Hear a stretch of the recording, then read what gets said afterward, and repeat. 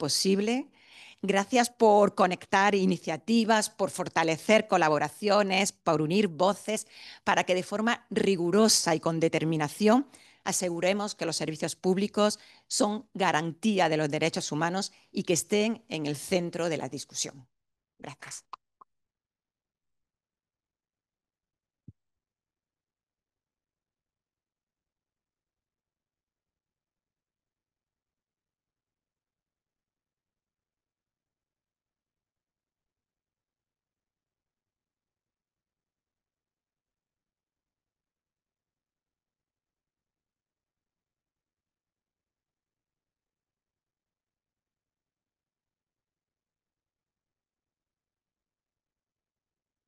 Thank you. Hello. Yeah, this works. Hi, everyone. Good morning. My name is Sylvain Aubry. I work as Deputy Director for the Economic Justice and Rights Division at Human Rights Watch. Let me say first that I'm very happy to be here with a lot of friends, people that have been working together. Camila referred earlier to the meeting in Santiago 2.5 years ago. People who've been working together for many years to bring public services as part of the discussion on economic justice. We have not so many opportunities to get together, and it's a very beautiful and important moment here, a few days ahead of FFD, to be together. I don't want to be negative, but I won't lie, however. While we are meeting here, we have bombs falling on Gaza. We have a war looming in Iran and in the region. Since a few days ago, we officially cannot meet anymore the 1.5 degrees target. Oxfam just published a report showing that since 2015, new wealth on top of the top 1% have been surging by 40 million or 44 billion dollars, while poverty, we still have over 3 billion people living in poverty. The US is not only hurting the rest of the world, cutting in AIDS, is also hurting its own people. We have a new bill in Congress that will essentially transfer wealth from the poor to the rich. And we see a range of rising autocrats around the world, from Trump himself to Milei, Putin, Orban, and many others rising. So this is a difficult time, and this is a grave time. Potentially, this is a historical time. And in the face of this situation, we see FFD.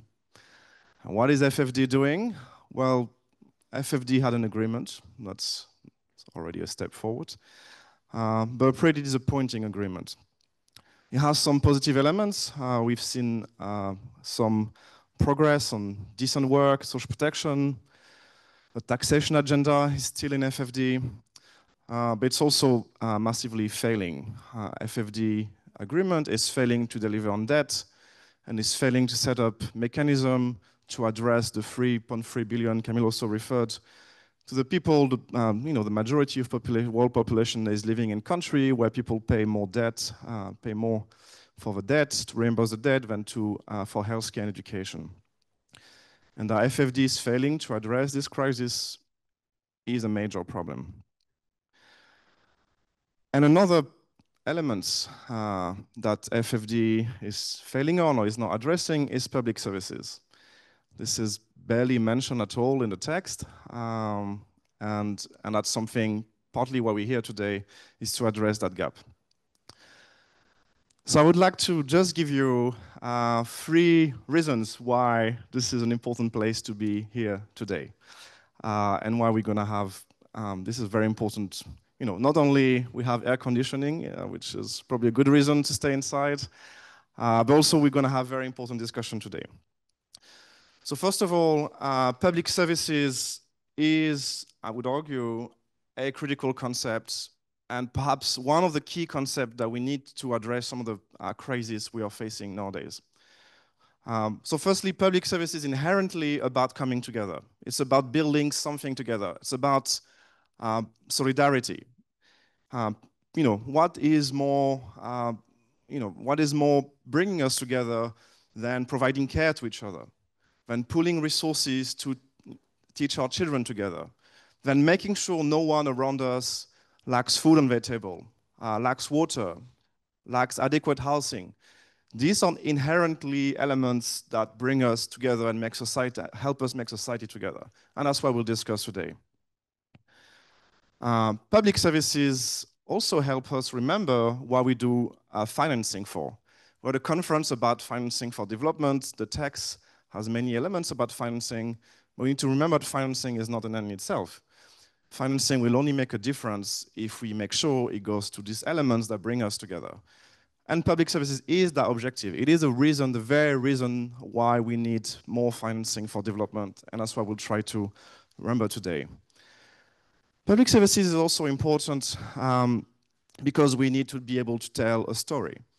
And if you tell people a story that you want more taxes, even though you're right, that may not be convincing on its own. If you tell people, I want more education, I want free healthcare, I want to make sure everyone has clean water, this is something we can rally a lot of people around. And so public service in a way brings the human element to the discussion, to the very important discussion on economic justice that we are having here in Sevilla and many other places. And on that note, I should say, and working for Human Rights Watch, I have to mention that human rights can play a very important bridging role between talking on one hand, financing and tax. And Human Rights Watch just published yesterday a brief showing how tax and human rights are very related. We've done an analysis of UN Human Rights Treaty Body statements on tax and human rights. We found 168 statements in the last 15 years on tax and human rights. And human rights is inherently also about education, healthcare, water, and food. So we just want to plug that here, that's one of the concepts that can also bring us together.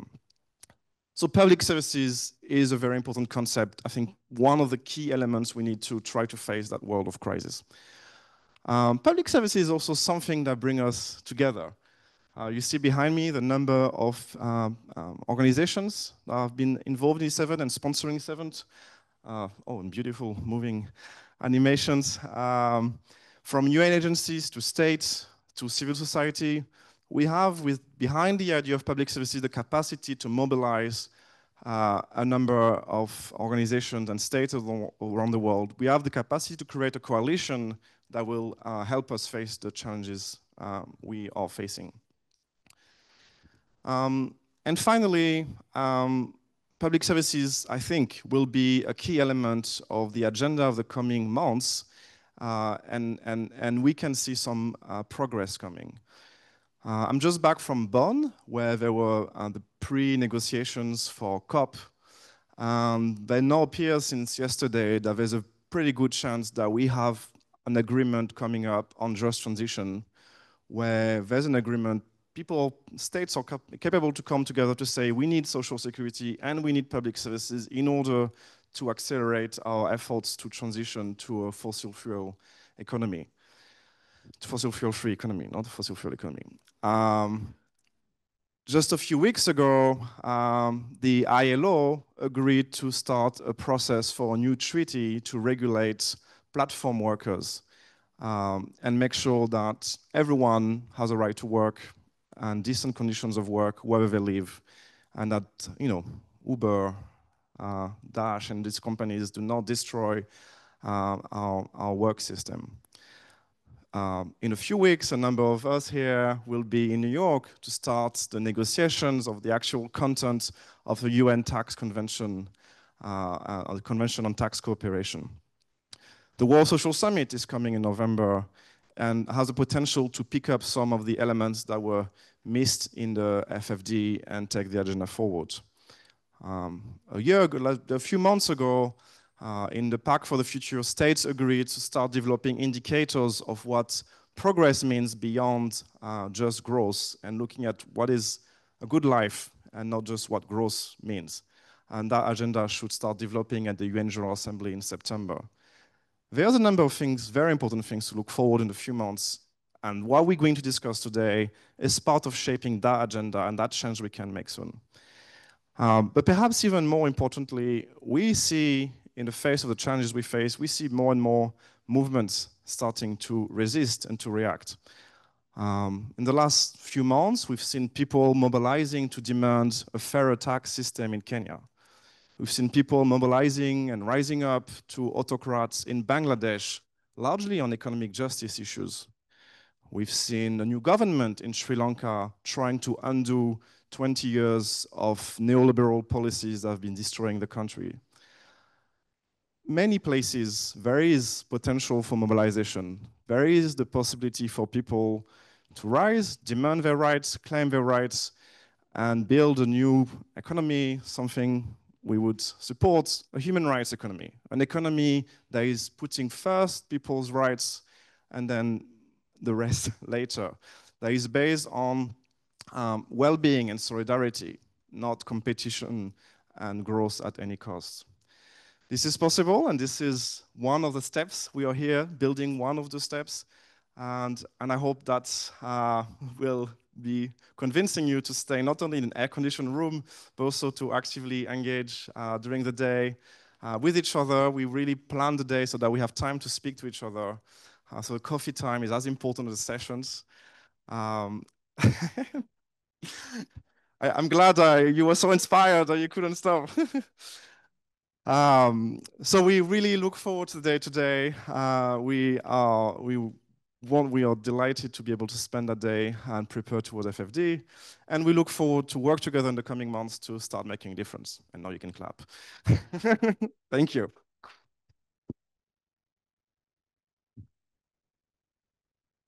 Thank you. I invite the people that are in our first panel then to step into that high place.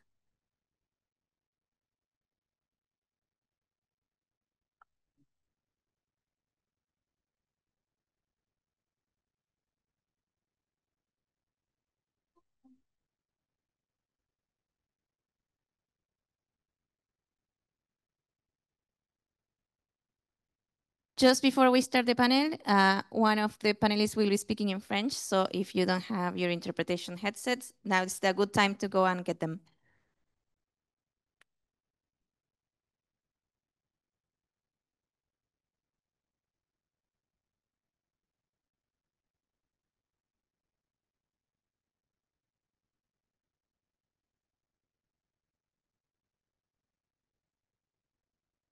Hi, does this work? Yes? Okay. So thank you for being here. To our co-panelists, we will start this panel with a video presentation. So I'm letting people know. Welcome to this panel, Javiera Toro, the Minister for Social Development of Chile, who couldn't make it. She will be here at the FFD next week, but was not able to arrive today, but she sent us a very nice video that we're showing. We're also here with Sergio Colina Martín, Director General of the Dirección General, so General Directive of Sustainable Development Policies of the Ministry of Foreign Affairs of Spain. Thank you, Sergio, for coming. We're also here with Amitabh Behar, Executive Director of Oxfam International. Thank you for being here. And with Professor Saidi Alpha Miyadi, Minister and Legal Advisor and Deputy Chief of Staff to the President of the Republic of Senegal. Thank you for joining us. So we'll start with the video, please. Claves de cara a la Cumbre Social Mundial en Doha. Los debates sobre desarrollo social y la Agenda 2030 pierden fuerza si no van acompañados de una revisión profunda de la gobernanza financiera internacional y compromisos nacionales de gasto social justo. El programa social para el siglo XXI debe priorizar la equidad, la inclusión y de manera urgente los cuidados como columna vertebral de la sostenibilidad humana. Los cuidados son una urgencia universal, pero tienen expresiones distintas en cada territorio. Mientras en India las redes de mujeres en zonas rurales sostienen sistemas comunitarios de cuidado, en Europa, en América Latina, la construcción de sistemas nacionales de cuidado enfrenta desafíos importantes en materia de financiamiento, mientras Japón lucha contra las tensiones de su modelo de seguros ante el envejecimiento acelerado. No hay una receta única. Los países debemos acordar soluciones que sean acorde a cada una de nuestras realidades. En Latinoamérica enfrentamos una transformación demográfica histórica. En Chile celebramos que nuestra esperanza de vida alcance los 81,8 años, un triunfo colectivo sin duda. Pero esta victoria viene acompañada de una contradicción. La tasa de fecundidad ha caído a 1,17 hijos por mujer, la más baja de nuestra historia. El envejecimiento poblacional se expresa en dramas cotidianos: mujeres que postergan la maternidad por precariedad laboral, jóvenes con incertidumbre económica y personas mayores que enfrentan la vejez en soledad. Asimismo, las mujeres chilenas sostuvieron durante la pandemia el 78% del trabajo no remunerado, profundizando la feminización de la pobreza. Frente a estos desafíos, el Estado ha respondido con políticas fragmentadas que no han permitido prevenir las crisis. Esta realidad se cruza con lo que la CEPAL llama las tres trampas del desarrollo en la región: bajo crecimiento, desigualdades extremas e instituciones debilitadas. Es resultado de múltiples decisiones que privilegiaron el extractivismo sobre la innovación y la concentración de rentas sobre el bienestar. Mientras nuestro modelo se agota, la desigualdad alcanza niveles inaceptables. El 10% más rico concentra el 59,3% del ingreso y el 50% más pobre solo un 8,7%. Necesitamos un nuevo pacto fiscal que vea los cuidados como inversión estratégica. Esto implica una tributación progresiva, como nuestro royalty minero, y debatir impuestos a ganancias digitales deslocalizadas. Junto a esto, reivindicamos el rol planificador del Estado para superar el extractivismo, invertir en innovación, energías renovables y trabajo decente. Solo así lograremos un desarrollo inclusivo. Esta visión se está empezando a materializar en Chile durante el gobierno del presidente Gabriel Boric, con la consolidación y expansión de un sistema nacional de apoyos y cuidados que promueve la autonomía, busca retrasar la dependencia y redistribuye las cargas de cuidado en términos sociales y en términos de género. Según CEPAL, cada dólar invertido en cuidados genera 2,3 dólares en retorno económico. No es ideología, es eficiencia social demostrada. El Estado debe garantizar derechos universales, superando la hiperfocalización que estigmatiza. Reconstruir nuestro contrato social no es altruismo, es condición para el desarrollo sostenible. Cuando protegemos la vejez digna, fortalecemos el puente entre generaciones. Cuando liberamos tiempo a las mujeres, dinamizamos la economía. Cuando fortalecemos la institucionalidad, creamos sociedades resilientes. Hoy tenemos una disyuntiva histórica: seguir administrando la escasez con parches y cargándole sobre las poblaciones más vulnerables, o crear una sociedad de cuidado. Optamos por esto último, guiados por un principio irrenunciable: la economía debe estar al servicio de la vida y no al revés. Muchas gracias.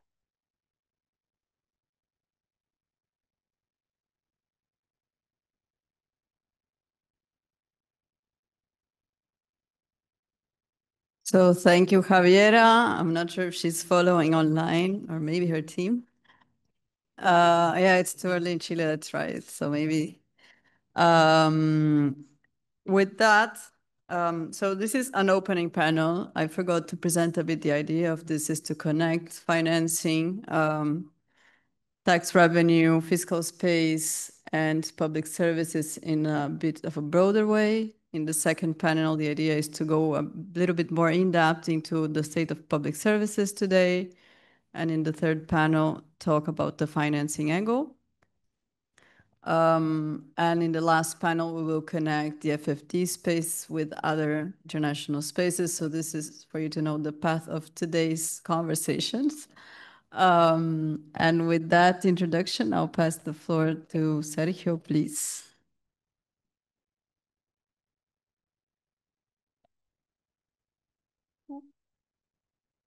So I will continue with the cultural and linguistic diversity of the panel, and I will turn to Spanish, if that's okay.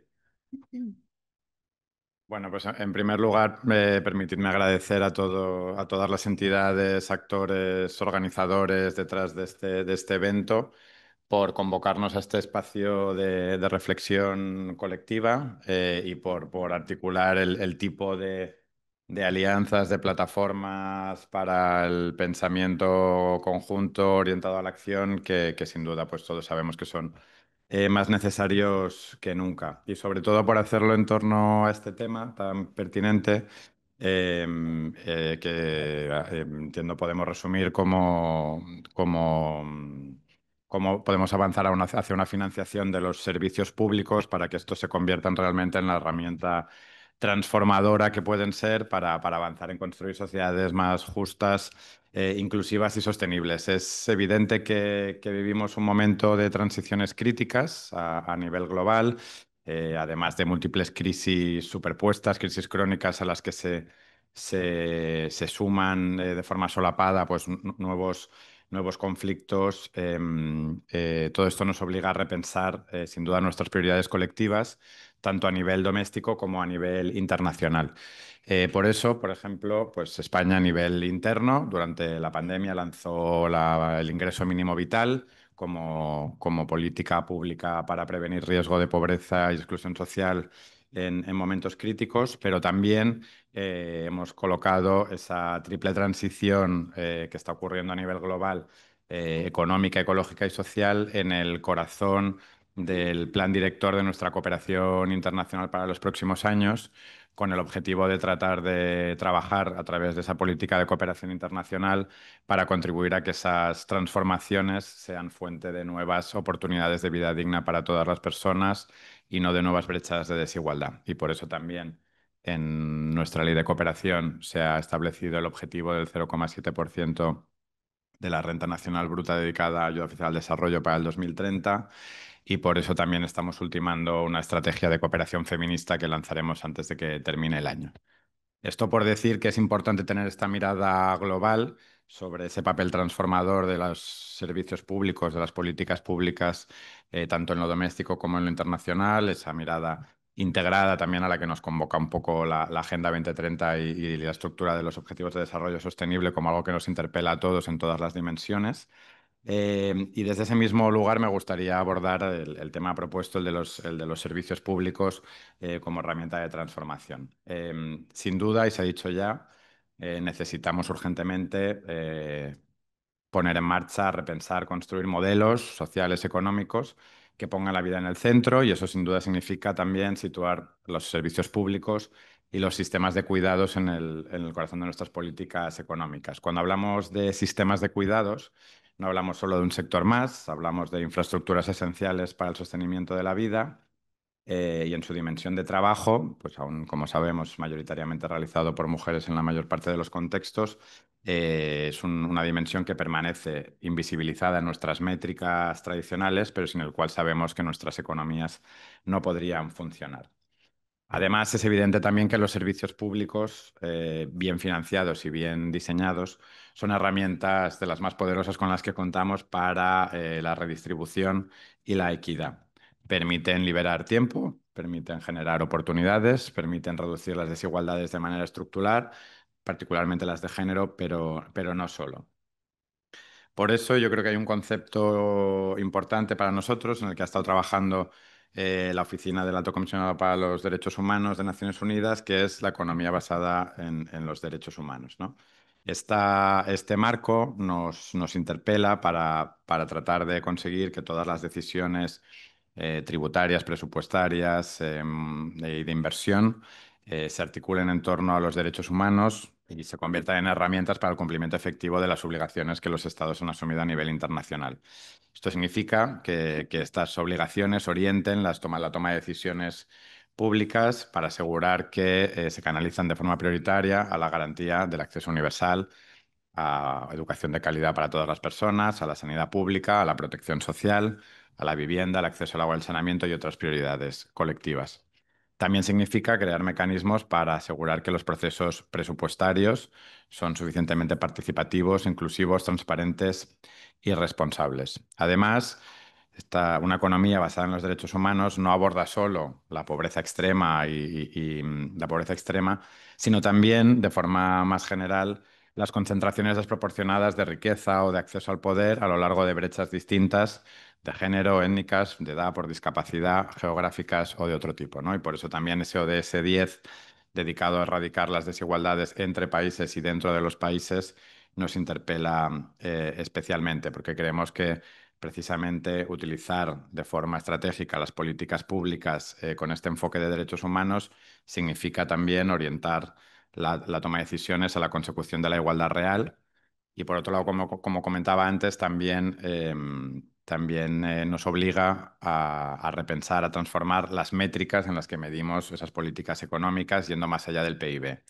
He mencionado varios temas: cuidados, métricas más allá del PIB, protección social universal. Me gustaría destacar, por hacer la conexión con la conferencia de financiación, que estos tres temas son precisamente algunas de las iniciativas que España ha lanzado junto a otras colecciones de actores o ha endosado en el marco de la Plataforma de Acción para Sevilla. Precisamente, como sabéis, se ha establecido este sistema para, a partir del texto del compromiso de Sevilla, que se va a adoptar la semana que viene aquí en esta ciudad, convocar a coaliciones de actores de todo tipo, sociedad civil, gobiernos a todos los niveles, academia, sector privado, etcétera, para concretar propuestas específicas, medibles, para impulsar de forma decidida algunos de los elementos que recoge ese documento final. Y como comentaba, vamos a estar trabajando en todos esos temas a través de esas iniciativas, de la mano de países y organizaciones de todos los continentes. Em, Como comentaba, la cohesión, para lograr esa cohesión social como objetivo final, los sistemas fiscales, los sistemas financieros deben reorientarse para estar al servicio de las personas y el planeta, y creemos que en la Conferencia Internacional de Financiación para el Desarrollo sí brinda oportunidades para dar pasos adelante en esa agenda, y para establecer mecanismos para impulsar nuevos compromisos que sean además medibles y orientados a la acción. El texto incluye compromisos de reforzar la progresividad de los sistemas fiscales, doblar el apoyo a las capacidades nacionales de los países en desarrollo para movilizar recursos domésticos, dirigir especialmente apoyo internacional a los países que se comprometan a incrementar sus ratios de fiscalidad a partir de un cierto umbral. Además, incluye compromisos relativos a la digitalización de las administraciones tributarias, al apoyo desde la cooperación internacional a la digitalización de administraciones tributarias, a la lucha reforzada contra la evasión fiscal. Y además, creemos que también un avance importante es una perspectiva de género más transversalizada en este documento respecto a la agenda de Addis, reconociendo la importancia de incluir precisamente los cuidados en las políticas públicas, abordar la feminización de la pobreza y la falta de acceso efectivo a espacios de toma de decisión en el ámbito de la fiscalidad, del comercio, de la financiación privada o de la tecnología. Además, como decía, hemos impulsado junto a la OIT y otros actores una iniciativa especial para comprometer a un apoyo sostenido a aquellos países que se comprometan a aumentar, a poner en marcha programas de protección social que aumenten al menos un 2% anual la cobertura de protección social de sus poblaciones para avanzar hacia el horizonte de la protección social universal. En definitiva, no quisiera extenderme más, pero un poco el mensaje que quería trasladar es que, como pueden ver, Sevilla para todos nosotros no es sin duda un punto final, es un punto de partida. Queda mucho por avanzar a través de esta base que hemos conseguido acordar por consenso. Creo que eso también es importante subrayarlo en estos momentos complejos a nivel internacional, y que el hecho de que los cuidados, la protección social, la justicia fiscal se hayan puesto en el documento y que hayamos sido capaces de convocar a coaliciones amplias de actores para seguir avanzando, para impulsar esos elementos con medidas concretas, pues es una señal también de hacia dónde debemos dirigir para explotar al máximo ese potencial de las políticas y los servicios públicos para contribuir a la igualdad efectiva y a la justicia social. Así que muchas gracias y seguimos.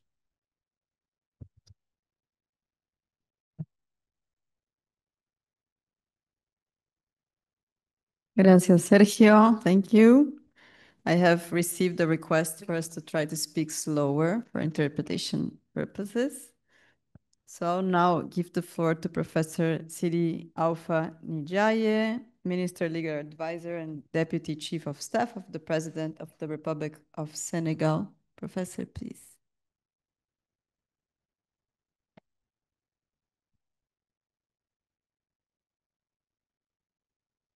Merci beaucoup.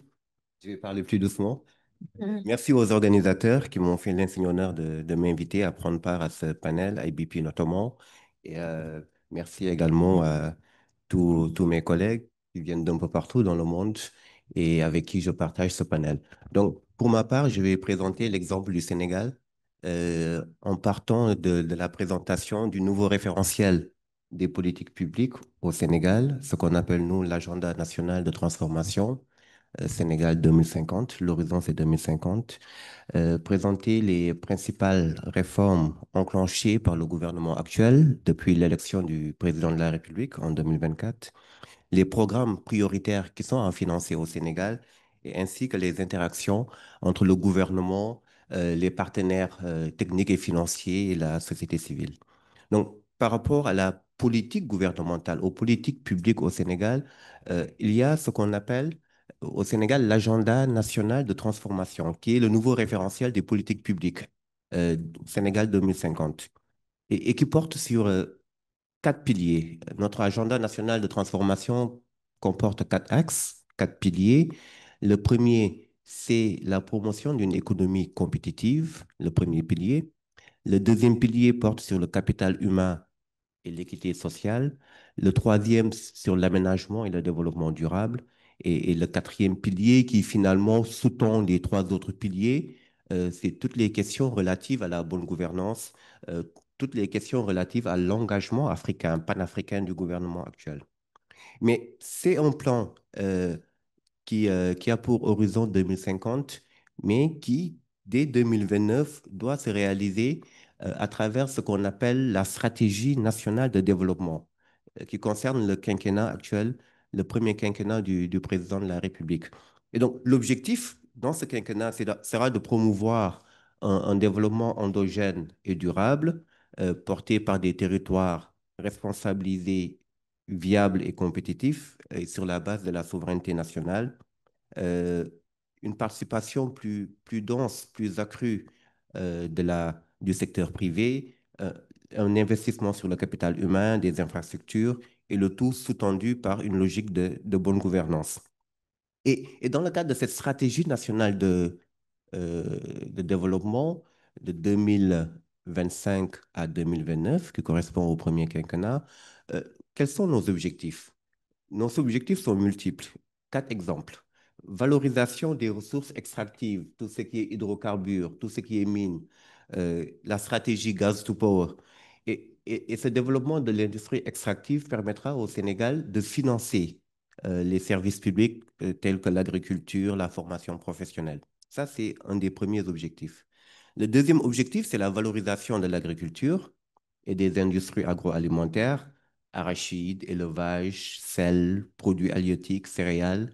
Et ici, l'objectif, c'est de réduire le poids de la macrocéphalie dans les zones urbaines qui concentrent et qui polarisent toutes les activités économiques au détriment des zones rurales. Le troisième objectif, c'est la valorisation des industries manufacturières, industries pharmaceutiques, coton, textile, cuir, peau. Et le quatrième, toujours dans le cadre de cette stratégie nationale de développement qui va jusqu'en 2029, je le répète, le premier quinquennat, s'il y en a un deuxième, mais le premier en tout cas, c'est la valorisation des services à valeur ajoutée. Tout ce qui est industrie culturelle, artistique, créative, le numérique et le financier. Ça, c'est le socle de ce qu'on peut appeler notre agenda national de transformation.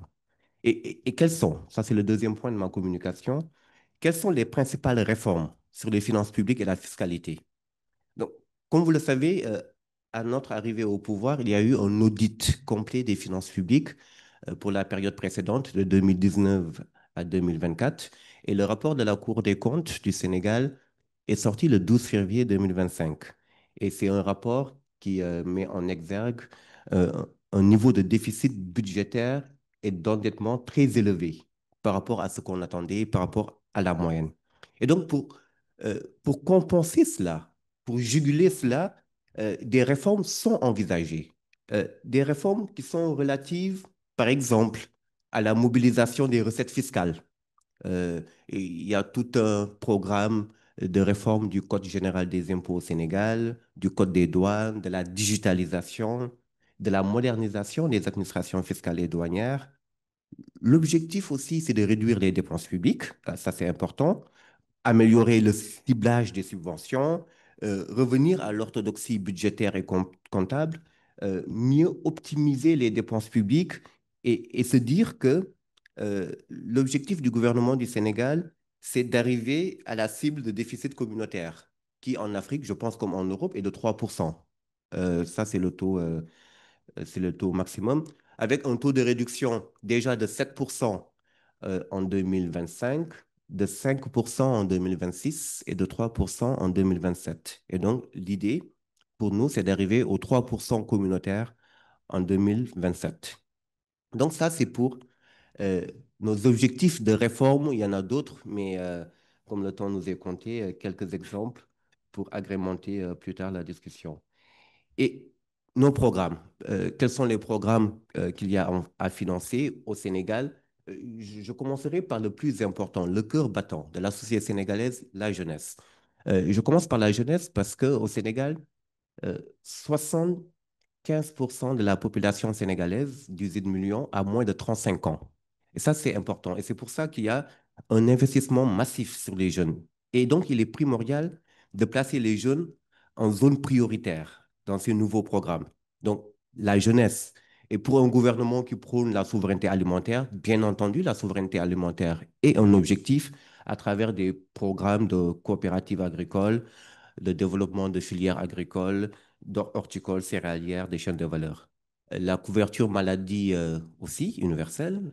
N'oublions pas que nous sommes, le Sénégal, un État avec des vulnérabilités sociales en termes d'éducation, en termes de santé.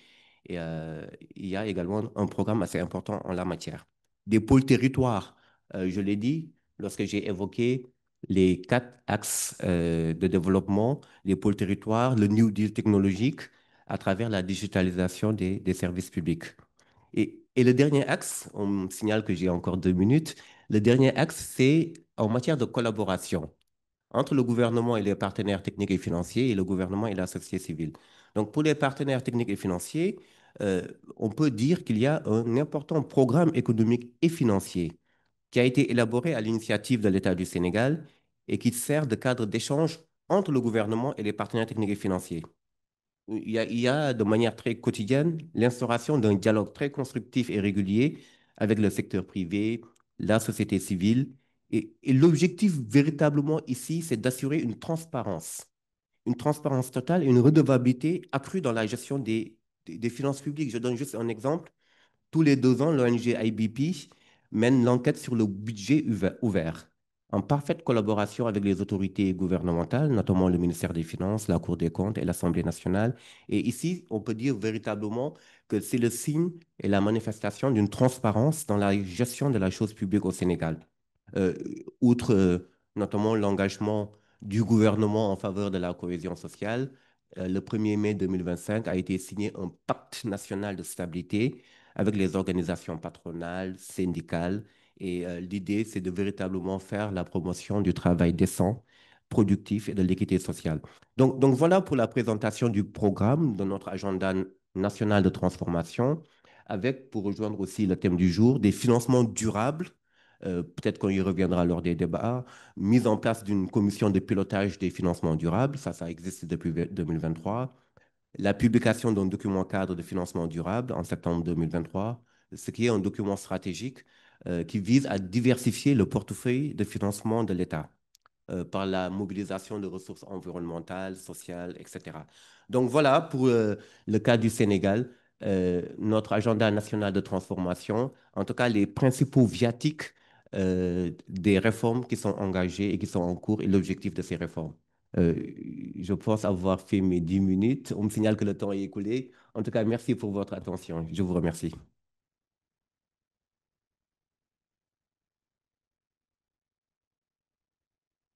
Merci beaucoup.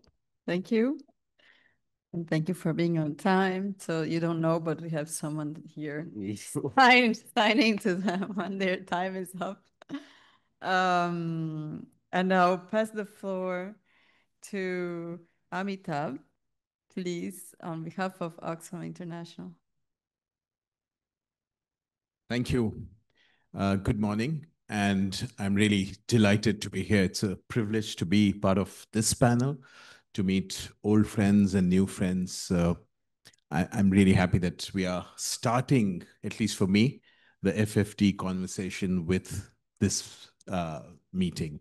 So bringing public services, human rights, public financing to the center is a very important start. But before I get into the conversation, I just wanted to remind us, for us to take a pause and go to Gaza, to our brothers and sisters there, more than 40,000 killed. And what we are seeing is forced starvation at this moment. So no conversation here is going to be complete if we don't talk about the devastation, the tragedy that we see unfolding in Gaza. And it's Gaza, it's also DRC, it's South Sudan. We just need to bring that to any conversation that we have. This morning, I was having a conversation with my colleagues at the breakfast table, Harnan and Rebecca, about Addis 2015. I was there. I'm sure many of you would have been in that conference. I must say that I was very optimistic in 2015. In 2015 was the moment I was very engaged with the Sustainable Development Goals. Ingo is here. Ingo and I were working on SDGs. That seemed like a moment where there were real possibilities. And I was thinking of this decade, what has happened in this one decade? Where are we in the current context? As in there are two ways of looking at conversations like FFT. Do you really look at the larger picture and say, we need different strategies? Or the other is to actually recognize the criticality of FFT at this juncture. I would really underscore that when the multilateralism is kind of breaking, is so fragile, FFT Seville provides us a real opportunity to start rebuilding. So that's really my call, that we need to do that, but we need to do that by reclaiming the narrative. I think that's really important. This is not going to be about technical conversations. This is not about geeky conversations about very specific policy clauses. This is about reclaiming the narrative. That's really the key message from us at Oxfam. But let's put this in perspective. What's happened in this one decade? Many of our colleagues, grateful to them, who started with introductory comments, did use the Oxfam statistics. But since Addis Ababa, that's 10 years, you have seen the top 1% actually gain $33.9 trillion to their wealth. That's the staggering amount that you're looking at. Just the billionaires themselves have almost added $6.5 trillion to their kitty. That's what you're looking at. That's the staggering amount. But that's one part of the story. The other story is, till you contrast this, I think the story is incomplete. You have 3.6 billion people, which would roughly be like 40% of the global population, still living in poverty. You have 750 million people, 750 million people who sleep hungry. They do not get 3 square meals a day. When you have this staggering collation of wealth at the top. So that's really the story that we are looking at. If you look at the Secretary General's report on the SDGs, it says, I think if I remember correctly, 16 or 18%, only 16 or 18% targets are on track. Rest are off track. So what we are seeing is, in this decade, a huge setback to global development. It's completely off track.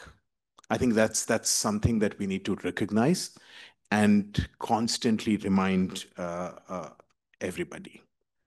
But let me say, just going back to the point I was making, it is an odd paradox that you see 33.9 trillion being added to the top 1% and 750 million people sleep hungry. It's a paradox, but let me say, I think that's really the critical second point for us. It is not by accident, and it's not inevitable. It's a policy and a political choice that our governments have made. I think that's really important, and we need to fundamentally challenge that.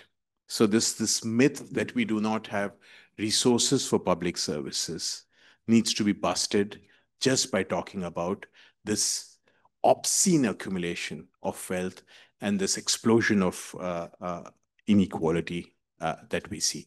At least for me, as just a common citizen, I cannot comprehend how you can have billionaires being added to the list. I come from India, billionaires being added to the list every year. But on the other hand, you have 53 countries who are in debt distress. We talked of 94 countries who are actually paying more for debt servicing than their education and health budgets. This is unacceptable, and that needs to fundamentally change. So I would again say FFD is that moment. Let's convert this into a moment. Yes, the document lacks ambition, but it is critical that we have got a document at this moment. And let's start rebuilding. The first 6 months of this year has essentially been about global oligarchies' conquest. You see a billionaire president being backed by the richest man in the world. I'm happy that their friendship has now soured, but that's what it was. You're looking at a global oligarchy on the march. So we need to now fundamentally move from there. I just realized I thought I was just kind of building up, starting. So, but I'll do it in 2 minutes. So, let me just do this very quickly. At this juncture, let me then, because my time is almost up, so 3 key messages. One, I think we need to reclaim public services as fundamental human rights. This is about a fundamental social contract. You cannot see public services as market commodities. It's important to see that public services are the primary drivers of an equal society. And public services are able to also address structural inequalities like gender, race, caste. So it's really important that we bring back public services to the center of this conversation. I also wanted to highlight, this conversation around erosion of fiscal space. You look at wherever you have the IMF and the World Bank loans, you're essentially looking at cuts on public services. This is unacceptable. This Wall Street consensus on market fundamentalism must end. And we have the resources. I just talked about the resources. And we need to ensure that public services are brought back through public financing. So it's really the people's first agenda and not those private financiers that we need. Let me just end by saying that this is a moment where, as I said, we need to reclaim the narrative and we need a new consensus. And that new consensus has to be around equity, has to be around participation, has to be around fundamental rights. So there are those few good pieces that you see in the document. You're talking of care work, you're talking of human rights. We are focusing, at least there is language around inequality. It's important to talk of going beyond GDP. So there are those pieces. How do we bring all of these together and build a much larger, broader people's coalition to force governments to make the right choices. Just to end, billionaires are a sign of policy failure. Let's remember that. It's a sign of policy failure. Very often it's celebrated, but we need to remember that, and an alternative future is possible. Thank you.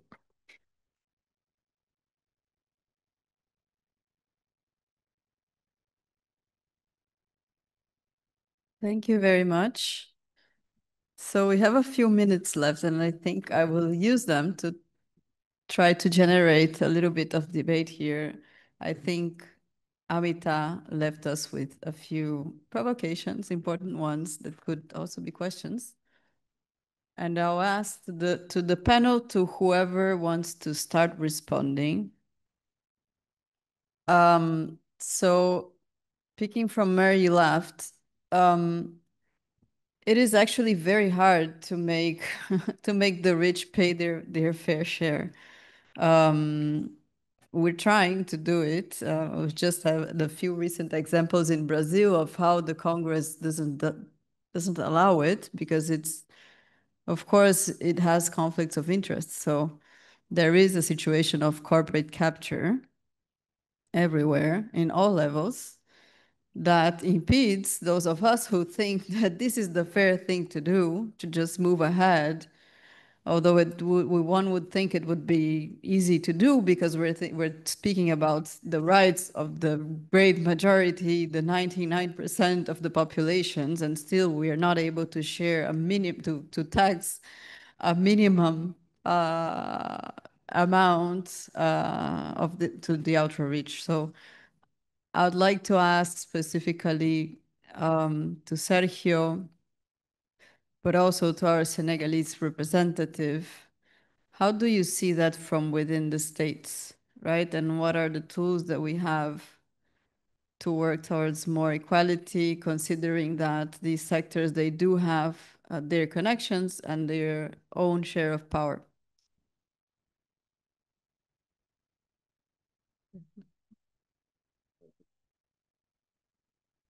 So, no, very quickly. Thank you for the question. I think one important dynamic since Addis to Sevilla, I think, is the repositioning of the chapter of domestic resources mobilization in the conversation. I think maybe 10 years ago, it was seen more like a North agenda. And I think the good news now is that during all the process, we felt like a very big amount of interest and of conscience of the importance of this chapter by all kinds of actors. And of course, taking domestic resources mobilization in all its integrity. And it goes from taxes to budgets to the fight against illicit flows. But especially, I think this consensus that was a very important piece of the discussion about how not just to mobilize more resources for financing for development, but also how to do it oriented towards certain goals. I think that has allowed us also to put in the center of the conversation fiscal justice, and to do it both in connection with these other processes for new conventions on international tax cooperation, but also domestically and also through development cooperation. And I think that was very timely for us. We, a couple of years ago, reacting a little bit to the general perception of growing mistrust, to disconnection from citizenship to public administrations, etc. We launched a democracy program, and I think it was a choice for us that an important part of that program was a chapter on protection of human rights defenders and civic space protection. But another important pillar was fiscal justice and fiscal moral. So I think we put that as in the center of our democracy program, and we made efforts, let's say, to change our more technical approach to international development cooperation on tax issues. But that was more reinforcing institutional capacities technically to to take a step forward and to look for a more transformative perspective, and not just to strengthen existing models, but rather to work together with partner countries that were willing to move forward into more progressive fiscal systems and more transformative public policies connecting with democratic governance and fiscality. So I think that is an important dynamic that we have perceived in this process. Of course, as it has been mentioned, and with any kind of international agreement, of course, there is room for more. I think this is, as we mentioned, it's not the end of the path. It's more like now we have a base that, and I stress the fact that in these very complex circumstances, it has been agreed by consensus, and we were not so sure 6 months ago that we would have any agreement at all, and even less by consensus. So I think it's important to have this framework and now to have some strong elements to continue working in this path. And as I mentioned, there are some specific elements and commitments to accompany those countries that are willing to take specific steps in more progressive fiscal systems and increasing the coverage of towards the universal social protection. Thank you, Sergio. Oui, pour le Sénégal, pour répondre très rapidement et très directement à la question, je pense que l'environnement des affaires, du financement, du développement est lié à la bonne gouvernance fondamentalement. Est lié à la bonne gouvernance et beaucoup de choses sont en train d'être faites en la matière pour attirer les investisseurs. Pendant ma communication, j'ai parlé de la réforme tant attendue du Code général des impôts qui date de 2012, qui doit être modernisée. J'ai parlé de modernisation des administrations fiscales, douanières, de rationalisation des dépenses publiques, surtout aussi d'imposition du secteur informel pour augmenter le taux de recouvrement des impôts qui est assez faible au Sénégal. Mais en dehors de toutes ces réformes-là, il faut se dire que c'est intrinsèquement lié à la bonne gouvernance. Et ça a un lien avec la lutte contre la corruption, par exemple. Au Sénégal, dans un mois, il me semble, il y a une importante réforme sur la réforme de l'OFNAC, de l'Office national de lutte contre la corruption, qui sera déposée à l'Assemblée nationale afin de pouvoir avoir les outils normatifs institutionnels de mieux lutter contre la corruption, qui est un mal qui gangrène l'économie au Sénégal. Il y a une loi sur les lanceurs d'alerte qui va être votée afin de lutter contre la corruption et de permettre à tout Sénégalais, à travers un référent interne dans chaque administration, de pouvoir dénoncer des faits de corruption. Ça également, c'est important et c'est lié à ce qu'on dit. Il y a la loi sur la déclaration de patrimoine pour élargir l'assiette de la déclaration de patrimoine, des assujettis à la déclaration de patrimoine, des personnes qui doivent déclarer leur patrimoine, à travers même la publication des assujettis qui ne déclareraient pas leur patrimoine alors que la loi les impose de déclarer leur patrimoine, avec des sanctions pénales qui sont prévues en cas de non-déclaration, de fausse déclaration ou de déclaration tardive.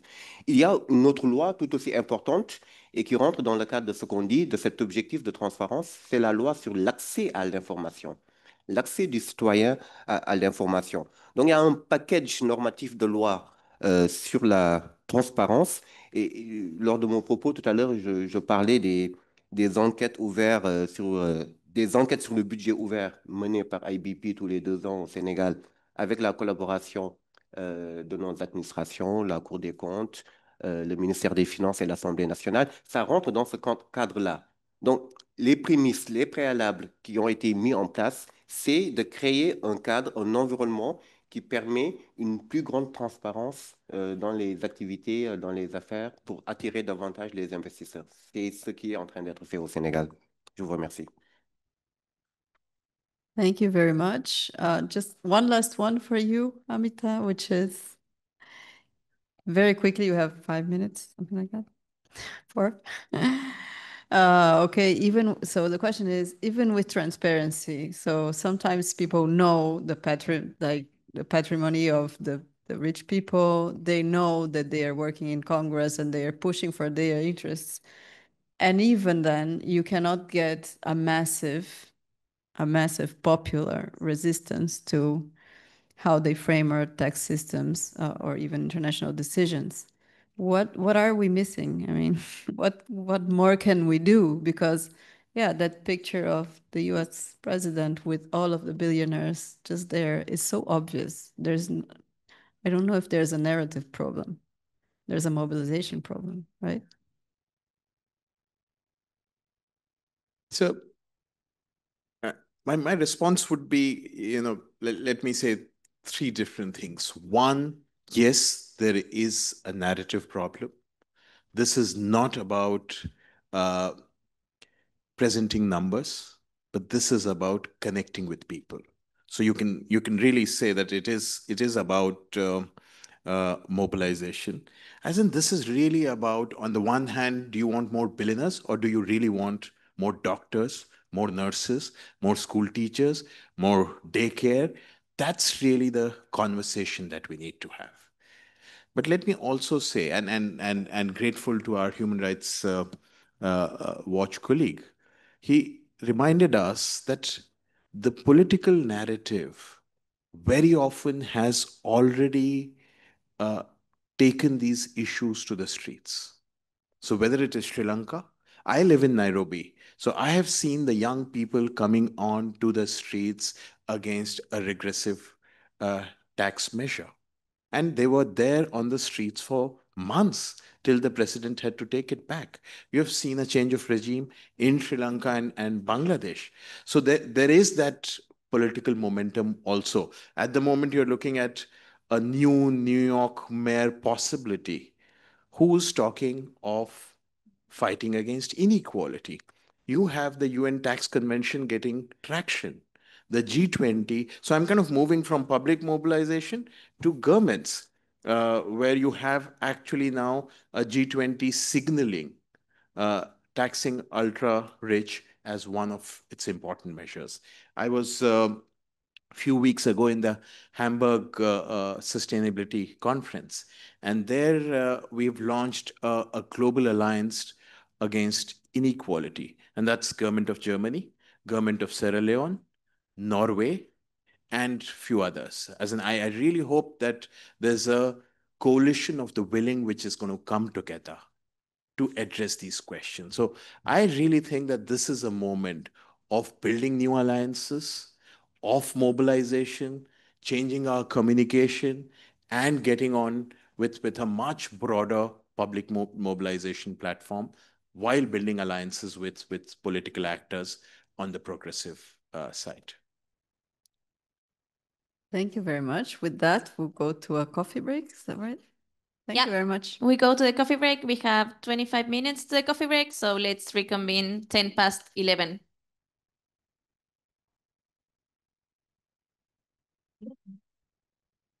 Thank you. Thank you so much.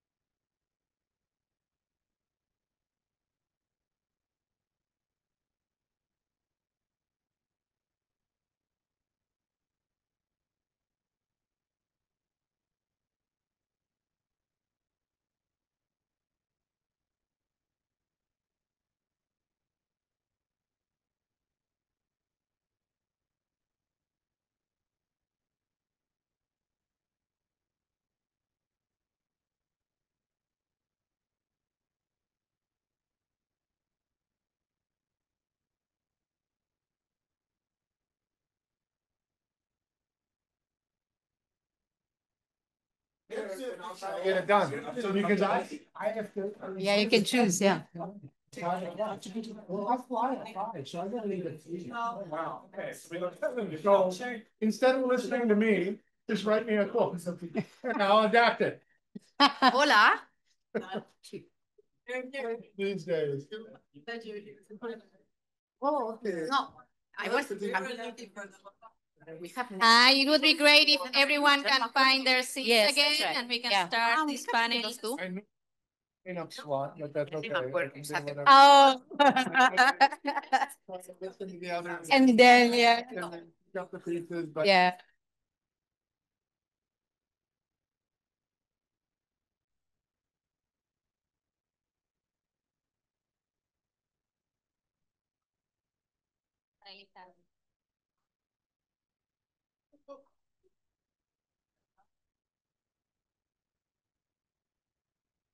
Okay, I think we're ready to start this second panel.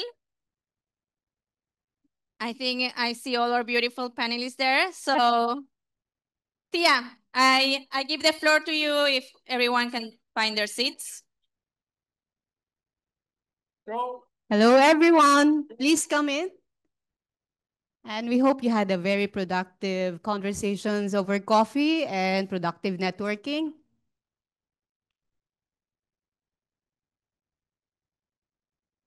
Still morning. Good morning, colleagues, and thank you very much for being part of this workshop.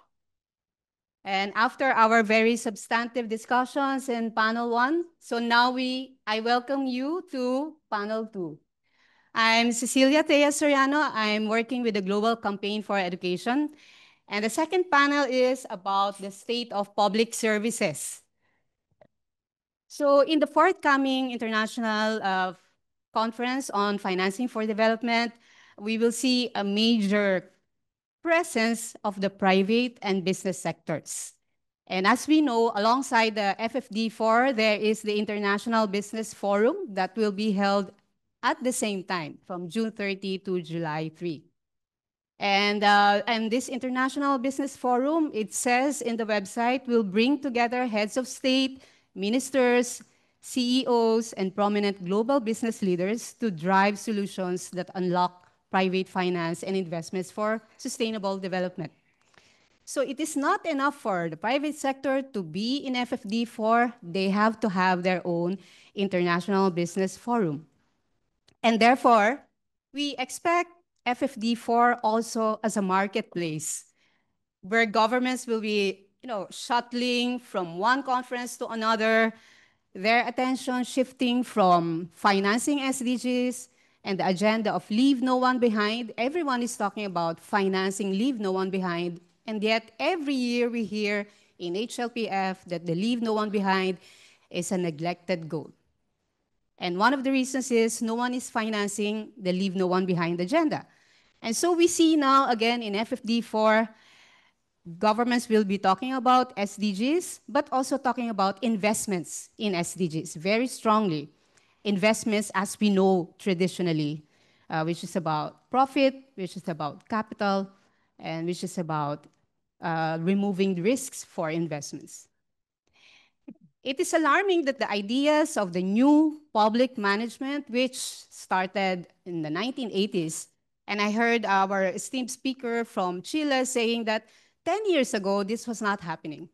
But now we hear so much about private sector participation in development work, in sustainable development.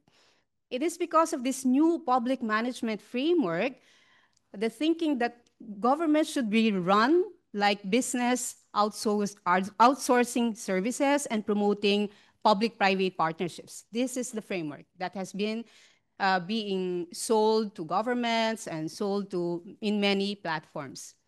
And the worst of all is commercialization of essential services, which are all in full action in the UN. So we see it not only in the forthcoming FFD4, but also in HLPF. We talk about the corporate capture of public services, and yet it is happening in full swing in these coming days. And in many regions around the world, the underfunding of public services has led to the growing privatization, as we say. And the impacts of privatization, especially in education and health, have led to a decline in service quality, deepened inequality and discrimination, as mentioned in the opening, and also undermining accountability and disinvesting in governments and many others. And these dynamics have resulted in human rights violations and further weakened states' capacity to uphold their obligations. It is always said that private sector can help governments, but in the process, the governments are weakened in their capacity to provide quality public services. So let me just cite, because I'm from the Global Campaign for Education, an example from the education sector. GCE noted that a wide range of public-private arrangements, modalities, and partnerships have become endemic.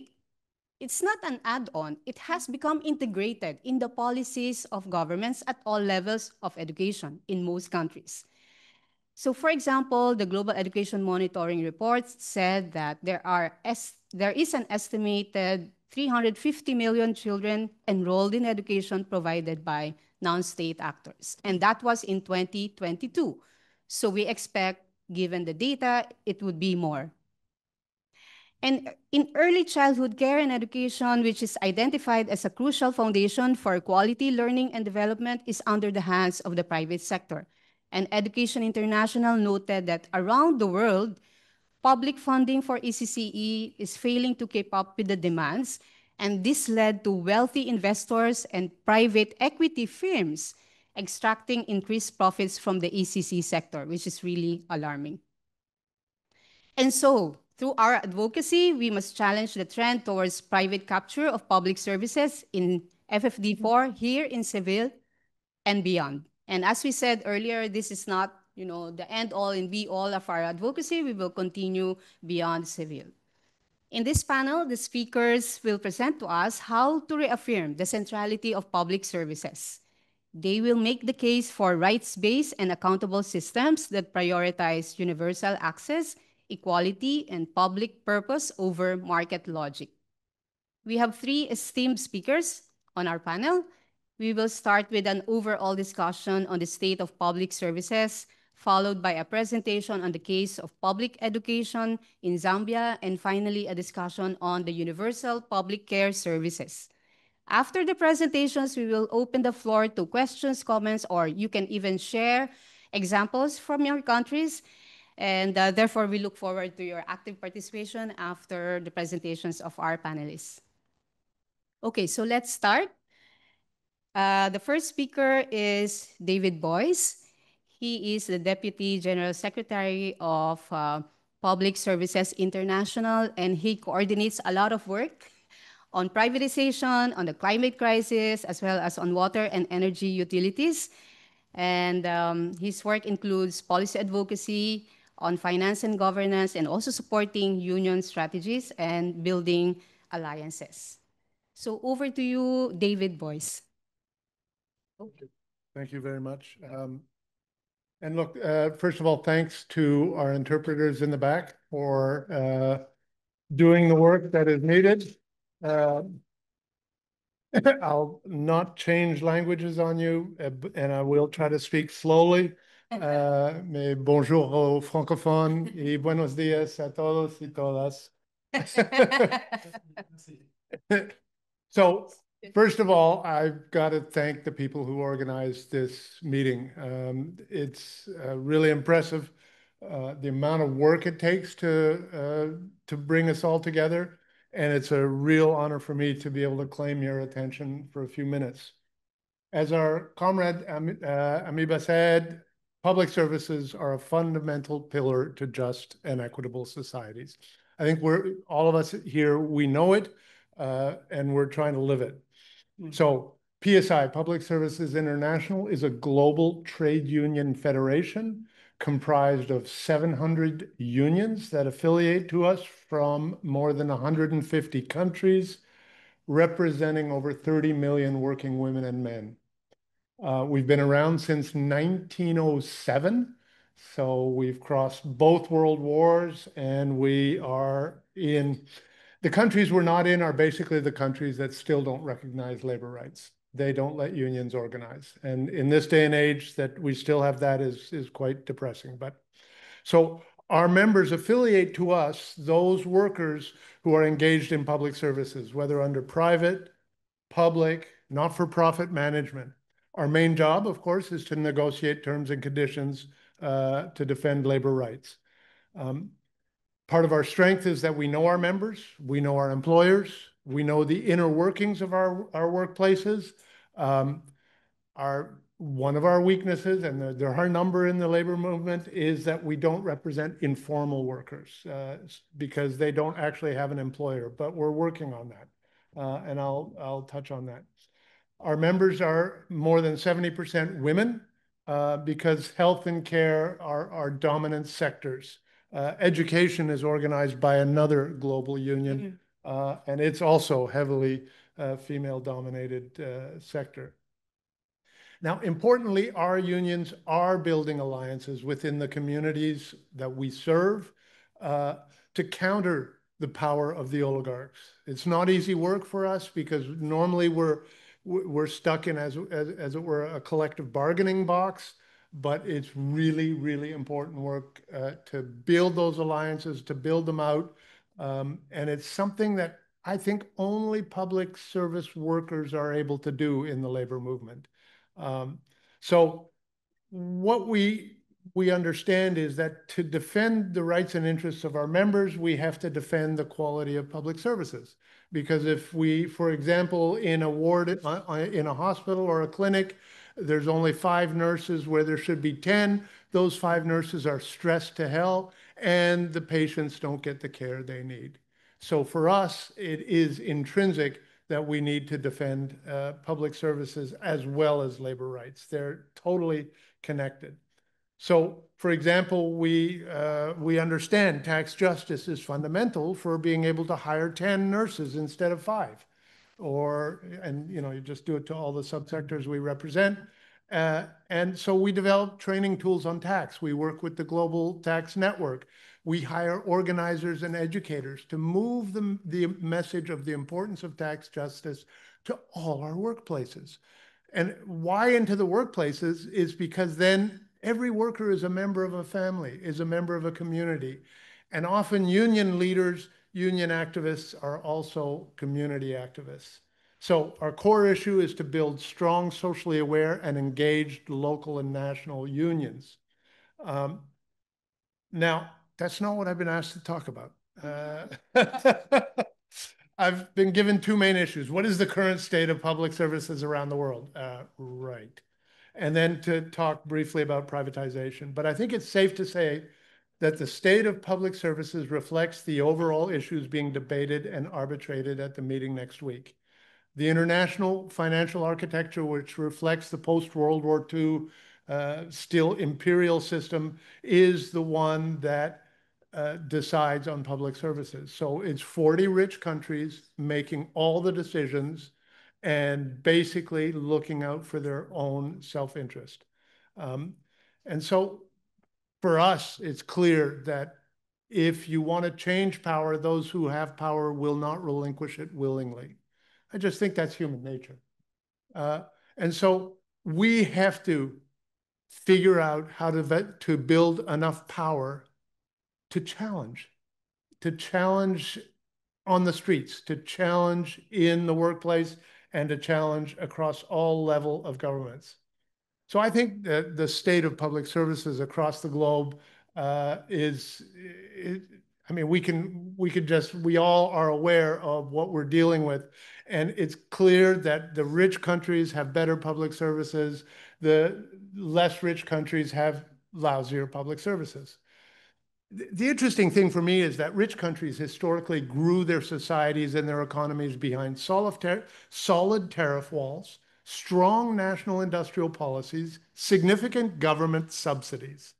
In many instances, it was the state-owned enterprises that controlled expanding empires. I mean, I'm from Canada. The Hudson's Bay Company was a state-owned enterprise of the Crown, which was given all of the North. and said, go make us money. But the important thing is bring all those resources back to London. It's not develop where you are, it's suck it out. And that's the model that we still have today. So this wealth was used to expand military capacities, to ensure political and especially industrial and commercial dominance. And then we saw as the coal-powered industry grew, so did the wealth of corporate titans and their families. And this is an important thing for us historically to understand, because these were family-run. They were the robber barons, they were the big industrialists, and it was a family-run wealth. And but they were also helping build the empire. There were a couple of shocks of the system in industrialization. One was the rebellion of workers in the mines and factories who were treated worse than dogs. This was when union organizing really started, where our rebellion was put down by the repressive tools of the state, leaving many workers dead. But eventually, labor unions became strong enough, and civil society also grew strength and power. And so we made the changes. But public services were also a reaction to the desire to grow wealth, because the workers were too sick to go to work. And so the first public services were ensuring clean water, were taking care of waste, were basically self-interested. And I'm getting my 2-minute signal already. My God. So basically, public services were about ensuring continued wealth of capital. Now, where are they now? They're deeply unequal. They reflect the legacies of empire, the global power systems. And so in the global south, we lack most public services. And it's just the legacy. Part of our problem is in too many countries, the majority of workers are informal. They have no social protection. They have no salaries. And what never ceases to amaze me is that even the big capitalists don't recognize that public services are fundamental for them to do their work. Not that I'm defending them, but it is just so essential. Now, quickly on privatization, and I'll probably use up an extra minute or two. Look, when most governments resort to the false promises of the privateers because they lack the funds to build and operate public services. They're squeezed by the infernal machinery that we desperately need to reform. So they turn to the privateers, which have typically been for-profit international hospital and school chains, energy utilities, water and municipal services utilities, et cetera. They've been the multinationals that actually deliver the services for profit. They use the IFIs, the national development agencies, trade agreements, embassies, and consulates to access foreign markets. So austerity and structural adjustment are their best friends, but they don't use their own funds. They use the contracts they get with governments to go to the commercial banks to get loans and pay higher interest rates than sovereigns pay. So there's that already. They're interested by the captive markets. They are either monopoly or oligopoly in areas where you don't have a choice. As a consumer, as a citizen, you need those services. The higher costs and profits are passed on as tariffs or are taken from the backs of the workers. Now, if that's not bad enough, we now have, and who can tell me the difference between BlackRock and Blackstone? Anybody in the room know the difference, Archer? You probably know it. BlackRock, wake up, and Blackstone. Time's up. She's going to tell me not. A couple more minutes. BlackRock is the biggest asset manager on the planet with $11 trillion under management. Blackstone is a private equity company that deals with private equity investments, which means buying a whole company, stripping out its assets, and then its assets, selling it back, and taking 20% of all profits. These are the two main groups that are now interested in privatization. Asset managers, so that's BlackRock, Templeton, Vanguard, and private equity, KKR, Blackstone, and others. These guys are the scum of the earth. These guys, and I'm being moderate. And so for me, what they do is they know how to strip assets out of they know how to get blood from a rock. And their only job is not to create something new, it's to pull out money back to their headquarters. And so for us, we need a new organizing model, both from union and community, to deal with these people. I was going to use sharks, but sharks are nice. They're cool. But these guys are scum. Sorry for being rough, but they are incapable of integrating social and environmental priorities, as they must maximize and extract profits in as short a time as possible. On that note, I will not go on with all my great solutions for how to deal with them. I will leave that open for the questions and comments later. Thank you. Sorry first. Thank you very much, David. And now to our next panelist, and he is the principal planner in the Directorate of the Planning and Information at the Ministry of Education headquarters in Zambia. He is also the focal point person for Zambia for the Global Partnership for Education and the Knowledge, Innovation, and Exchange. So we have with us Mr. Mangombe Tembo, and he will talk about the state of public education systems in Zambia, the challenges and the opportunities. So over to you, Mr. Mangombe. Thank you so very much, moderator. And in the first instance, I'd like to thank you for organizing this meeting.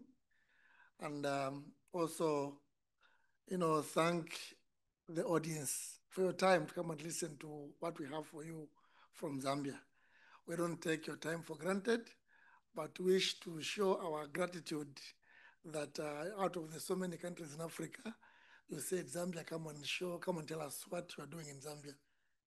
Thank you so very much. So I'm presenting a topic, the state of public education system in Zambia, and then some challenges and opportunities that we face and have in Zambia, as it were. So first and foremost, I'd like to mention to you that public education in Zambia is an obligation for government. They provide education from ECE up to university education. And until 2011, ECE was being managed by the private sector. But after realizing the importance of ECE, we then brought ECE back into the government systems. And so we ran from ECE up to university education. Now, education as a right in Zambia, we are mandated by Constitution to provide education. We have got several, statutory provisions as well as state obligations that we ascribe to, together with, international commitments that govern education. So all those issues, I think we follow them strictly in Zambia, and we provide education as such. But now, in spite of all these issues that I've mentioned, Zambia is quite a big country, and we cannot say that we are providing public service education nicely without challenges. Challenges are always there, and we are facing quite a number of challenges in providing this public education.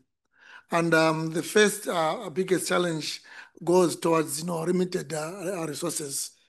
When I talk about limited resources, I'm talking about inadequate classrooms, inadequate teaching and learning materials, inadequate materials for other issues for the provision of education. And when you look at the teacher-pupil ratio, the pupil classroom ratio in our countries, you would see that we still need much in terms of space for children to be learning from. Apart from that, this has now resulted in another problem, which is poor quality of education provision. If you look at the proficiency in terms of reading, in terms of mathematics, they are quite low in our country, and we have had several issues that we have done to ensure that we mitigate these challenges. But we still see that proficiencies in mathematics, science, and language still is a problem in Zambia. Apart from this, we also have got some persistent inequalities And these vary from location, they vary from gender, disabilities, as well as socioeconomic backgrounds. So you see, we still have a situation where schools that are found in far-flung areas from urban areas still have got challenge in accessing quality education. And also, we still have got challenges with children with learners with special needs. They still have faced challenges in terms of being given up to date type of education that they may deserve by the end of the day. There are also several other challenges like hunger. People, families, children coming from poor families, also got their own challenges that they face for them to attend school and learn adequately. Apart from this, not on a major scale, we have seen, I think, some reduction in terms of donor support. And I think the recent one is the pulling out of the USAID projects, which I think would have been an example of so many other countries. We are not crying so much. They did what they could have done better. But it's an issue of who the grant or the resources were quite huge. And they were sponsoring quite a big number of schools and the regions in our country that at the time they just put them off without any notice. At least it left a very big gap for us. And apart from that, also, I think we've seen a reduction also in the Global Partnership for Education grant that has been reduced also by almost 50%. And want to believe that probably even if we were told by GPE that this was a result of funders failing to to obey their pledges, we still feel it is an influence of the USAID issue, which has made our support coming down. So the education sector is quite a huge sector that demands so much resources from different partners, and so government cannot manage alone at a specified period of time, and we still need partners to come in to assist in terms of achieving some of these targets that we want to achieve. And so when we see partners like USAID with a very huge gap in terms of funding, pull out abrupt like that, we can comment about that, okay, it is a challenge for now, but I think it makes us realize better that we have to improve and probably increase public investment in terms of education from central government. But against all these challenges that I've mentioned to you, we have got some opportunities that we have in Zambia. And I think the biggest opportunity that I want to mention to you is the political will. We have a president in Zambia who is an economist. And basically speaking, you find that when you have got a president who is a lawyer, you see lives of lawyers improving in those countries. Or if you have got a president who is a medical doctor, you see medical doctors actually becoming happy of what is happening. It's just in human nature that whenever I've got a manager who has got this kind of a qualification, it's like a head teacher in a school. If I've got a head teacher who is mathematics trained, you will see mathematics teachers actually enjoying the teaching and everything. But here's the president in Zambia who is an economist, who has actually prioritized education to be his priority and says, for me, education is my priority. To the extent where ADEA has gone on to make him, that they've appointed our president as the champion for foundational learning because of the several pronouncements he has made, the several issues he has done into education sector. So this one, if you get a politician who says education is a priority for me, it's P1 for me, then you're almost getting it. And that's the situation that we have in Zambia. Our president, to him, education is priority number one. Apart from that, we have seen an increased investment in public financing in education in Zambia. From 2022 to date, I think from now we are at 14.5% of the national budget from 10%, 10.4% in 2022. And this has been increasing, steadily going up, meaning that we are seeing that something's happening in our education sector. Apart from this, there's a deliberate program where we have gone further to increase, infrastructure.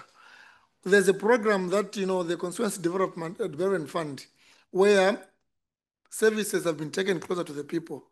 It used to be 1.6 million some time back, but I think it has been increased now to 37 million from 1.6 million to ensure that schools in far-flung areas are able to access resources from the local authorities and provide education to their citizenry. Apart from that, we've also tried to target interventions that are targeted to learners with special needs, to children, to girls, through the Keeping Girls Campaign project and many other issues that we're doing in school feeding that has been made compulsory for all schools in Zambia. Because we know that when we feed children in schools, all of them actually are able to come to school and attend education. Apart from that, the President also has pronounced free education from ECE up to secondary education. And this has seen about 1.6 million learners coming back into school. Of course, these children who have come back into school have brought other challenges, but for us, we feel it is better to have these children in school than keeping them outside schools. We've also gone further to ensure that we enhance on partnership. We can't manage to run all challenges alone as government. We have somehow gone further to ensure that we bring on board partnership to ensure that they support areas that may need donor support. Above all, I think as I conclude my speech, I'd like to bring to attention that we are facing a multifaceted, challenges, but we also have got substantial room for progress as a country because we are ready to face all the changes that we have. We have got strategic priorities of enhancing resource allocation to education, improve the education quality by ensuring that all, basic indicators are actually running in the normal ranges and promote equity in access to all all outcomes in education. Last but not least, with sustained investment and collaborative efforts, Zambia can provide inclusive and equitable education for all children in that country. Thank you so very much. Thank you very much, Mr. Mangombe. And we hope that all of these education policies will truly bring in equitable and quality education in Zambia. So thank you so much. So from education, so now we go into public services related to care work. And the topic now is how do public services reduce and redistribute care work? And to speak on this topic is Ana B. Moreno. She is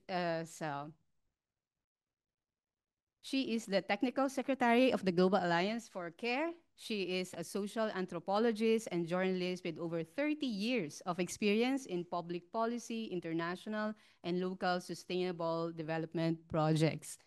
And she will give to us a presentation on provision of public care services from a universal perspective that ensures all people have access. So over to you, Anna, for your presentation.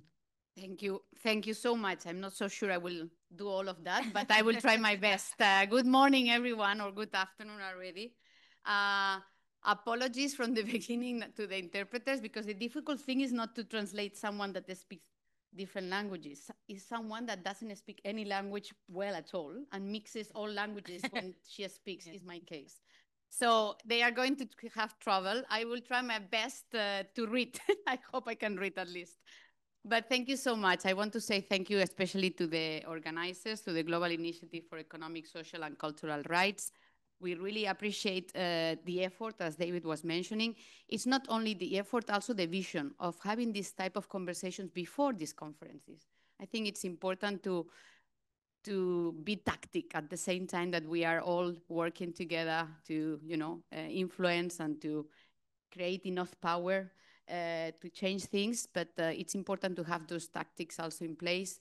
And I believe having conversations that can inform, or at least we can discuss together how we advance towards the conference, I believe it's an incredible asset, that an added value that we should kind of keep trying to do and to organize.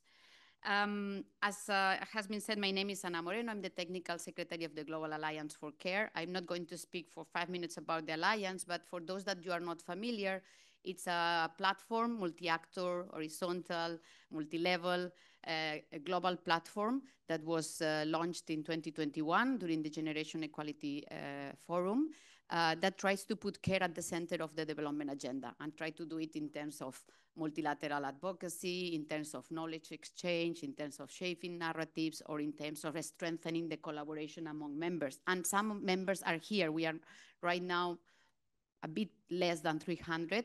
PSI is one of the members. GIECR is also a member. I see Valerie from Make Mothers Matter that we have never met in person. It's our first time that we are going to meet in person. Oxfam, Latin America is also here, Necheli. Sandra Moreno from RIPES is going to be a new member. So thank you so much, because the Alliance at the end is the coalition and the creation of all these members that make it happen in the last 4 years. For us, the Alliance obviously is based in a transformative vision in which care is recognized as a need, as a human right, and as work, also as public good, and we can talk later as obviously as an investment. And one of the premises of the Alliance is that local, regional, and national governments are the primary duty bearers and responsible actors for guaranteeing the provision of quality, affordable, and accessible care services. And obviously, as it has been said, decent working conditions for care workers. We also believe that, based on the principle of co-responsibility, this transformative vision needs also the state as central actor in promoting this organization, new social organization of care, but also needs to be done in coordination with the other actors, private sector, regional and global cooperation entities, communities, and the individuals.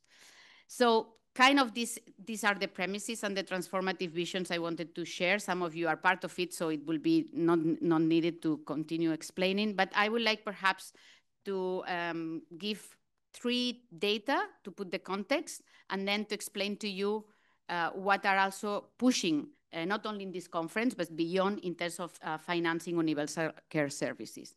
First of all, in terms of data, Oxfam International, for example, mentioned and studied that women and girls spend 12.5 billion hours per day on unpaid care work.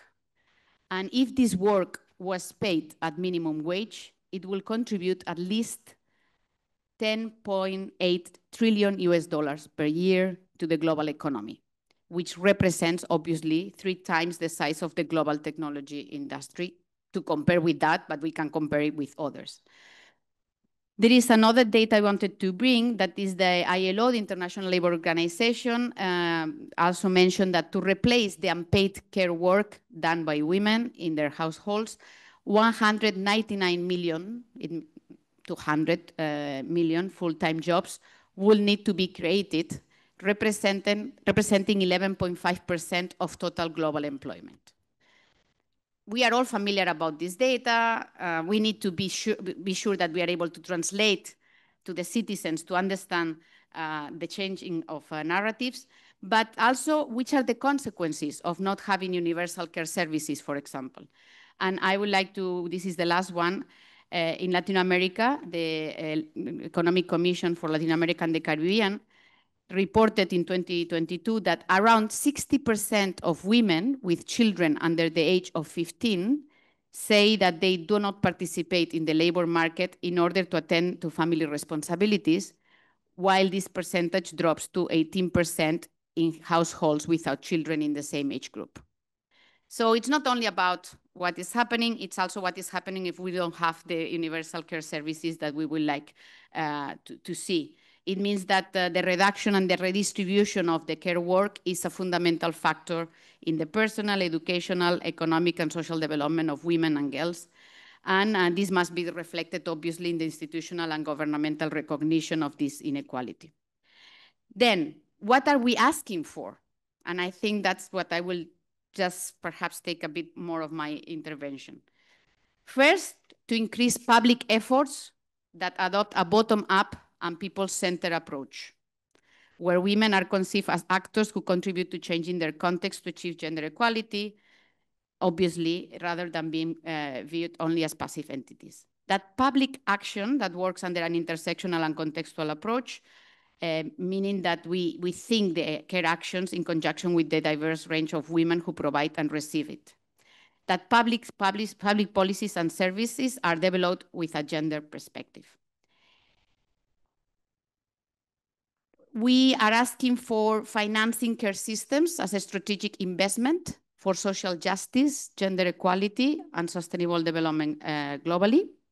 Care work generates decent, or should generate decent employment, should increase women's labor market participation, should boost tax revenues and strengthen social cohesion.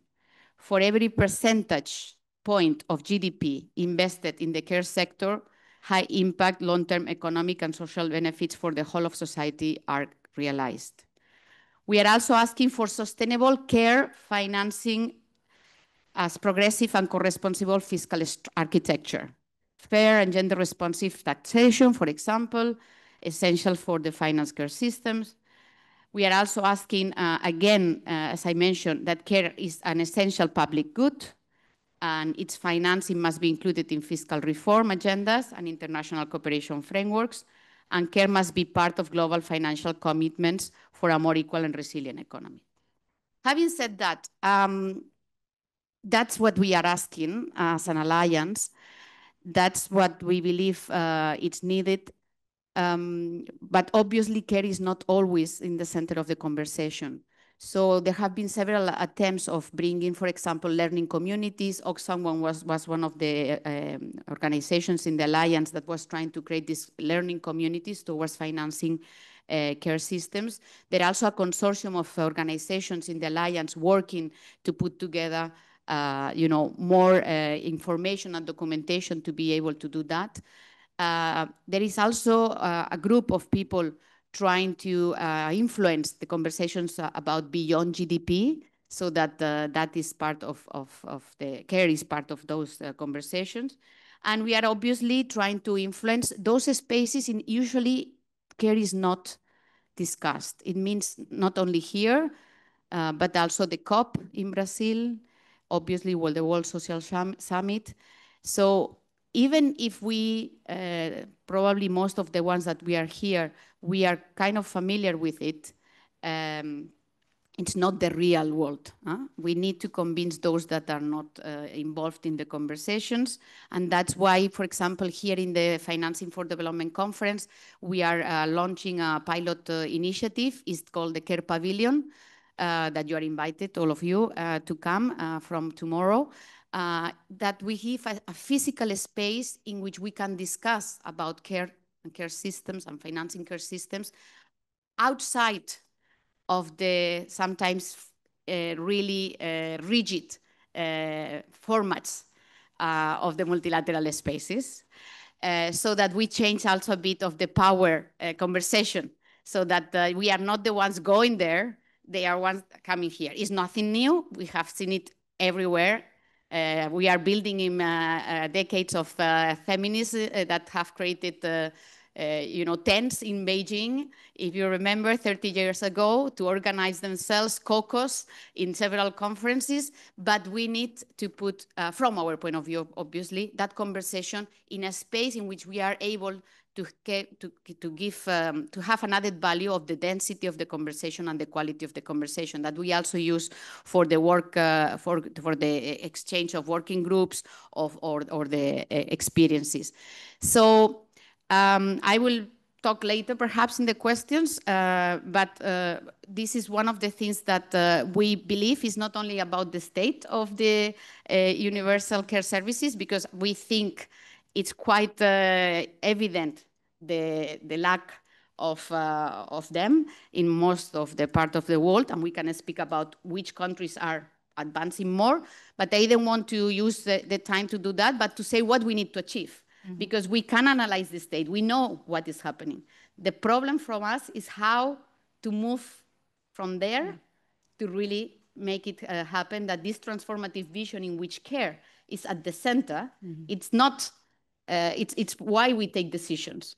It's considered in the conversations, knowing that it's a long effort, a never-ending effort, that I'm sure David can speak about that. Even when you think that you have achieved something, sometimes you don't realize that the fight is forever. But I think it's important that we also understand why we are here in terms of explaining the state of some of the services that have been mentioned before. Thank you so much. Thank you very much, Ana. And thank you to all the panelists. So let me just, some key takeaways before we go into the open forum. So, sorry. Video. Okay. Yeah. Okay. So Nelsie Lizarazo is not with us, and because she is unwell, but she has a video that will talk about the state of education, public education in Latin America. So yeah, over to Nelsie for her presentation.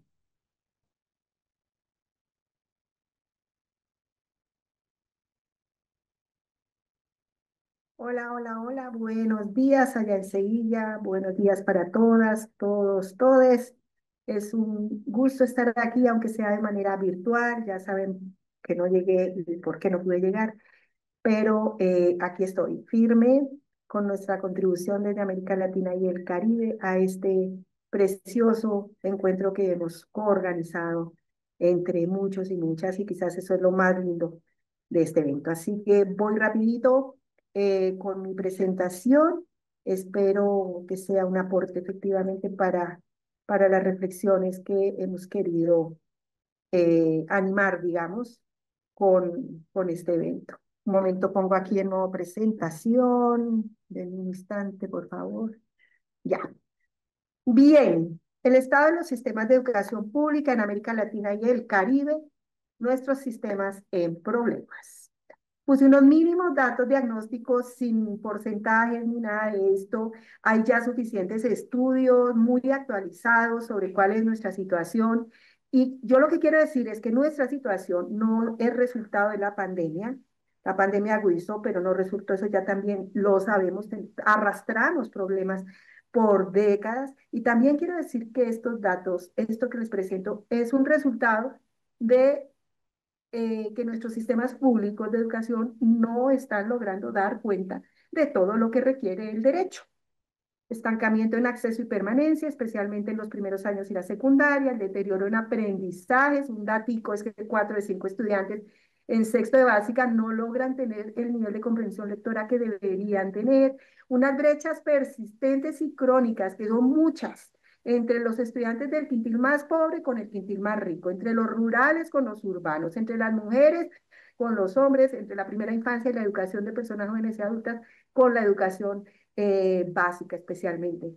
Y la otra es que el sistema no retiene a sus estudiantes. La no retención se llama abandono, pero en realidad es no retención. Crece de modo alarmante en nuestra región y los sistemas no están sabiendo cómo dar respuesta a esta situación, especialmente entre los jóvenes. ¿Cuáles son los factores estructurales que subyacen a estas grandes dificultades que tenemos con el ejercicio del derecho humano a la educación y por lo tanto con nuestros sistemas públicos, con el trabajo de nuestros sistemas públicos? El financiamiento insuficiente y decreciente, que también ustedes conocen de sobra. Vamos de bajada en la inversión de educación para la educación en la región. Hablo regionalmente. Hay países que no, pero son excepciones en la región. Y sabemos que hay un déficit anual de 97.000 millones de dólares para la educación en los países de bajos y medianos ingresos en el mundo mundial. Necesitamos muchísimo dinero. Pero también sabemos que el monto de elusión y evasión supera de largo este déficit. Es decir, que si recuperáramos lo que se elude y lo que se evade, tendríamos cubierto el déficit 4 veces. Con eso ya decimos todo. Hay una deuda pedagógica, como lo he dicho, que se profundiza con la crisis sanitaria, y la cuestión aquí es que los sistemas no han sabido dar respuestas integrales, sistémicas. Pues persisten y se suman otros déficits, como el de inclusión digital, todo un tema también, como ustedes saben, y está la cuestión de la llamada deserción escolar, que se marca por diversos factores y que, como les dije, es muy alarmante, nos preocupa mucho en la región. Luego está la gobernanza limitada y la innovación frágil. La capacidad estatal para gestionar soluciones integrales es insuficiente. Las respuestas son muy fragmentadas y sin un horizonte sistémico. Y los procesos de liderazgo comunitario y de las escuelas son muy incipientes. Van emergiendo propuestas de liderazgo distributivo y participación y tal, pero no son tan fáciles de llevar adelante. Y finalmente, la región lidera globalmente el crecimiento continuo de matrículas privadas en educación primaria y secundaria, posicionándose junto al África subsahariana. La privatización, como sabemos, toma muy diversas formas, una estructural, como en el caso de Chile, otra incremental, con cambios graduales y descentralizados como en Colombia y Brasil, o lo que se llama por defecto, que se justifica en la incapacidad estatal para cubrir la demanda y da origen a escuelas privadas de bajo costo, especialmente en áreas urbanas donde la inversión pública es menor. O sea que ya vamos viendo la relación.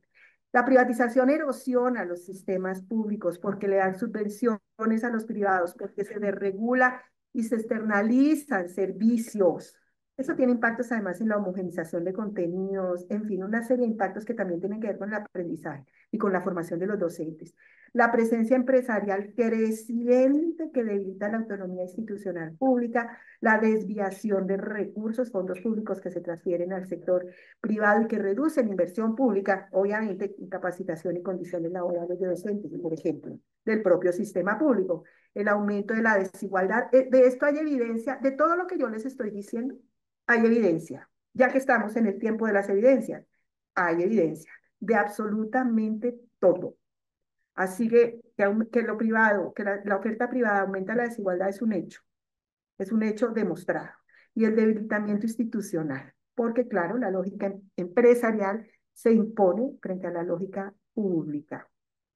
¿Qué caminos tenemos para fortalecer nuestros sistemas públicos de educación? Algunos de estos ya en marcha, algunos de estos con experiencias muy inspiradoras ya. Incrementar y reorientar el financiamiento, evidentemente, consolidar una recuperación sistémica coordinada de largo plazo que articule infraestructura, salud, digitalización, apoyo psicosocial y pedagógico, ambiente escolar, en fin, como lo estamos sugiriendo en un marco de transformación de la educación que les voy a sintetizar al final. Mejorar la gobernanza y el liderazgo escolar, profundizar la evaluación y el uso de evidencia, no solamente a través de estas pruebas estandarizadas, aunque los estudios YESE son muy de la región y muy útiles. Ya hay países que están avanzando en sus propios modelos de evaluación contextualizados y eso nos parece de clave muy relevante. Enfocar en brechas persistentes, dirigiendo apoyos diferenciados a comunidades rurales, indígenas de baja renta, con modelos contextualizados y bilingües, entre otros, ¿no? Por supuesto. También el financiamiento tiene que ser así, con ciertas sensibilidades particulares para garantizar inclusión y equidad.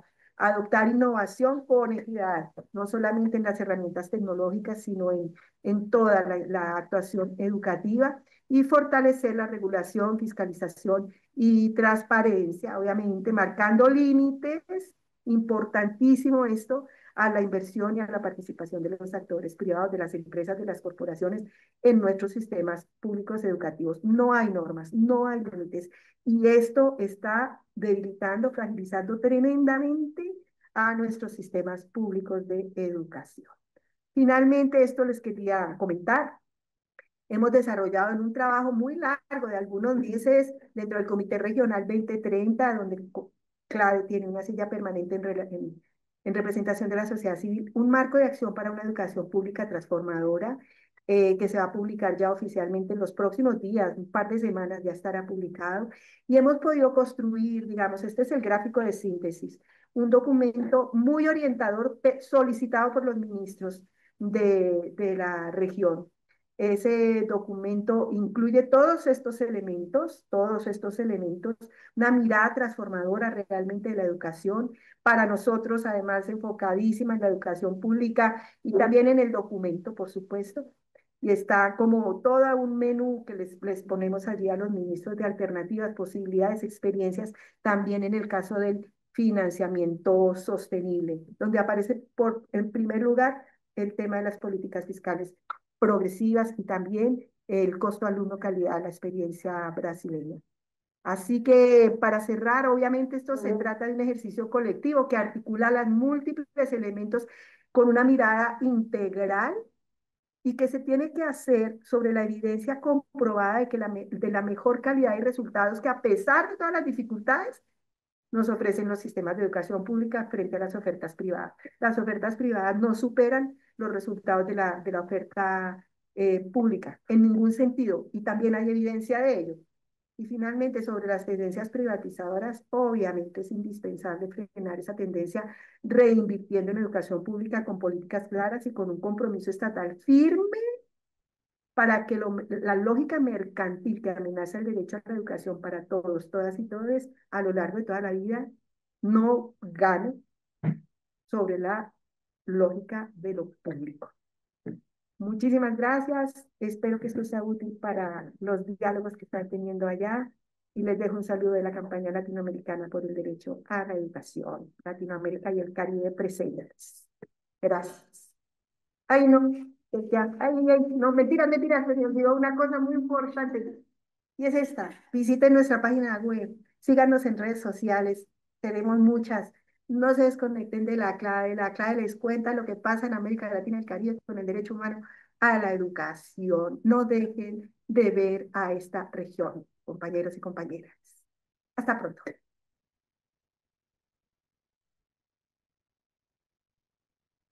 Gracias, Nelsie, and we feel like she's here, you know. Okay, colleagues, so now it's time for us to also share your questions, our comments, and if you have also something to share from your respective countries. So this is the moment for us to also share.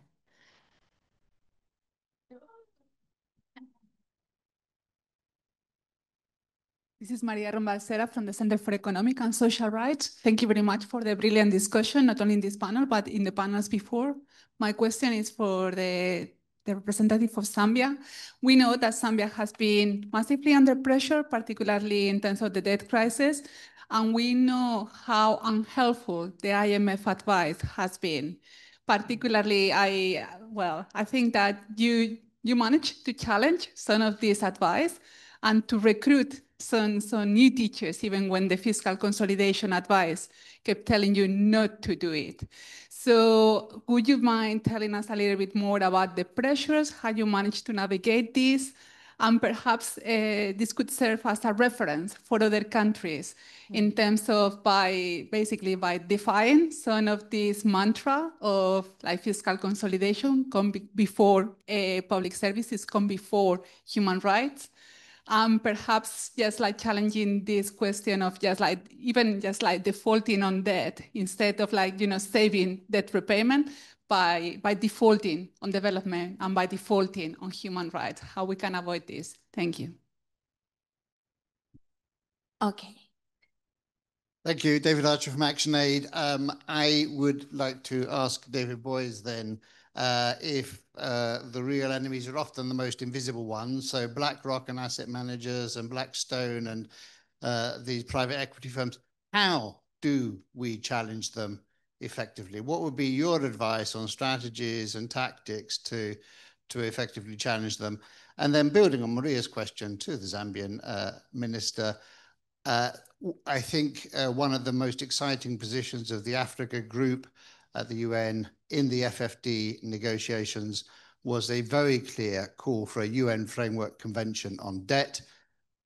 This was blocked by European countries, in principle, or global north countries who stand to benefit from the existing unfair architecture. What are you going to do next in order to advance the case for a framework convention on debt? Can you take it to the UN General Assembly for a vote, as the Africa Group did for the UN Tax Convention? And let's not wait for years for that to happen. Can we do it this year or next year? And what can we do? What can we do to help you? Because this is urgent. This is how you structurally change an incredibly toxic debt architecture that blocks investment in public services. Let's gather one or two more questions. Thank you very much. My name is Nacheli Noriega. I work for Oxfam, and I will come with a very unpopular comment and a question. Since this is an event on public services, and I have to state, first of all, that this is not Oxfam's position. Oxfam actually on its brief today, of yesterday, it specifically talks about not privatization and not, particularly not private finances. But I keep wondering, what is it? Of course, we've seen the examples throughout the panel. We do not want PPPs. We do not, of course, not any BlackRock nor Stone. We do not want privatization of education. We do not want commodity of care, that's for sure. But I'd like to know what or if there is a role for the private sector other than taxpayer. I know that the taxpayer, that's the best one. But I think as an employer, from PSI, I know there might be good examples, but allow me just very briefly to bring an analogy, when, I don't know, 10 or 7 years ago, we were defending sexual and reproductive health and rights. Progressive mindset was, let's not talk about family. Let's not talk about family. Family is heteronormative, is where many of the, it was just like the bad word to use. And we never spoke of which family we needed. We needed diverse families, open families, created families. And we never did talk about it. It was just like a no, no, no. And I'm wondering, we keep saying no private sector. Which private sector do we want other than a taxpayer? Thank you. One last question, yes, Collins. Thank you so much. My name is Collins Liko. I work with the International Network for Economic, Social, and Cultural Rights. I have 2 questions, and thank you so much to the panelists. I think Sylvain and one of the other initial speakers in the first session spoke about the multilateral geopolitics, the emergence of right-wing and autocratic leaders, which then has led to, a problem within the multilateralism system and international cooperation. My first question then, especially from my colleague from Zambia, so we understand that ODA is facing a lot of problems like official development assistance, especially from America and other European countries. We also know that the Africa Development Fund, which also receives a lot of support from Europe and America, is also dwindling quite a lot. In fact, it has really reduced. And amid all this, we also have the very deep debt crisis, especially for countries like Zambia, overstretched budgets and fiscal constraints. I'm just wondering, so with us thinking about financing education, what options do we have?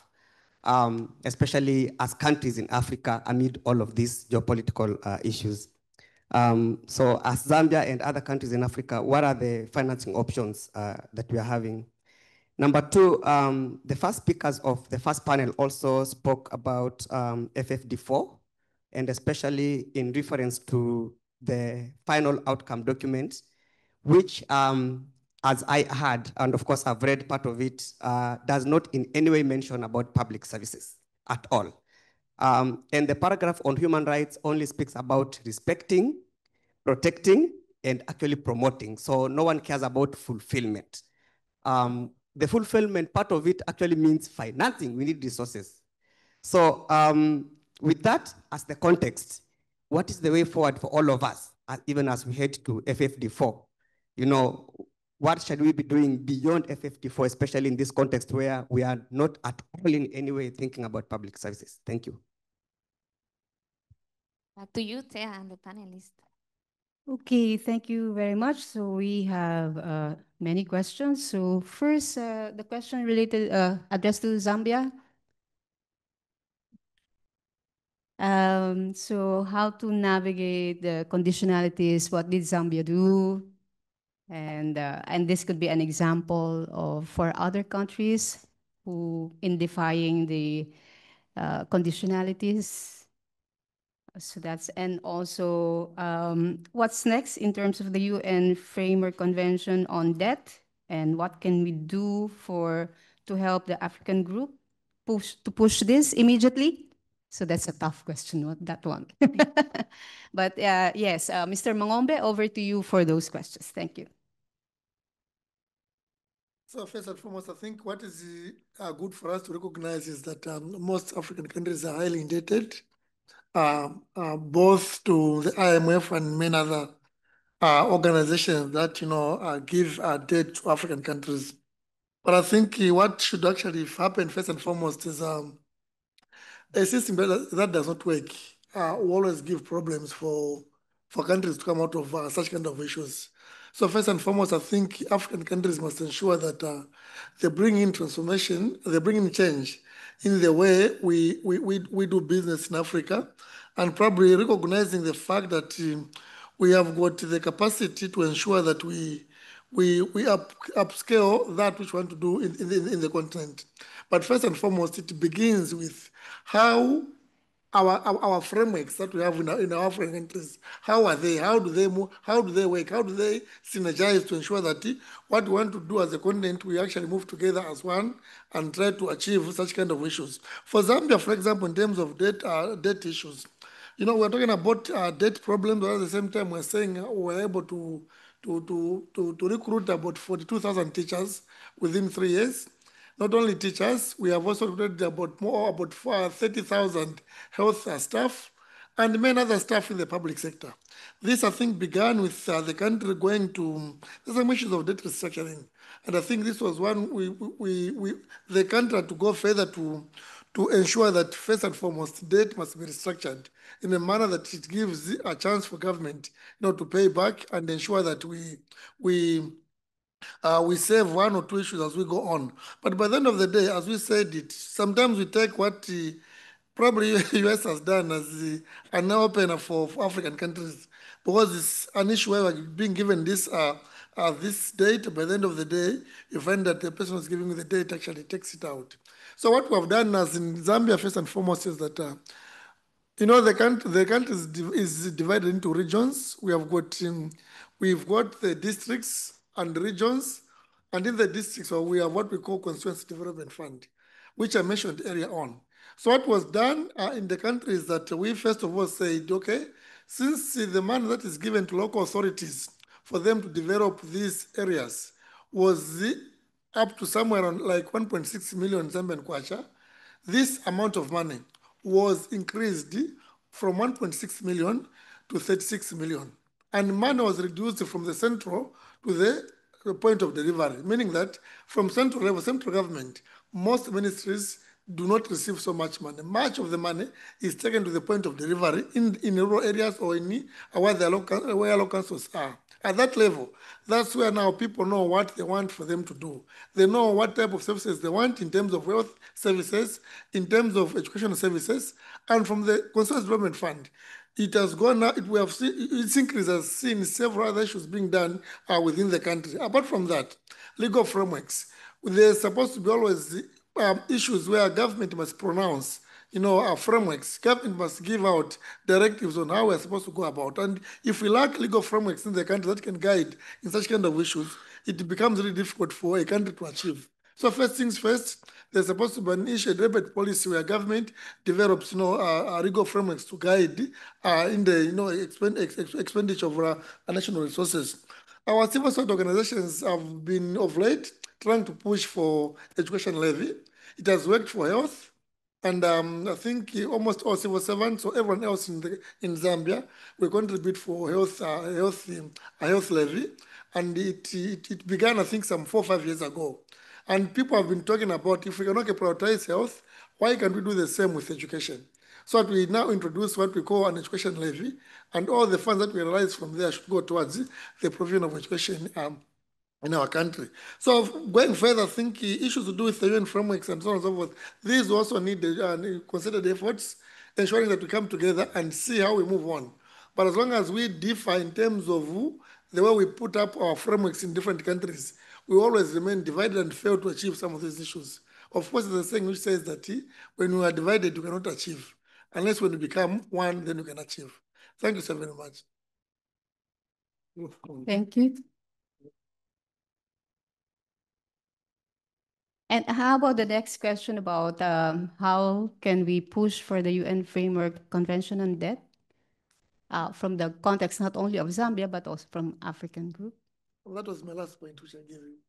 Sorry. That if we're divided, you can't achieve. It begins with frameworks. It begins with African countries noticing what we're supposed to do better as a country, as a continent. As a continent. And if we move together in that lane, then we are likely to achieve. But as long as West Africa goes this direction, Central Africa goes that direction, North Africa that will never achieve. So we need concerted efforts and thinking together so that we fight these things together as a continent. Okay. Okay, so a question addressed to David: how to challenge effectively the private equity firms and private BlackRock and Blackstone. Yeah, please. Your mic? Yeah, sure. Thanks.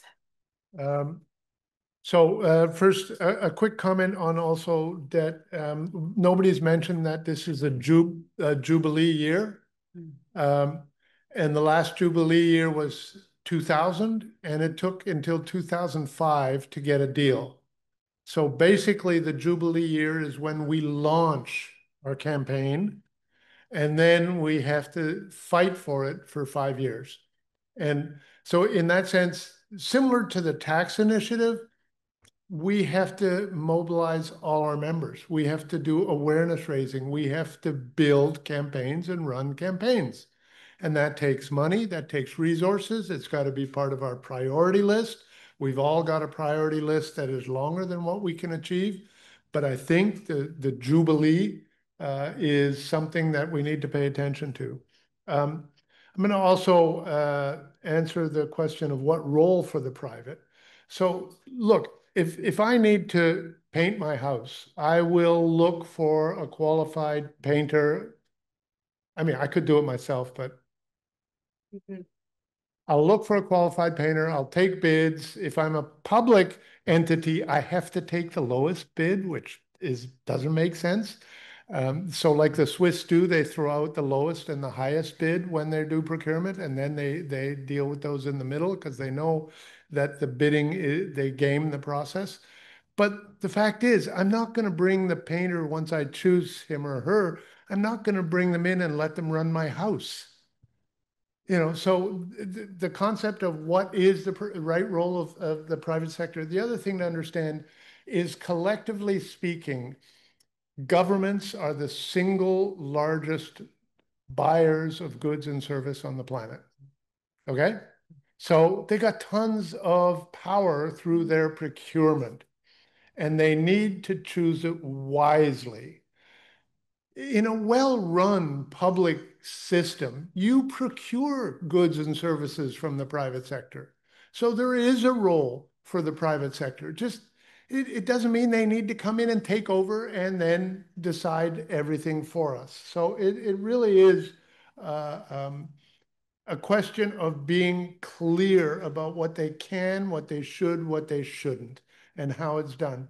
And then finally, there's a number of countries, and I will mention specifically Latin America, where communities don't trust the government because the government has been a tool of the imperial powers, blah, blah, blah, blah. So what do? They organize at community level.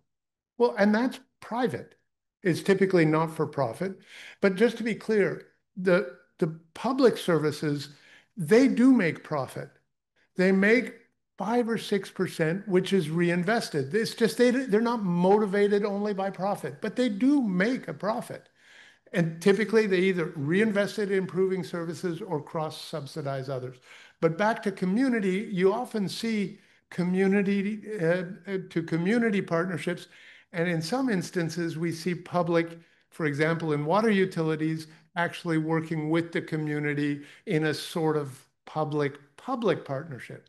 But we're also building this concept of public-public partnership between public providers. And it's actually working, but the IFIs hate it, and the privateers hate it. Now, Archer's question, how to fight this new nebula. First of all, and look, Archer knows this better as well as I do. First thing is know the enemy. Who the hell are these organizations? And the first thing to know about them from our perspective is that they're managing workers' deferred wages in many instances. And it's often public sector workers who, when they negotiate their collective agreement and they're looking for 5% inflation cost of living allowance, and so they take 3% in their pay packet and 2% goes to their pension funds, which then are invested throughout their career so that when they retire, they have a decent living. Those pension funds, which have hundreds of billions when they're capitalized, when it's not a pay-as-you-go, they have hundreds of billions of assets, and they have given these asset managers and private equity funds big chunks of our money. So for us, the challenge is figuring out, can we then put limits on the fiduciary responsibility of the pension asset manager to make sure that we're not privatizing? And let me just say, that's not easy. So first of all, know thy enemy, do your research, figure out who it is. And I'll say something that, right, I'll say something that people here won't want to hear, but AI can really help you. I'm looking at who owns care sector in Latin America now. And so I ask AI, who are the biggest investors in care? And then I ask, okay, give me a table of the 10 biggest companies, and then refine that table by showing me how many of them also manage pension fund assets. And out comes data that would take me hours to compile. Okay. You mentioned the legal framework. We have to know the legal framework that allows these scum to come into our country. What is the enabling environment that is being built? And is it done by the World Bank? Is it done by IMF, or do we do it to ourselves? Who else is facilitating them? Is it just the World Bank and the IMF, or is it the national development agencies? Is it the embassies and the consulates? Who is helping them come in? And then the impact of their behavior. And this is the storytelling. We actually need the shocking stories that show how they do what they do. And then we move into, once we have a lot of research, then we move into education and communication. We've got to educate all of our members. For PSI, it's the workers. For NGOs, it's your members. And then finally mobilizing, and mobilizing at national, regional, and global. So that's sort of the package that we put together. We just call it organizing. Thank you. Thank you very much. And perhaps the last question, we go to the other question.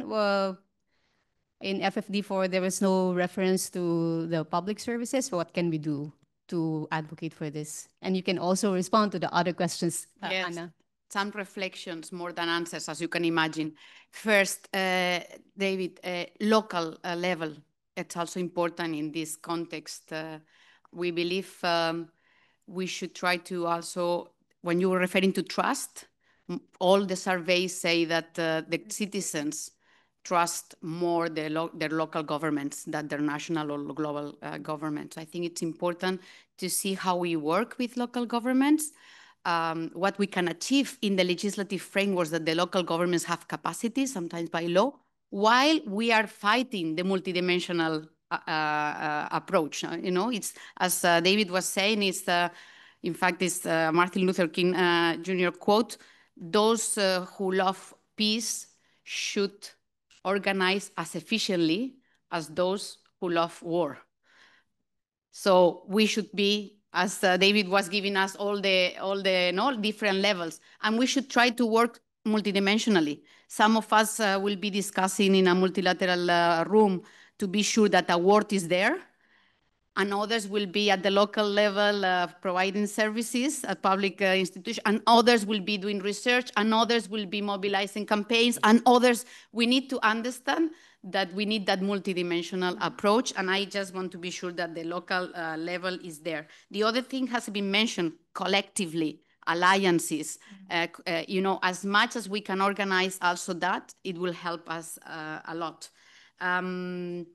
I would also like to mention the issue of Africa. I think it's really important to see in these next couple of years how Africa is using, for example, the G20. For the first time, the African Union is going to be there as an actor Obviously, the G20 in South Africa. Let's see if what is going to happen here. I'm not talking now as a Global Alliance for Care. I'm like Nacheli. I'm just talking about some reflections, but it's interesting to see what is going to happen here more than just the outcome, the geopolitical movements. And then the G20 is the last one in the South.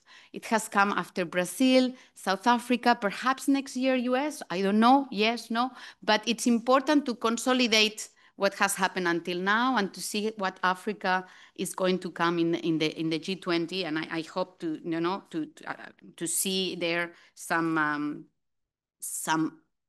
guidance of what is going to be the next year's push. And my last comment perhaps is about the elephant in the room, something that Nacheli was saying. We should also speak and have discussions among ourselves about elephants in the rooms, questions that we don't want to answer, discussions that we don't want to have, decisions that we want by 100% consensus. Yes, some of us, as I said, let's go for 100% consensus. Some of us will need to go for the compromises. So I think it's important that we also start to have spaces in which we can bring the elephant in the room and start discussing those issues. Thank you. Okay, thank you very much. Okay, thank you. And I think from the synthesis also of David and Anna about being multidimensional and also involving multi-levels, also starting from the local authorities, which is really very important, which we learned from Zambia. And I would like to end this session by reminding us, and this was also a reminder from Amitabh earlier, and posing a question as public services as a human rights in the context of conflicts and crisis. Because we know that in fragile countries and in emergencies and crises, public services are really neglected, and all public services. And therefore, what is the role of multilateral organizations? We have been talking about global solidarity, but actually providing services to the countries that are in fragile state. Who would provide this? Considering that the UN has been weakened, and so how can we advocate on this, ensuring that public services, quality public services, are also in the context of conflicts and crises? And we know that in the coming years, climate crisis will be a major situation that not only in developing countries, but in globally across the world. So thank you so much to our panelists. Thank you. And now we move to the third panel. Thank you.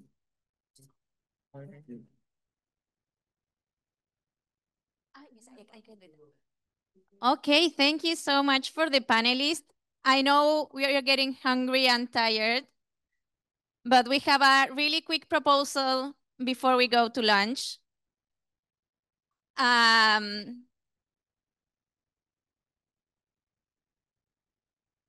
I promise we have a big, nice lunch to interact, but a problem I have is that sometimes I'm there joining a table and I don't know who I'm going to sit with, so we don't want anyone to have that problem. That's why we created a fun little half hour, 20 minutes with my colleague Aya, so that everybody knows where to sit when we go to have lunch. So Aya can start us with this. Hello, everyone. Can I feel the energy? Yes, once again. So let's get to know each other. Who is from, like me, who is from Africa? Yes. I see my Kenyan people there. I see my South African sister here. Power to you. Who is from Latin America? Please stand up so that we can move. Who is from Latin America? Yeah, I want to hear you. Yes. Who is from North America? Yes. Great. The number does not matter. How strong. Who is from Europe? Oh, okay. I can feel you. I can feel the energy. Okay, so I'm going to ask, and yes, I was coming there. Who is from Asia. Yes, I can feel the energy. Good, good, good. Okay, I would like to quickly know, raise your hand or stand up if you want to move completely free. Raise your hand if you work on education. Where's the education? Oh, okay, okay, I see you. Health. Yes. Tax. Ooh, okay. Debt. Okay, and care. Great. Public services. All of us. You can clap for yourselves. Okay, then I would like to know, is this your first time in Seville? Raise your hand if it's your first time in Seville. Me too. Okay, raise your hand if you've already eaten tapas more than once since arriving.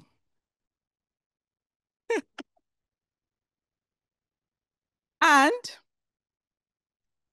stand up if you're secretly planning to skip a session and explore the town. I'm already standing. And who among us went to a public school? Public school. Free.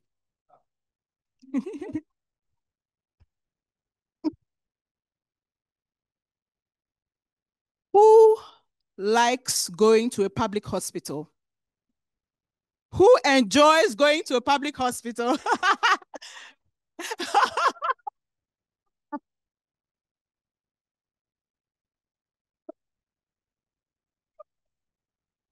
Of course, that's why we are here. We are here to demand quality public services, including public healthcare. So it's fine if you don't like it. Okay, I think that'll be all for now. You can clap all for yourselves, and thank you so much for being here.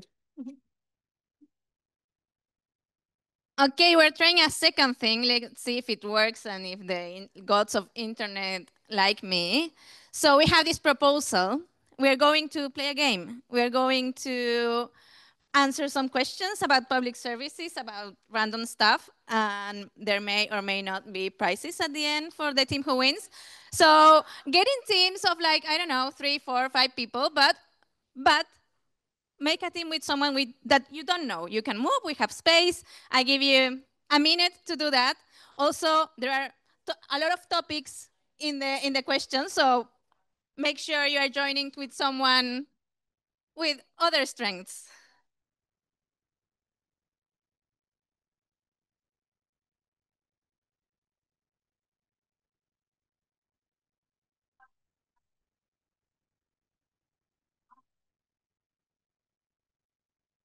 Once you find your group, make sure to scan the code, or you can go to that webpage and put that number there.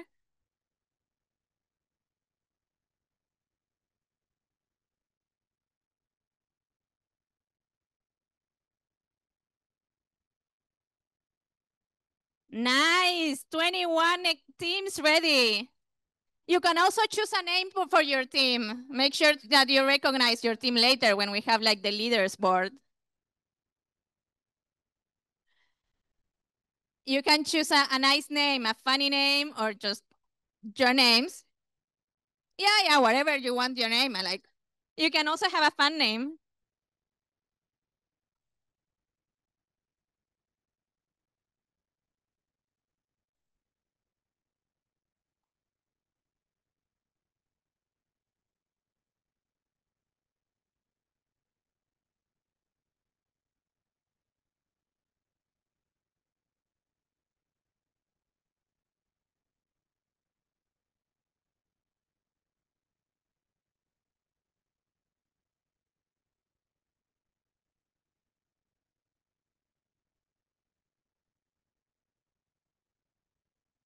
Necesitar su ayuda para que después le vayan dando siguiente a...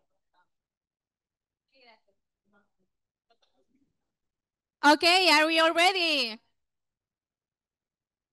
Are we ready? Did you choose a name for your team? Okay, we're about to start, and pay attention because this software rewards you if you answer fast. So you have to be attentive. So If the team in the back can help me, then we can go to the first question. Remember, you need to answer fast.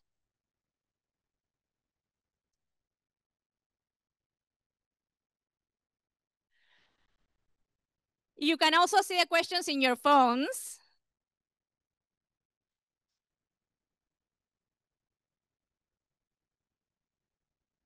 2, 1.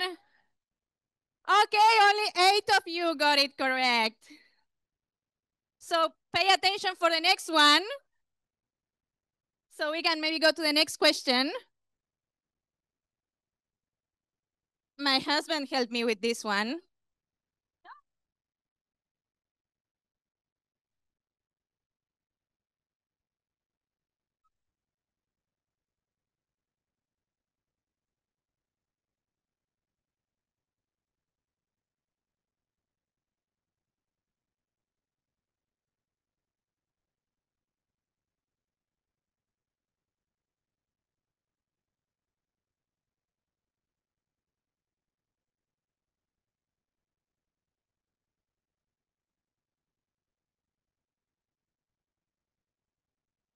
I think I forgot to put the correct answer, but it's actually 84%.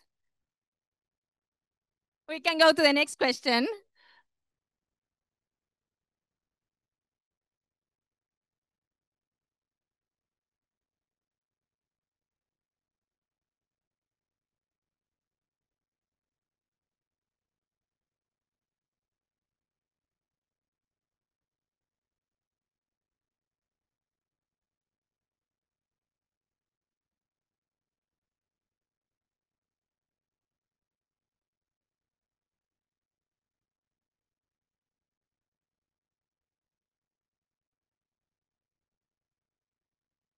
You are mostly right. The correct answer is Meryl Streep. Maybe we can go to the next question.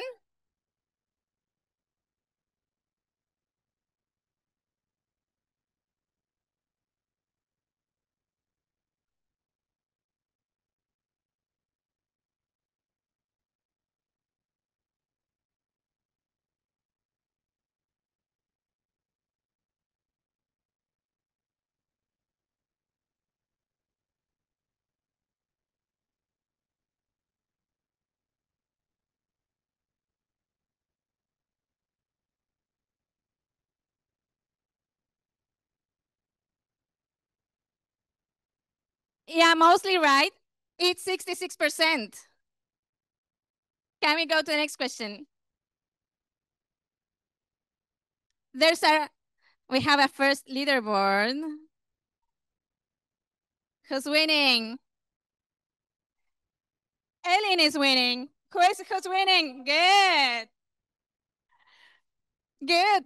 Can we go to the next slide? We have a few more minutes and more questions.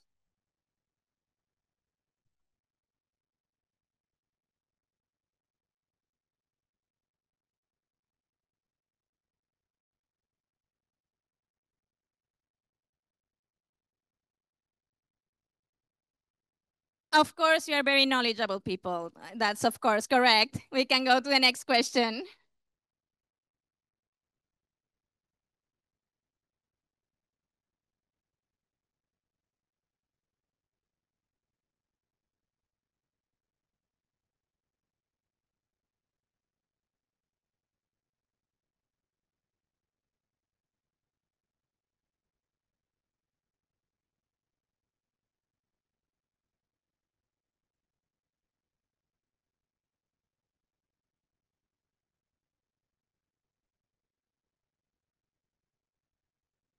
The correct number is 79%, of course. 93% correct my number. David is correcting my numbers. Can we go to the next question?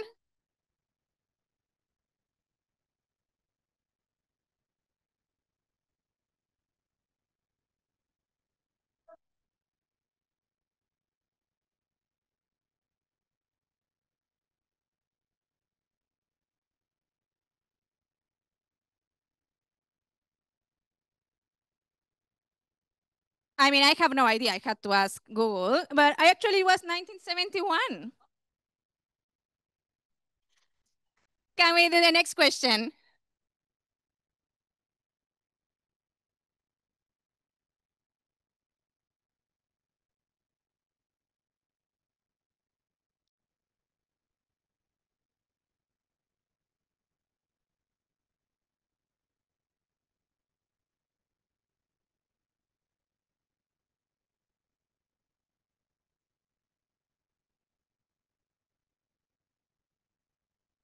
I mean, half of you were too pessimistic and half of you were too optimistic. It's around 1 trillion. But I mean, we can round it up. Can we do the next question?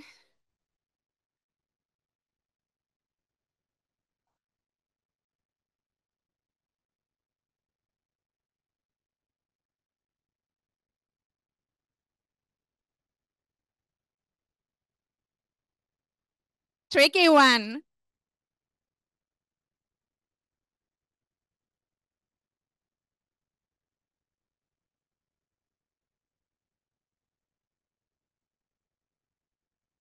Of course. So yeah, it's actually France. Sylvain, did you got that correct? Can we see the next question? I think you have 1 or 2 left.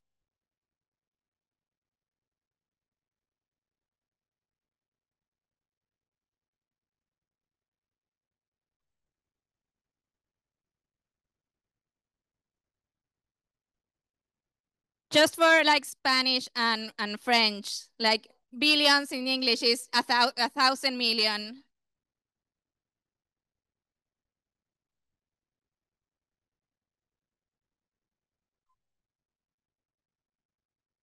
It's a lot more people. It's 33. It's 3.3, sorry, 3.3. It's 3.3, so you're right. You are correct. That happens when my colleagues don't check my questions, you know? Can we go to the next question?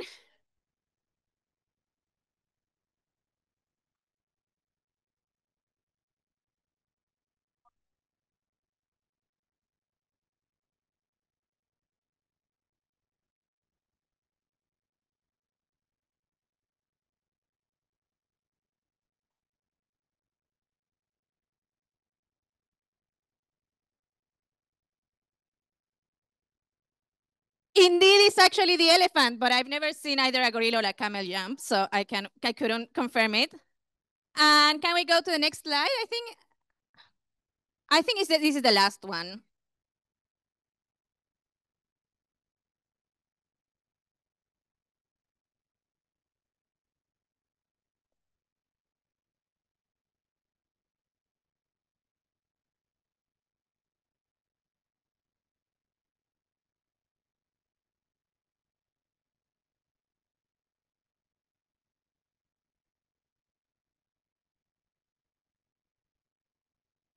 It's actually La Paz in Bolivia.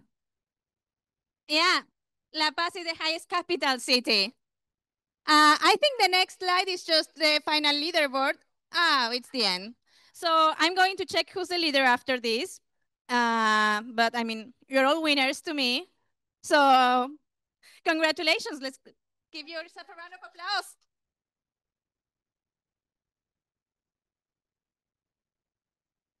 I forgot to add them in the end, the results, but I will figure it out and answer after lunch about who has won. So thank you so much for engaging in this. Thank you so much for listening to the panels. And we're actually ahead of schedule. I don't know how that happened, so yay, us too. So a couple of announcements. So we have about 10 to 15 minutes until we have to go for lunch. Lunch will be served in the 5th floor. You can take any of the elevators to go there. And we will reconvene at 3. In the meantime, you can chat with each other. There's also, IBP has a very cool VR setup over there that you can use these minutes to explore. And yeah, please be punctual at 3 p.m. See you.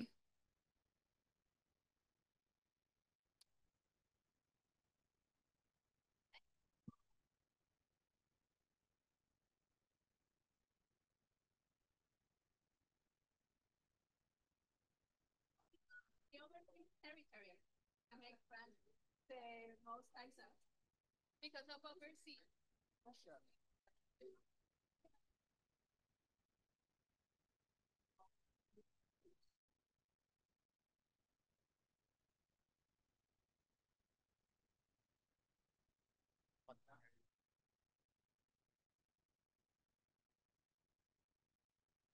Miles de gracias. ¿Quieren que les deje ese por aquí así no lo perdemos? ¿Desconecto nomás? Sí, desconecte. Tu adaptador está ahí. Ay, mira.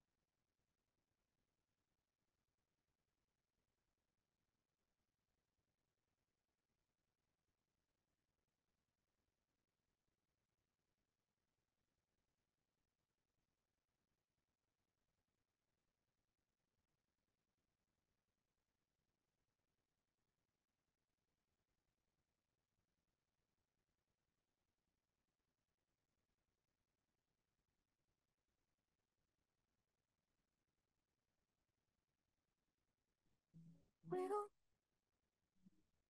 don't talk anymore like we used to do. We don't laugh anymore. What was all of it for? Oh, we don't talk anymore like we used to do.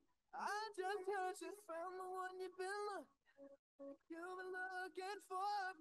I wish I would have known that wasn't me. 'Cause even after all this time, I still wonder why I can't move on just the way you did so easily. Don't wanna know kind of dress you're wearing tonight. If he's holding on to you so tight, way I did before.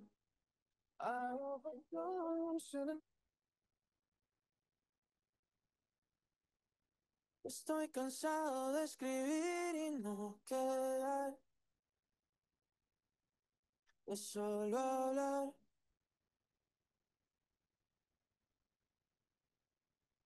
Hay personas que saltan contigo, llena el aire. Me has invitado a bailar. Estás espectacular. No he terminado y ya sé que me voy a querer quedar. Tienes un brillo especial, una manera de hablar, que sin saber lo que dices ya estoy convencido y tengo todo preparado. Cuando estés lista nos vamos y no me hace falta regresar.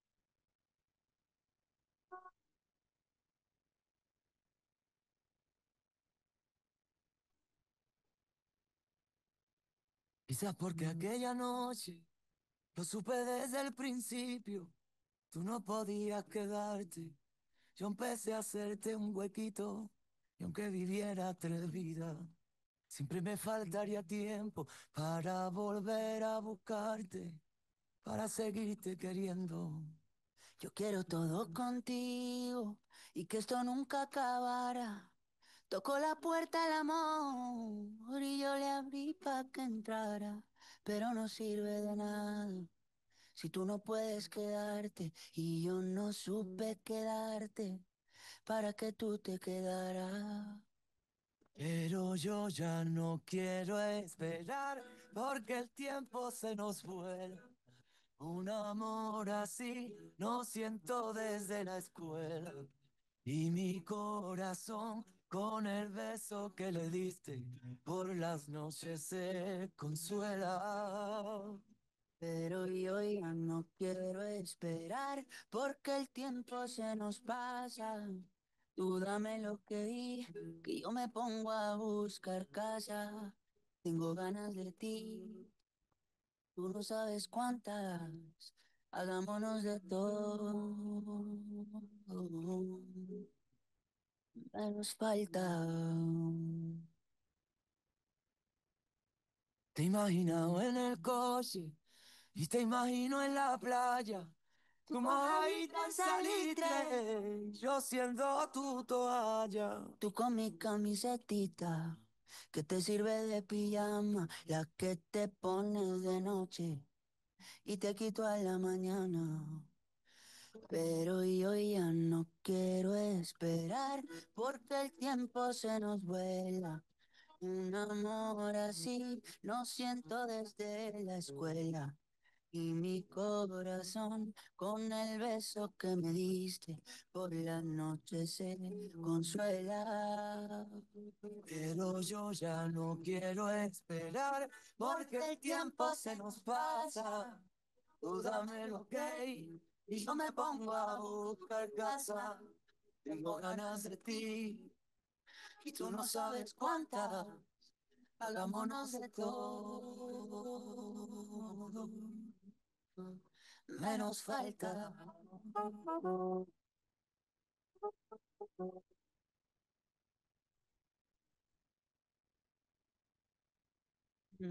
Si a ti también te pasa por la cabeza cosas que se hacen que no se piensan, y tú eres una de ellas. Si a ti también te pasa por la cabeza cosas que se hacen que no se piensan, y tú eres una de ellas. También te pasa por la cabeza, cosas que se hacen y no se piensan. Y tú eres una de ellas, yeah. A ti también te pasa por la cabeza, cosas que se hacen que no se piensan. Y tú eres una de ellas.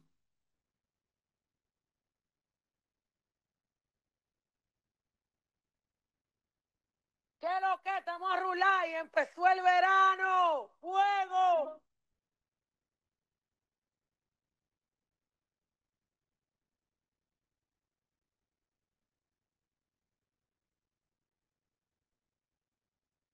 Una mala me pasó. Ya no he vuelto por mi habitación, volverte a tocar, volverte a comer, volverte a besar, volverte a tener como yo te conocí, mojadita y las dos vivimos la dolce vida, ese bobo tú no lo.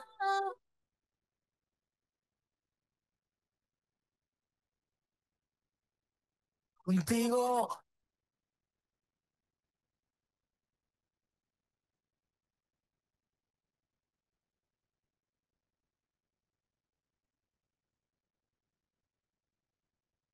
Siempre hay alguien como tú que te nubla la razón, pero no quiere escucharte. Siempre hay alguien como yo, cuanto más me dicen no, más intento enamorarte. Tú me obligaste a soltarte y me tiraste a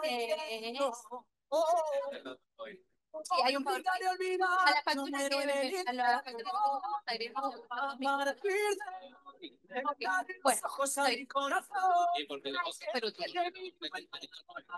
listo.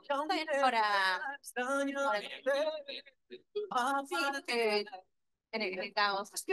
borrar el final, para que nada quede de lo que juraste, aunque pueda dejarte. Puede que mañana se acabe y ya no pueda olvidar. Yo voy a dejar de partir a partir de. Yo voy a dejar de partir de hoy. Te prometo que a partir de hoy alejarme y no escribirte como un perdedor. Al fin y al cabo ya no hay nada que contarte. Yo ya di mi parte y aún así no vuelvo. Aunque sea difícil ya no verte más. Será por mí no saber dónde. Te voy a decir. Yo para tus juegos ya no soy, otros brazos yo me voy, porque a partir de estar los ojos a mi corazón, quiero que te mire y vuelva a enamorarse, y aunque pueda extrañar, que el corazón queremos borrar el final, para que nada quede de lo que juraste, y aunque pueda dejar puede que mañana se acabe y ya no puedo olvidar. No voy a dejar de partir para ti. No voy a dejar de partir. Que para ser sincero sabes que es mentira. Tú siempre estarás conmigo, vida de mi vida. A partir de hoy, quiero que te mire y vuelva a enamorarte. Aunque duela extrañar, queremos borrar el final para que nada quede de lo que jura.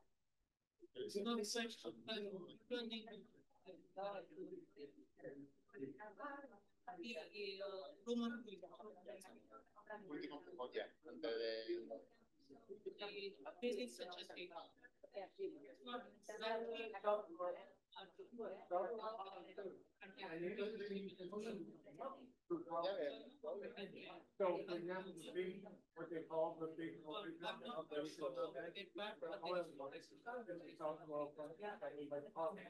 So we have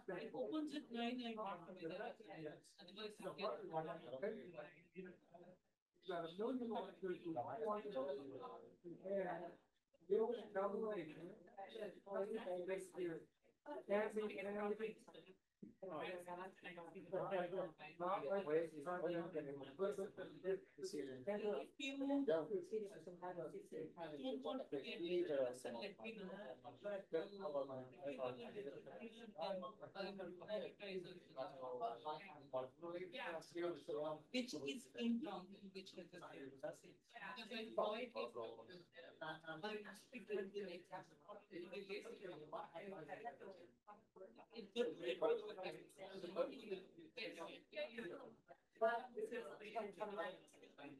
But it's gonna be on purpose, you want to on, right? Okay.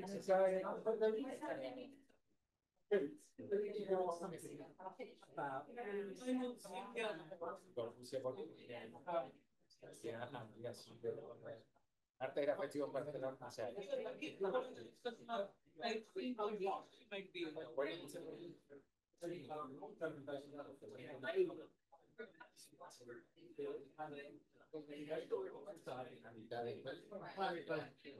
eso nos ha hecho. Yo también, bueno, ya, que a ver, No, buenísima, ya.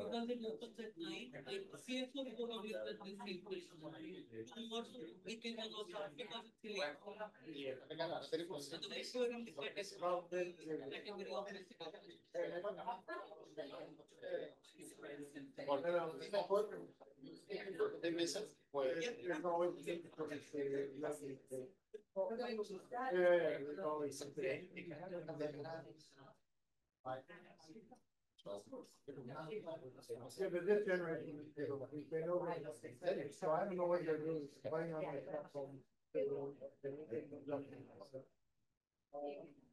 So here is generation, maybe I did about.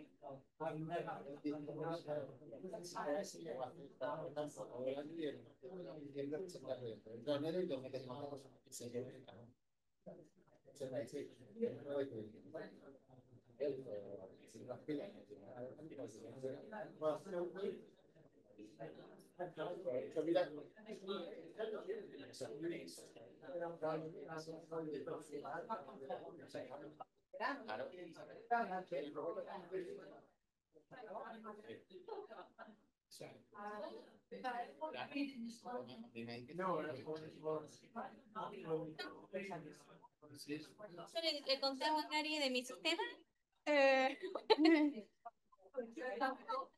Gary de mi sistema, te puedes entrar aquí si quieres. Ah, tengo que ir por mi celular. Chico especializada en la de la después, porque eso está cerrada. Pero capaz no volvió, ¿eh? Ustedes estaban almorzando.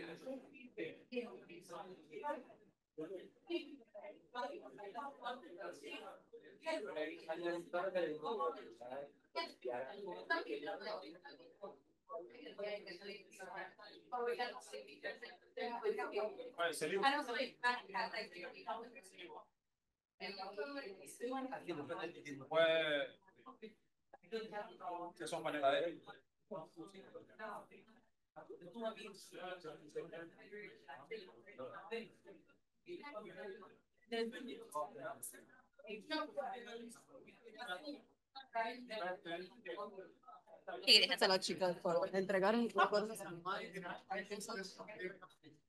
Ahí no se va a estar la chica de fondo.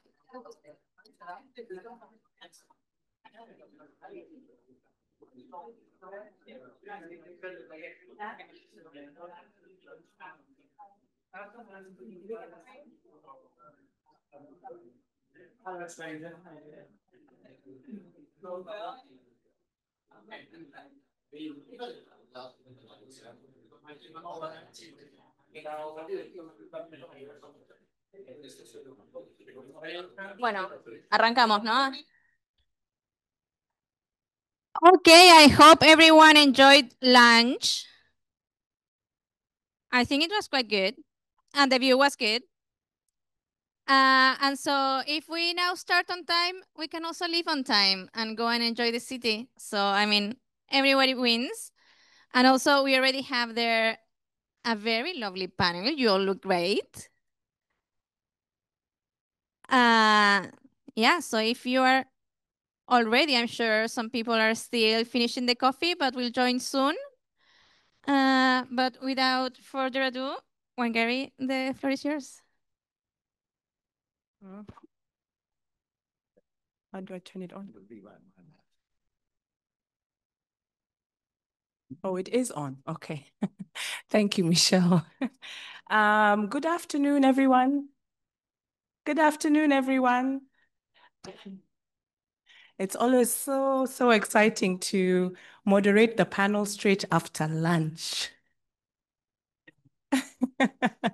But don't worry, we're here to keep the energy up. You have never seen a panel like the panel that you're just about to see this afternoon.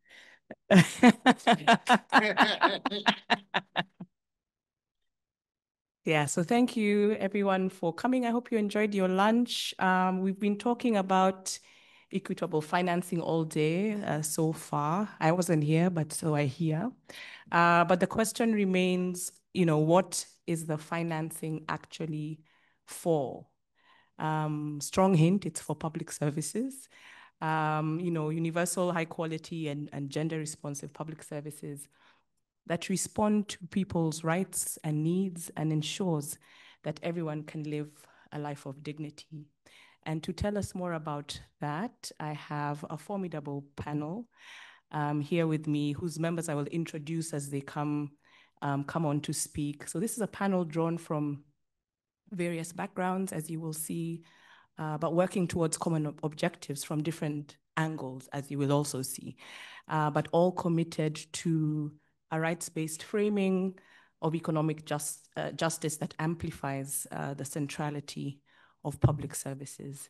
So my name is Wangari Kinoti. I'm with ActionAid International, where I lead our global work on women's rights and feminist alternatives, focusing on care, women's labor, and addressing structural gender-based violence, all of which are highly dependent on transforming how public services are funded and delivered.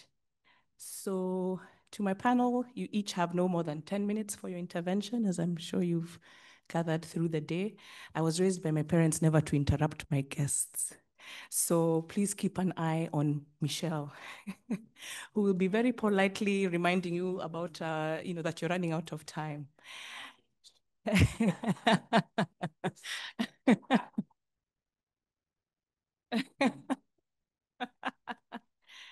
So we'll get right into it, and I'll start with Professor Uchenna or Uche Uwaleke, who is a financial economist and a professor of finance and capital market at the Nasarawa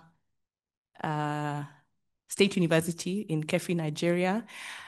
He was a commissioner of finance in Imo State, where he distinguished himself as a public finance expert, implementing sound financial management that included raising the internal growth rate of the subnational government He's currently a member of the Presidential Fiscal and Tax Reforms Committee of the Federal Government of Nigeria.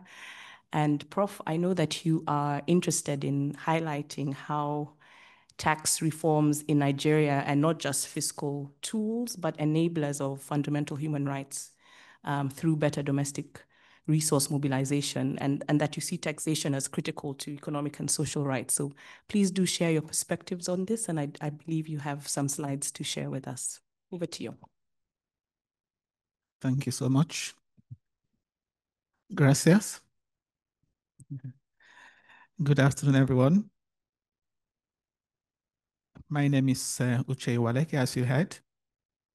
I'm a professor of finance and a member of the Presidential Committee on Tax Reforms in Nigeria.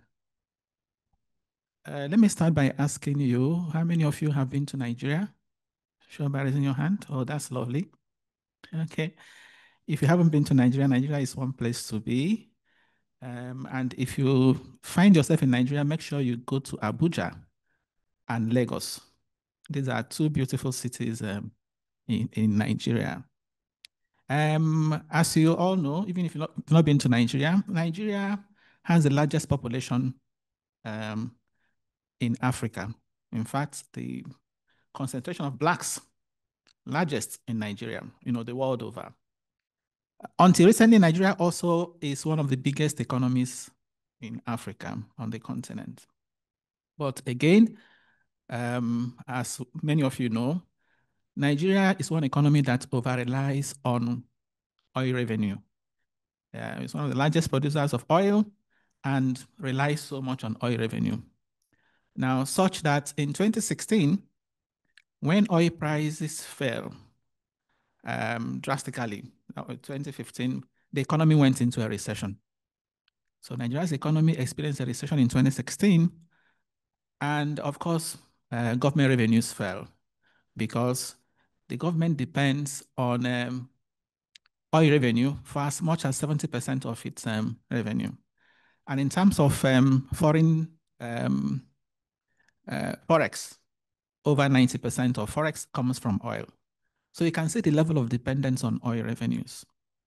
Now, when the economy went into recession in 2016, the government didn't have a choice but to borrow.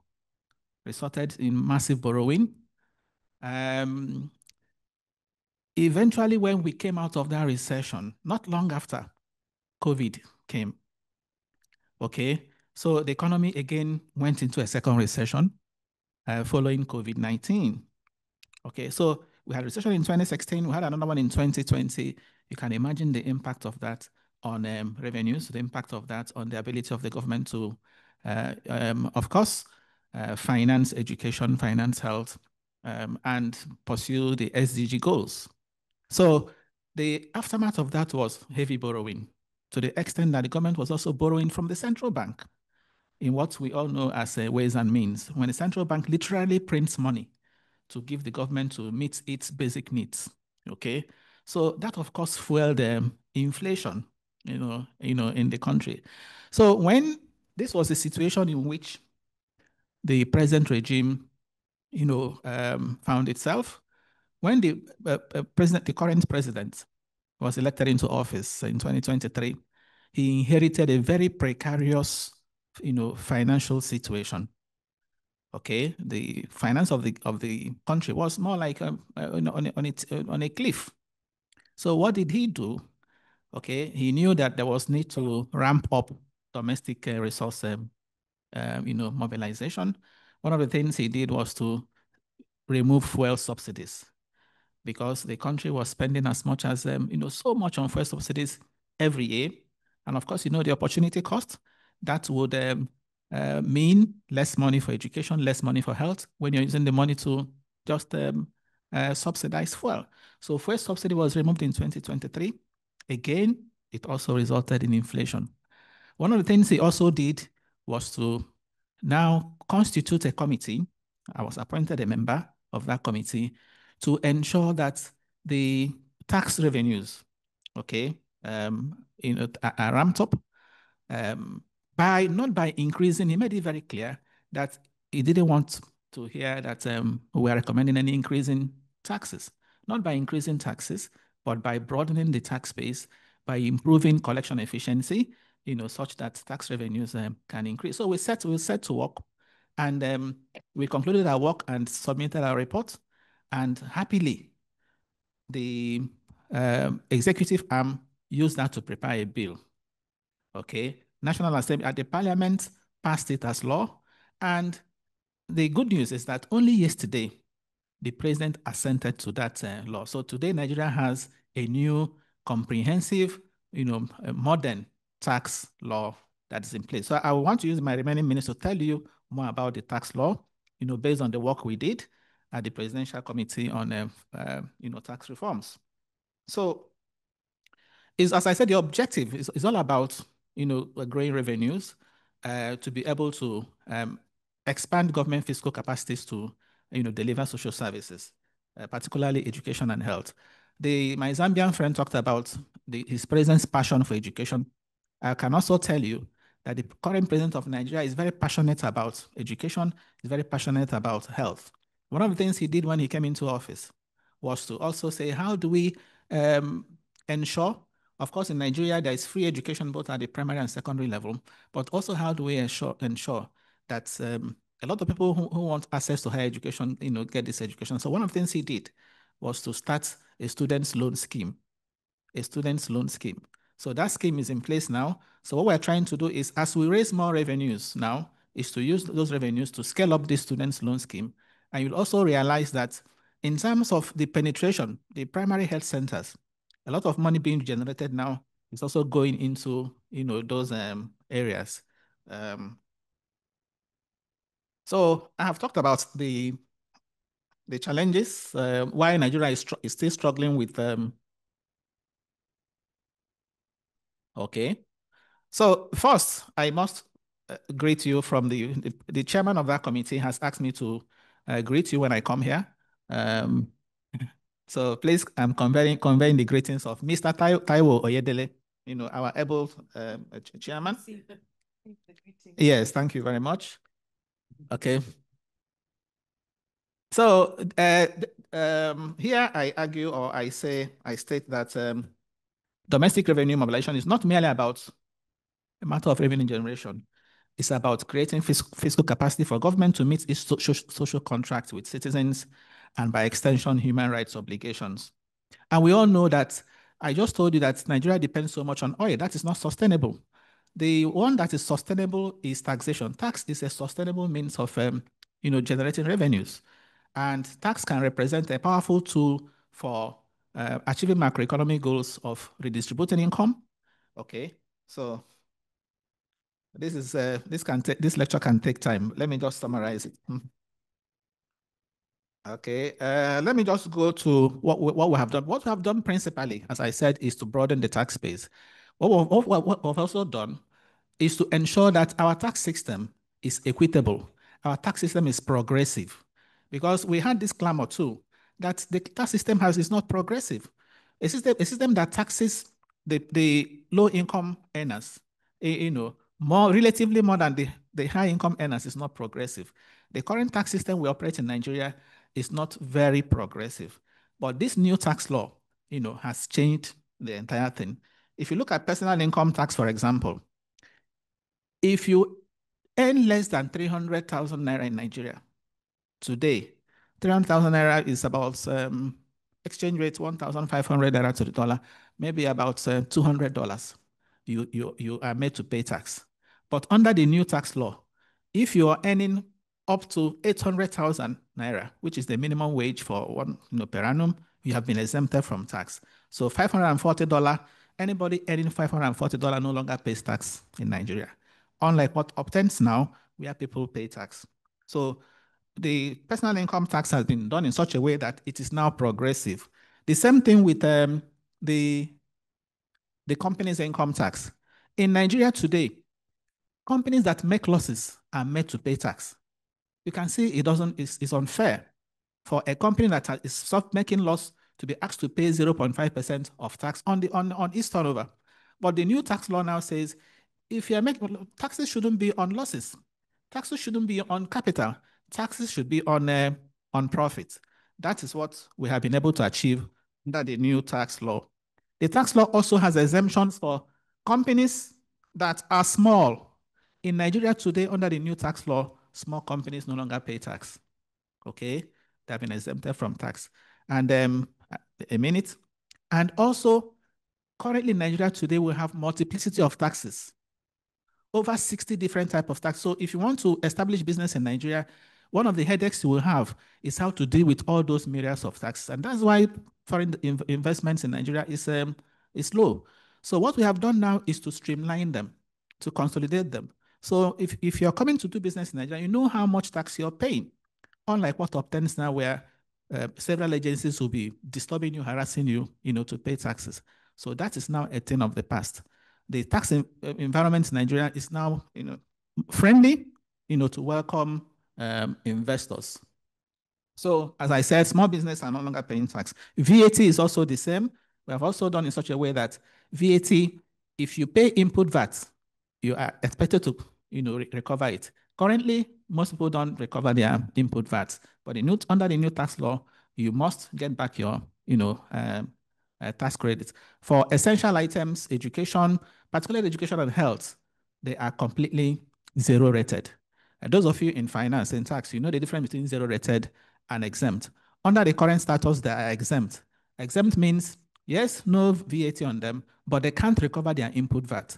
But under the new tax law, which says zero rated, zero tax means you can recover your input VAT and also don't pay VAT. So the system is a lot better for items in education, health than used to be. So I conclude. This is the current bracket. This is the new one under the tax law. For when you get this presentation, you get the details. I'm sure it's been shared.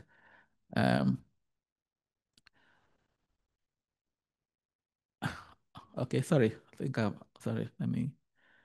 Let me run into the end, and I'll stop. Okay, so this is the details about the company's income tax, the old and the new. A lot has happened now. What we have done in the area of VAT, and then the linking reforms to human rights outcomes. Today, if you check the budget we have, the budget for 2025, you see massive jump in what we have voted in education and health, unlike 2024, okay, and social services. And that's because of the anticipated increase in revenues we are expecting to get from the implementation of these reforms. So in a nutshell, Nigeria is paying attention, a lot more attention now to social services, and of course, by extension, to human rights. The new tax law is pro-development, it is pro-growth, it is also pro-human rights. Thank you very much. Thank you. Thank you so much, Uche. I know you had to rush through your slides, but the secret is in the Q&A, when you're answering a question, you set your own question and you answer it by completing your presentation. But thanks. And as a professor, you know how to set your own question. So no, thank you very, very much. I think you've started this panel on a very high note. I want to turn now to Liz, my old friend. Liz Nelson is the Director for Advocacy and Research at the Tax Justice Network. She leads a team of high-level advocates and researchers addressing issues of international tax reform and governance, climate justice, human rights, intersectional inequalities, and data analysis on global and country-specific tax abuse. Liz studied Human Rights and Development Management from the Open University's Global Program in Development Management at LSE, and is also a Senior Atlantic Fellow for Social and Economic Equity. So Liz, I know that you believe that progressive tax reforms can only take place if the underlying ideology and principles of social justice and equity are supported by sustained political will and action. So what are the things we need to consider if we're truly to realize a transformative global financial and tax architecture that provides social justice for all? In 10 minutes. So Oh, is it on? Yeah, yeah. So I kind of like to imagine that right at the back of the room, there's lots of state delegates there listening to this, but let's, because I know many of you here just know the stuff that I'm going to talk about, but for the sake of going through it, I will go through it. What I wanted to talk about was sovereignty, tax sovereignty. And I want to kind of make that connection between what happens at the international level and how nation states can raise their money, or what's preventing them to doing so. But there's also something about the principles that Wangari talked about then, you know, that are underpinning the international tax system and impacting on nation states. So, you know, we've all talked about, or many people this morning talked about the kind of environment where people are living in, our brothers and sisters and children around the world in conflict. And that is kind of no accident. You know, if we're building a caring society, most often a role attributed to women, requires that not just civil society people, many of us in this room, but our governments challenge the inequities and build caring societies. You know, we've fundamentally, we've been establishing an international architecture and a governance that for decades has failed. And what it's failed to do and is failing to do is redistribute wealth. Wealth is largely uncounted and wealth is largely hidden. Now, people, and obviously Oxfam done some brilliant reports about the amount of wealth that is untaxed. But even there, I'm sure they would say that's an estimate, possibly a tip of the iceberg. So anyway, I won't go into lots of other estimates and so on. Tax Justice Network has done reports for the last 4 years and spoken of global revenue losses in 2024, estimated at 492 billion. And that's combined of wealth held offshore and profit shifting by multinational companies. What's important about that figure, because actually it's quite low, when we look at the stats that are moved around in the tax justice sphere, what's important about that figure is that those are just direct taxes. There's lots of indirect taxes, tax incentives, giveaways, credits, all sorts of things that make a complete difference to that figure. But it's just to give you a sense of annually, we're talking about $500 billion a year just from we're just kind of countries are giving away. So progressive tax policy reforms obviously are critical. And what we need to do is change the rules of the tax game internationally. A different narrative is needed, and others have talked about that different narrative. And it's a narrative that's going to drive meaningful change. So adequate sustainable revenue should be available to fill the needs of the Sustainable Development Goals and fulfill, you know, the need for well-financed, accessible public services. So the FFD, in a sense, needs to support structural governance policy reforms to affect that redistribution of wealth. So progressive tax reforms, I talked about at the beginning, just mentioned about the sort of principles which need to change radically. The foundational ideas that characterize tax policy have largely been dictated by something we call the tax consensus. And this consensus has, in short, and I'm not going into the technical details, 3 key elements. The first one is neutrality, where and also just should say that the tax consensus was an element of what we know as the Washington Consensus, so a neoliberal ideology. Neutrality was the first part of the tax consensus, where incentives should be untouched, There should be more indirect taxes like VAT, disproportionately hitting low-income and no-income households. So, and we see that all the time from international financial institutions bearing down on those indirect taxes. The other second is redistribution. The tax consensus refers to redistribution as through expenditure, not taxation. It assumes, therefore, that low-income countries have somehow got the revenue to redistribute through expenditure. So that's a bit of a false premise, as we know.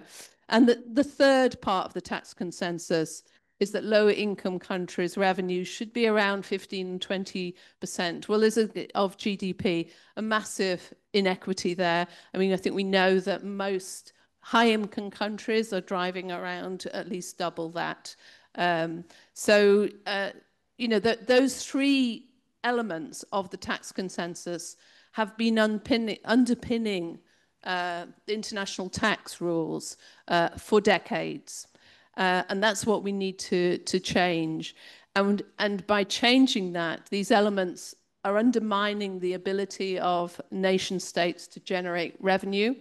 They drive debt, and the financial architecture denies this kind of what I call the tax sovereignty, which is the ability of states to set and enforce their own policies, tax policies, in their sovereign interest for their own people, and without, crucially, without external interference. So it's often invoked by governments as a shield to protect them, that they not to tax, but in fact, tax sovereignty is something where the governments that have the revenue can generate sovereign policies for domestic resource mobilization. We saw in the negotiations for the Finance for Development outcome document that positioning by a small group of wealthy nations is just kind of perpetuating that status quo and dangerously risking a kind of no change. And I'm sure a few of us have talked about that over lunch. And the failure to generate sufficient revenue means that tax abuse requires this kind of narrative change, and it needs action to follow. So the changes that we're looking for in the international tax rules, our focus is very much within tax justice, and wider in the tax justice movement is at the UN Convention on International Tax Cooperation, the last bit being very important on tax cooperation. So in there, we're hoping, this is not the whole story, there will be three key progressive policy reforms. One is is the exchange of financial account information between jurisdictions, without setting onerous conditions on low-income countries to be reciprocal in that.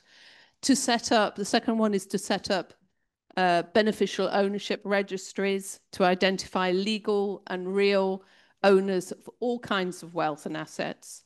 And thirdly, to require multinational companies to declare their profits in the country where they're extracting that economic wealth. So those are three reforms that we are looking for in the UN, the discussions on the UN framework for international tax cooperation. It needs a really dramatic shift. It's needed really in terms of political will and international cooperation. And the key about the convention is that it's about international cooperation. It's not an exclusive club. It's about inclusivity, transparency, everyone being at the table, everyone has one vote. And so we've seen in the negotiations so far that, some people have used that vote badly, I would say, but nevertheless, it's important. The principle is important within the UN Convention that we're fighting for. And a dramatic shift in terms of that political will and international cooperation, which kind of hopefully rejects this obfuscation, opacity, self-interest, So our world is in crisis, and we really need to shift that dial. I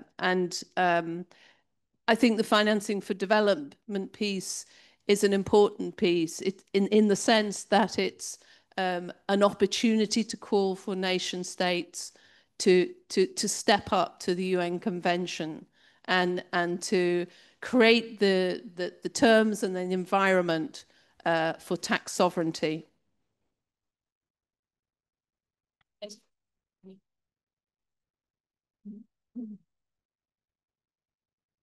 Thank you very much, Liz, for that. Please note down any reactions that you'd like to come in with after our last speaker. Reactions can be questions or thoughts. They can also be poems, songs, chants.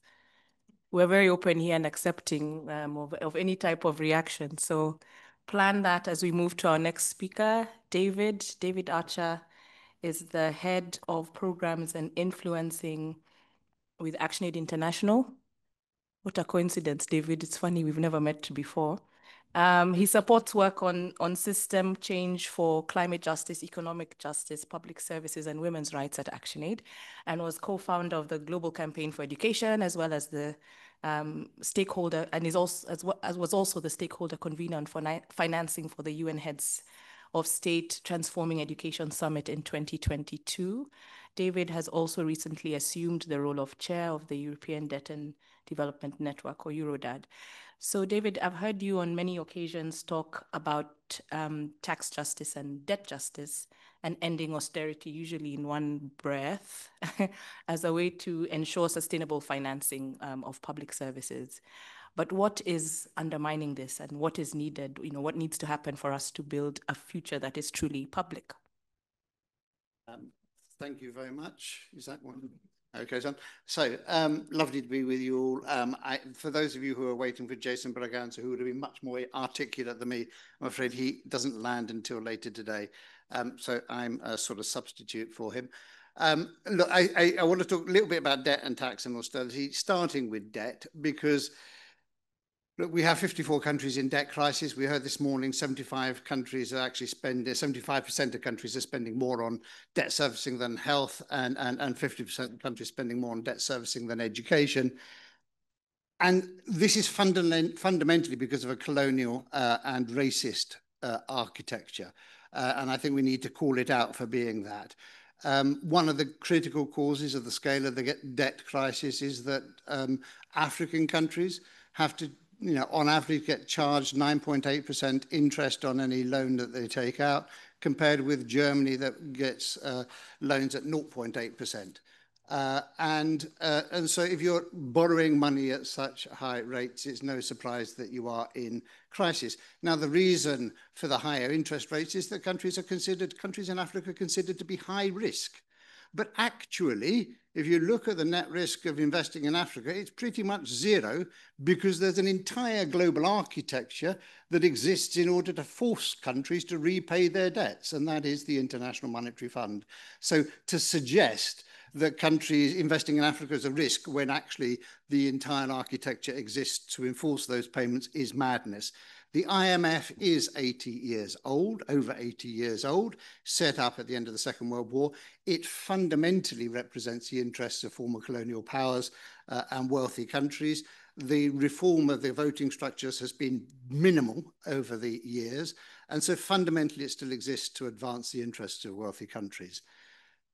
And yet, if we were looking at a big picture of debt, who really owes who, is a really big question. There is a climate debt owed by wealthy countries to lower income countries, and any credible calculation of that puts it as massively higher than the debt owed by lower income countries to wealthy countries. The total amount of external debt owed by all low and lower middle income countries is about $1.5 trillion.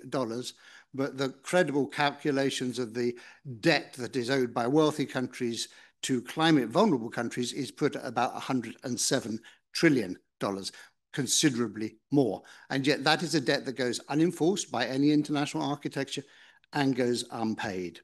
It is, I think, one of the chronic failures of the Financing for Development Conference that we are here to join in the next few days, that despite a very clear, coherent, consistent demand by African nations for a UN Framework Convention on Debt, that it was systematically blocked by Europe, defending their own, fundamentally, their own interests. And I think we have to be very careful. I don't think we should be going around saying that we are happy that multilateralism has been saved, when actually we basically saved a toxic, unjust and colonial multilateralism. We need to be fighting for a just and equitable multilateralism, and there were options on the table that could have led there, but the European nations in particular blocked those developments. I think this is actually fundamentally a liberation struggle that enables, that we need to be defending. And the fact that this was blocked so systematically, it is reminiscent of what happened in Addis in 2015, when the key proposition on the table was a UN Framework Convention on Tax. It was blocked, it was removed by the European nations fundamentally, and it took 7 years of messing around with the OECD and a club of rich nations continuing to pretend that they cared about setting fair global tax rules, until the African nations took it to a vote at the UN General Assembly and won the argument for a UN Framework Convention on Tax. We need the same thing to happen on debt, and urgently this year or next year to take this argument to the UN General Assembly, because it will be won at the General Assembly. And as movements concerned with public services or debt or tax or economic justice, we need to be supporting African member states and others who are willing to take that to a vote at the General Assembly. We can't wait for too long.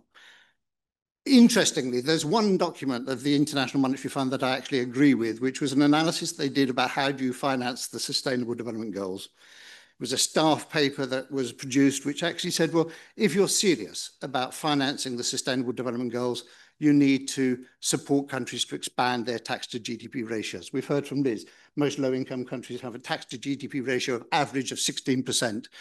And the IMF staff paper analysis said, almost all countries could expand that by 5 percentage points to an average of 21%, quite straightforwardly in the medium term. And if they did that, they could double their spending on education, double their spending on health, and substantially increase spending on other public services.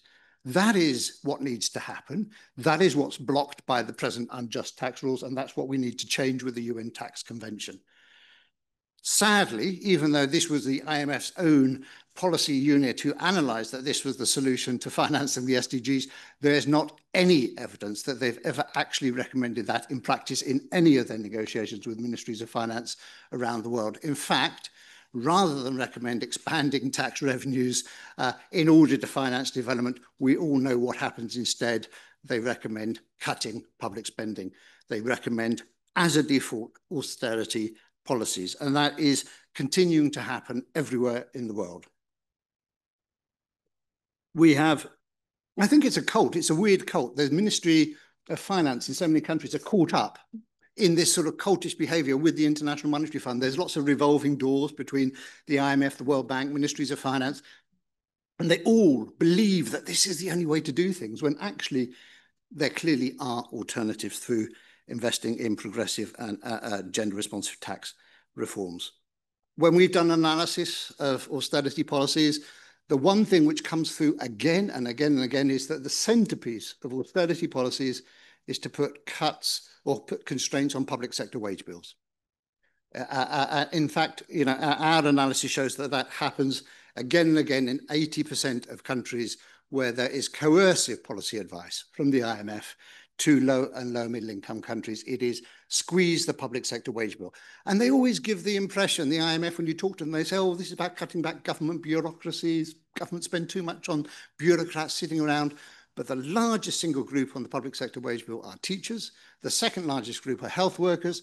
And I want to ask the IMF, and I have asked them, and they never give an answer, who are the bad public sector workers?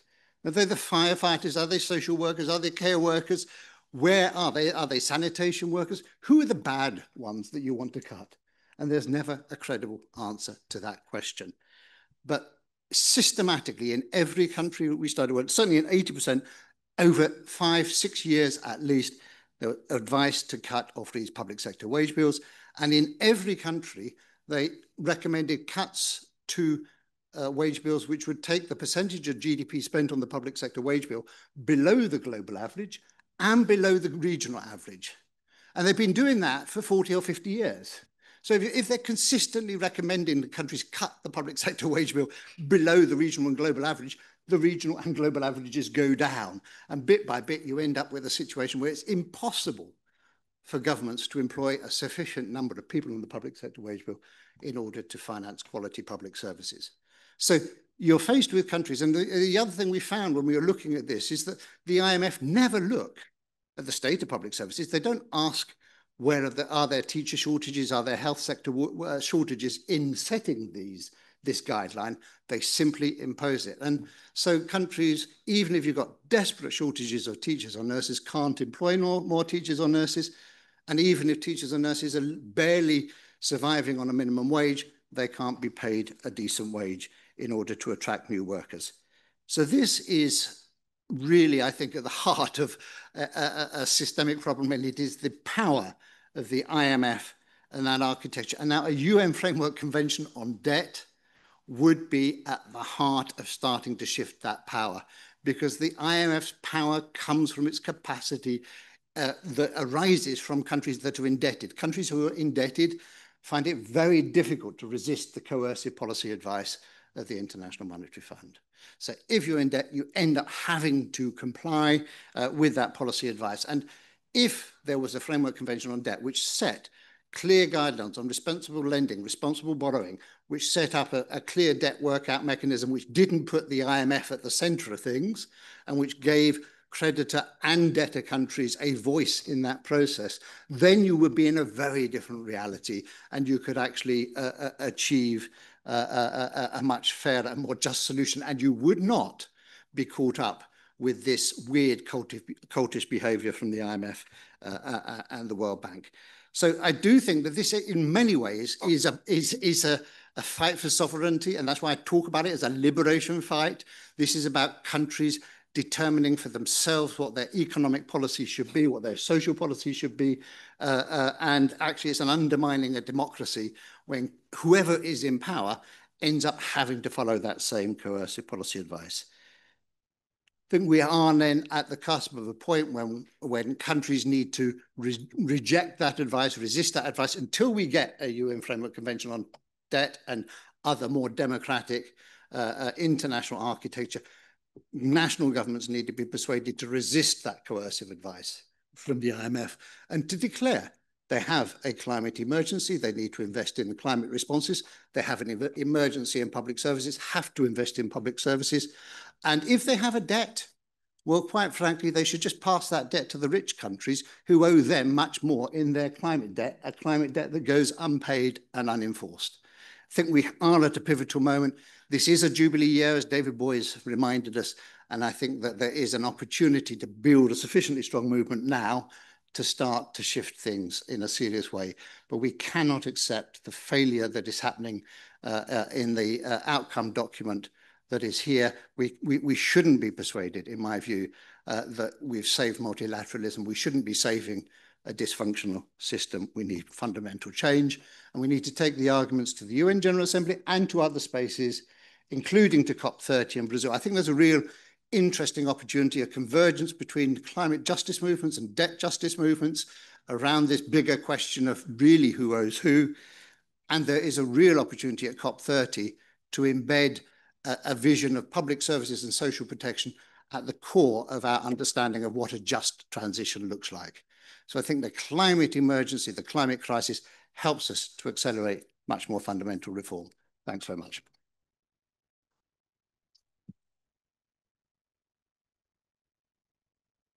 Thank you very much, David. Our final intervention comes from Jennifer Grant, who is the International Budget Partnerships Senior Director of International Programs, where she pioneered the SPARK program in 2018 that flips traditional public finance management work on its head by putting excluded communities at the center of budget advocacy and reform coalitions. Jennifer has more than 22 years experience leading large-scale, multi-year international programs on governance and human rights. She was a deputy director at Save the Children International, a human rights advisor for the Foreign and Commonwealth Office, FCO, in Indonesia, human rights advisor to NGOs in Guatemala, senior advisor to Save the Children UK, and lecturer in international law at Sussex University. So Jennifer, you like to include in your work a focus on equitable expenditure that centers marginalized communities.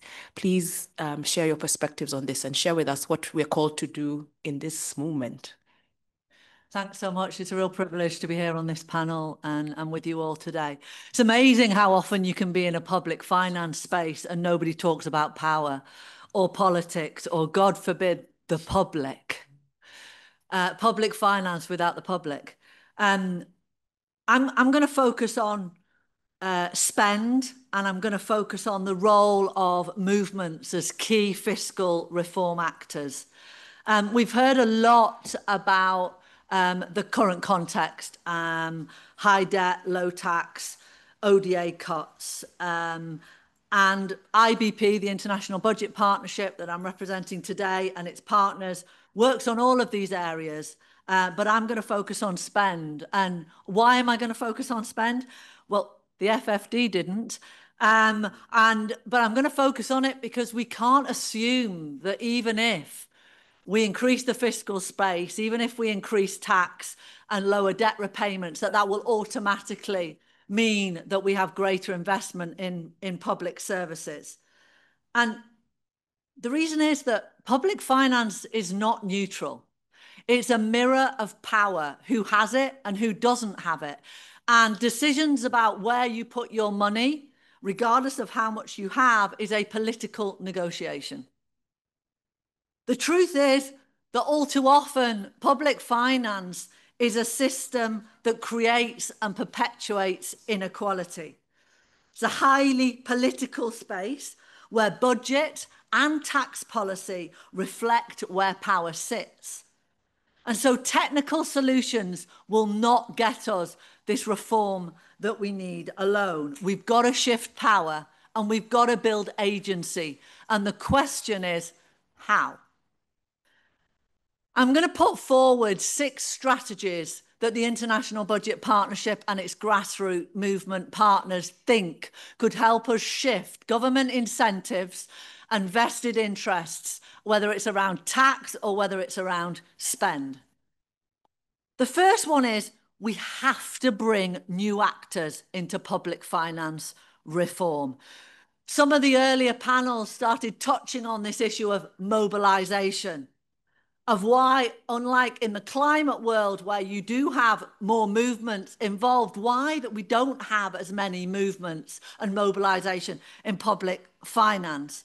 And the truth is, all over the world, we've got grassroots communities who rely on service delivery and have very little voice and visibility in those negotiations, organized at scale, but who don't understand how public finance is relevant to the public service gaps that their communities face. They don't have the tools, they don't have the spaces, they don't have the access to actors in that public finance sector. We work with 2 million smallholder women farmers in Nigeria. We work with 300,000 women fisherfolk in KPPI in Indonesia.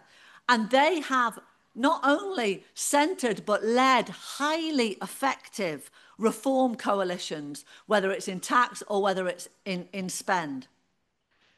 Secondly, we have to diagnose power dynamics. Who has it and who doesn't, and how fiscal policies reproduce exclusion. We can then identify the levers, and we can choose reforms that, if we succeed, will shift power in sustainable ways, having impact at scale for communities that need it.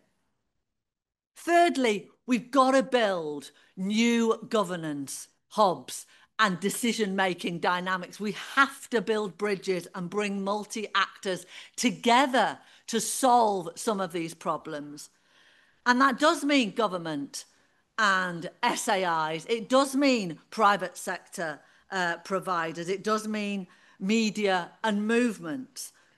Movements shouldn't only have the option to shut down roads and demonstrate and mobilise in that way. They are also governance actors that can be in hubs that make these changes. Fourthly, we have to reframe what counts as evidence and fill gaps. For too long, evidence has been associated with institutions often removed from realities on the ground, and lived experiences are not valued. The people that wait in queues in clinics, the people who know that their children can't access schools, they have crucial service delivery information, and it needs to be institutionalized, and it needs to be used in planning, in budgeting for the implementation of services. And to be honest, it's also data that government often doesn't have. And so it helps to raise the visibility and the credibility of those communities in their negotiations in this sector. And fifthly, we need to shift narratives. We need to expose the myths of temporary services for temporary settlements in South Africa that are 50 or 60 years old. The myth that the poor don't pay tax. The myth that uneducated communities are not able to be effective budget advocates or governance reform actors. I always say, you may need a mechanic sometimes, but you don't need to be a mechanic to drive a car. And you definitely don't need to be an economist to be a really important reform actor in shifting fiscal justice. I want to talk about 3 examples of this work. In South Africa, we work in informal settlements with the Sivikalani, with community facilitators across the country. And they are building multi-actor governance hubs around particular service delivery gaps in water and sanitation. And as a result, since 2020, 9.5 million informal settlement residents have new and improved services. And Johannesburg only recently increased funding to sanitation and informal settlements by 31%, the first increase in that sector in over 4 years. In Indonesia, the Indonesian Association of Women with Disabilities, who have 200,000 members, Rina Prasani is one of their leaders. She was told when she got married, reproductive health is not a concern of yours as a blind woman. You don't need to worry. People like you don't need to worry about reproductive health. Well, her and other women with disabilities in their movement have got changes in 4 provinces of Indonesia around reproductive health care, around accessible services and appropriate and responsive services. We've talked about the care sector in Senegal, and it's great to have Jibril and the Senegalese minister here today. Bajun Goch is an unpaid voluntary group at a huge scale of health volunteers who actually help deliver health services across the country in Senegal. But they have no voice historically in how those health services are planned or how that budget is created. In working with IBP and other partners, they're now involved in monthly district health planning committee meetings. They're now involved in how those services are planned and budgeted for. So to be honest, this is a bit of a call for action. I think we as a sector need to start to work differently. We have to acknowledge that this is a deeply political area, that technical solutions and organisations will not get this reform alone. We have to shift power and engage with movements, recognise them not as stakeholders, not as data collectors only, but as governance actors, as reform actors. You need to fund them, you need to partner with them, you need to consult with them. And we've got to build bridges. We've got to bring multiple actors together to solve these service delivery problems together. We need to institutionalize community-led evidence. We need to create more spaces at local, national, regional, and global levels that make decision-making more inclusive. Where are the movements today? Where are the movements next week? Where will the movements be in HLPF in New York? Where will they be in Doha? They won't be there. And we've got to do more to change that. Transforming how services are financed is not just about reallocating budget lines. We have to redefine how governance works in countries, how decision-making works, how political negotiations land. We need to create a culture of public accountability for public resources that is rooted in lived experience, in collective agency, in grassroots power. And in doing so, we won't just get better services, we'll get more democratic and responsive states. Thank you.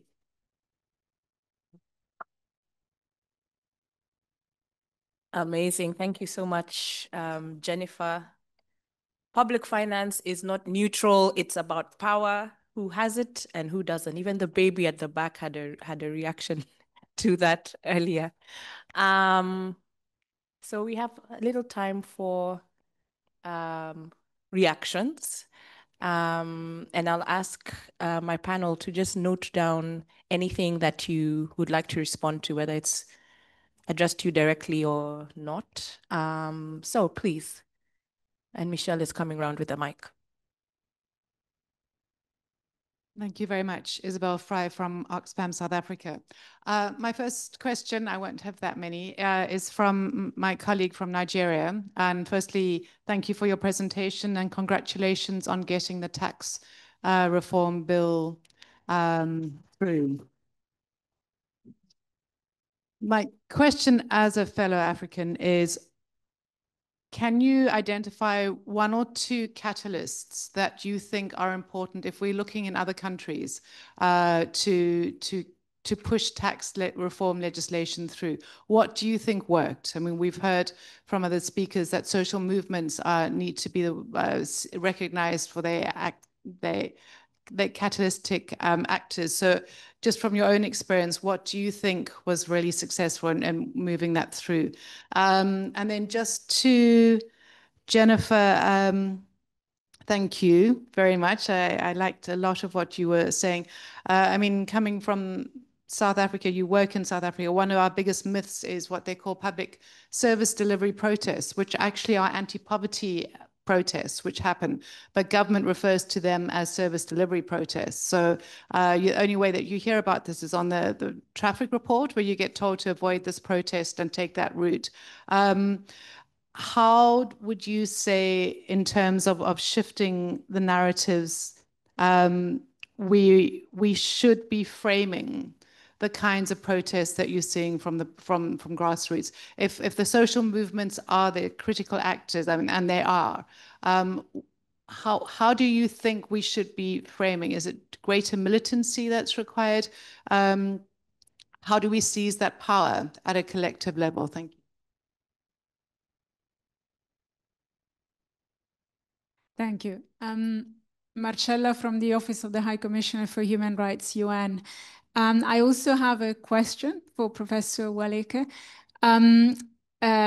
First of all, if you can tell us a little bit more about the difficult choices that you had to make in this tax reform, the kind of trade-off that you need to look into, and expand a little bit more on, how the human rights framework sort of provided guidance, for those choices.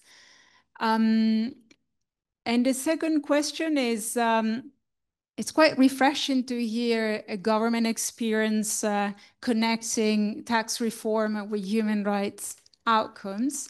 This is one of the points that the office has been promoting under the vision of a human rights economy, that we need to start applying international human rights standards to economic choices as well. But again, there's a long way to go, let's say, to get governments to realize that connection.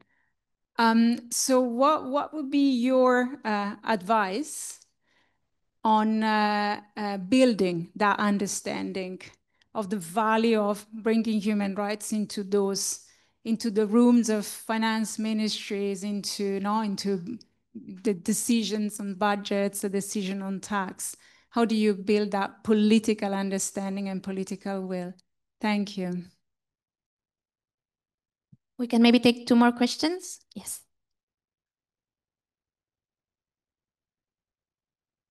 Thank you to our panelists for the excellent presentations. My name is Annette Nerima. I work with the Kenya Human Rights Commission. Mine is a comment. It cuts across, can be answered. It's a comment, but can also be responded to by any of the panelists. It's with respect to, and also echoing the sentiments of one of our panelists, that when you talk about public finance, it's all about power. And that has always been the missing link. How? Whenever the conditionalities are given to countries, we see that the people are not in the picture.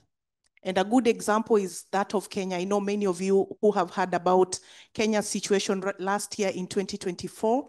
We had public protests against the finance bill of 2024 because every year we generate finance bills, which then facilitate the raising of revenues. And the reason is that the conditionalities that were presented, particularly by the IMF, were anti-people.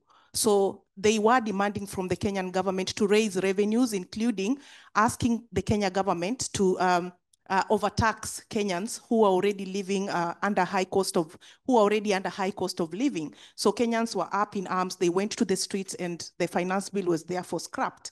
That's just but an example. But also to mention that from the statistics that we have in 2023, for instance, about 16.7% of revenues went into repayment of debt. When it comes to public debt repayment, especially in Africa, we see that over 60% of revenues every year go towards repayment of debt. When you talk about issues to do with recurrent, about 80% of revenues go into repayment of recurrent. But the question is, to the ordinary taxpayer who raise taxes to facilitate recurrent expenditures, debt repayment, what is in it for them?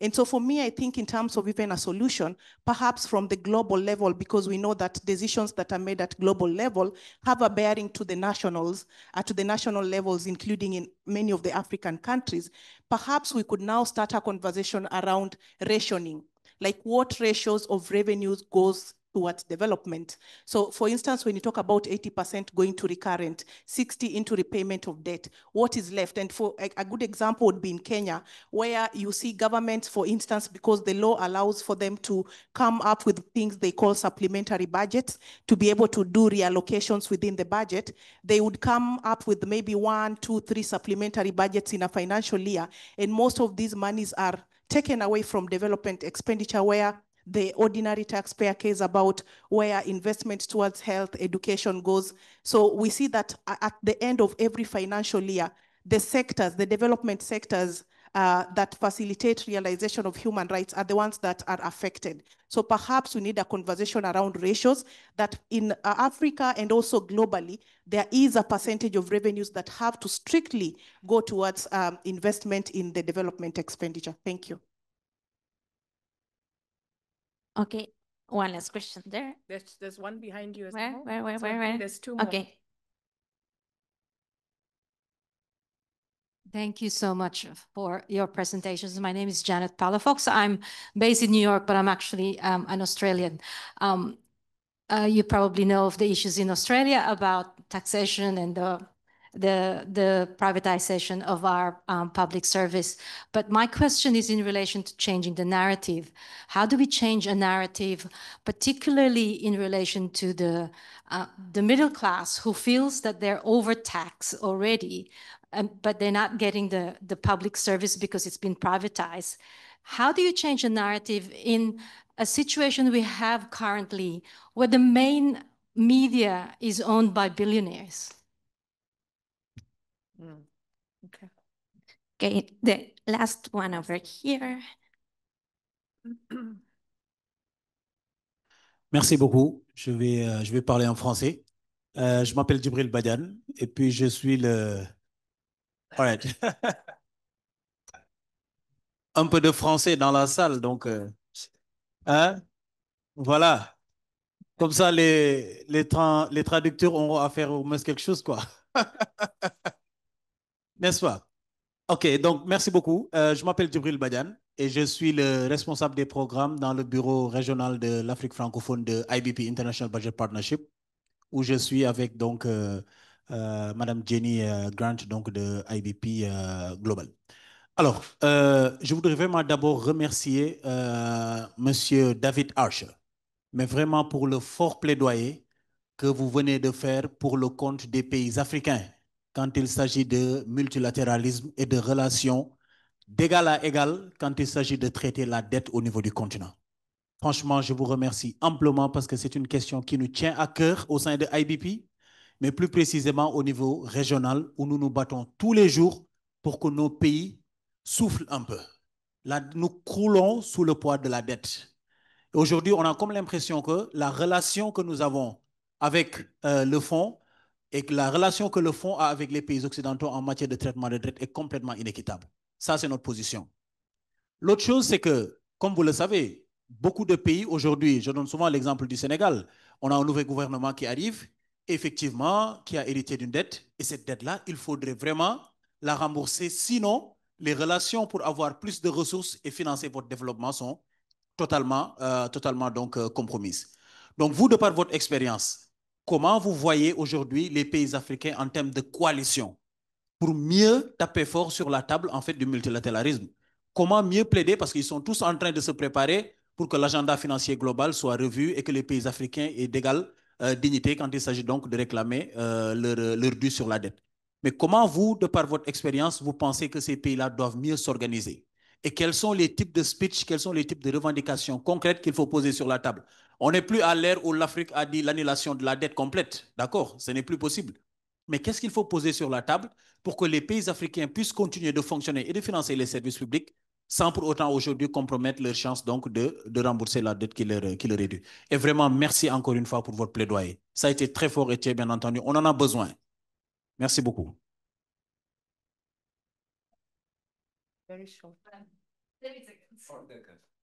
Non, juste quelques secondes. Et pour prolonger, je vais parler aussi en français.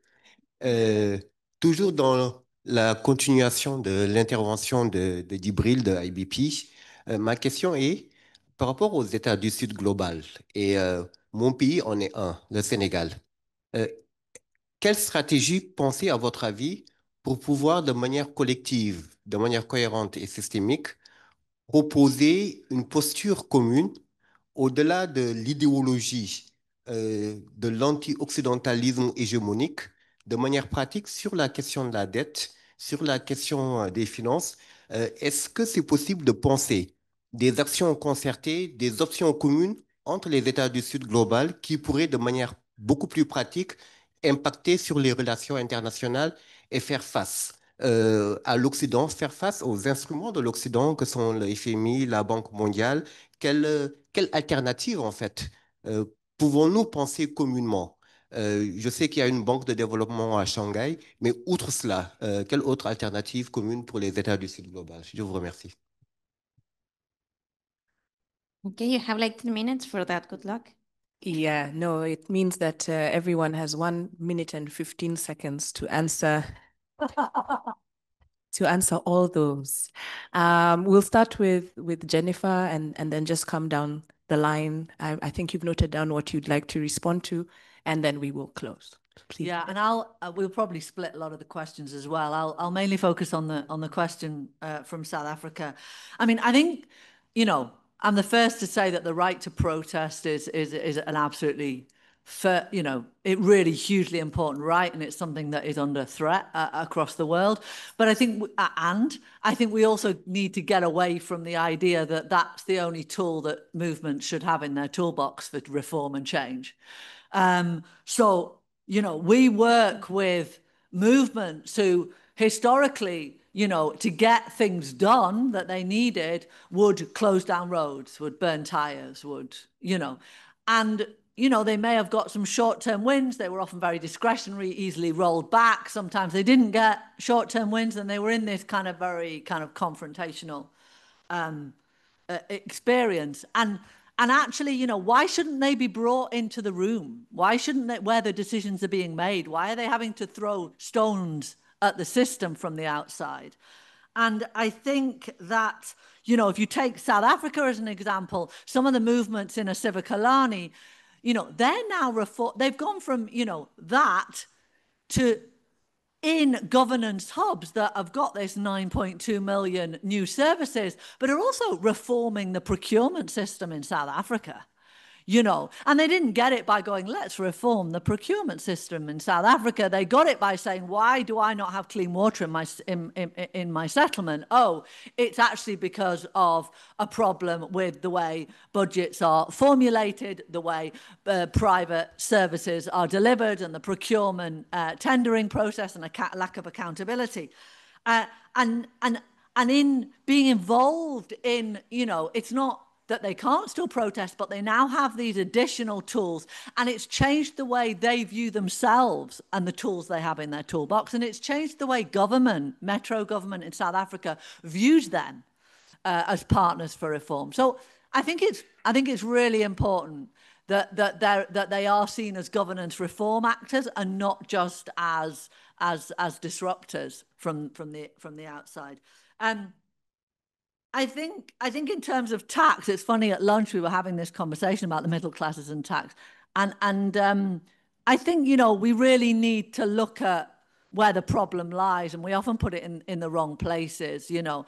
I think that, you know, we need to be very, very clear about where the rich put their money, how little they're taxed, the burden on the poor.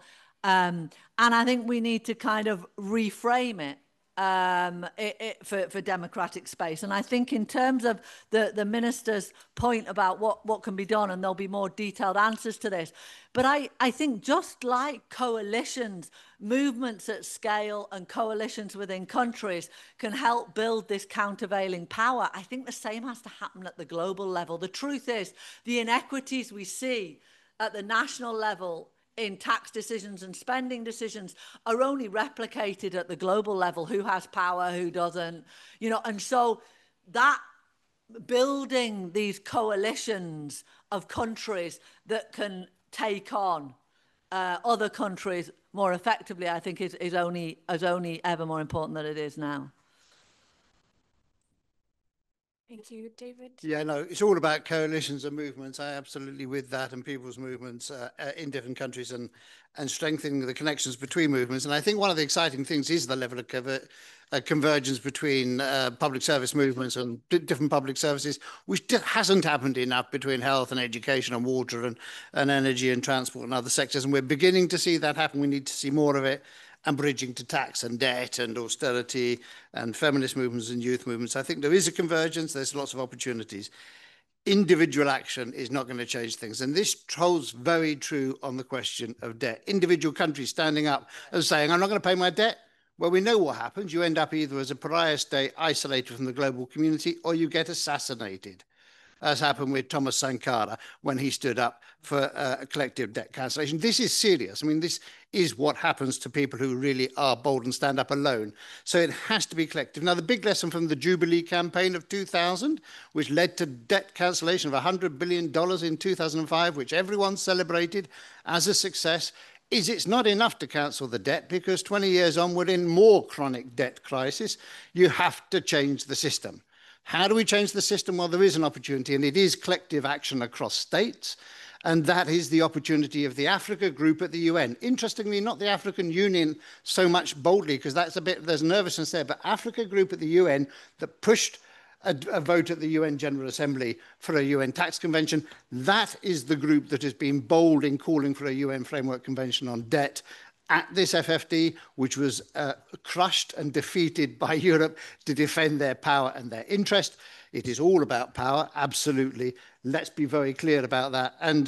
But there is an opportunity for that same constituency, working with other progressive member states collectively to demand reform through a UN General Assembly where every country has a vote, and when a majority vote will win the day, as it did on tax and as it will on debt, if we can sustain the momentum of this moment.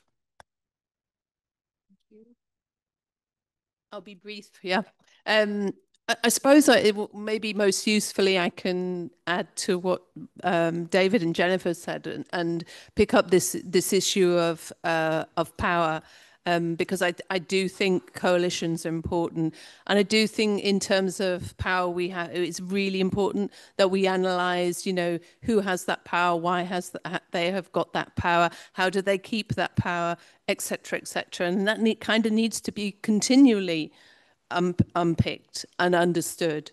And that goes to the question of the woman who talked about from Australia in the back, because I do think understanding that and the different actors that have power, like we've talked about the financial institutions, but the media professional enablers who set up anonymous companies. And David also talked about coalitions that are really important.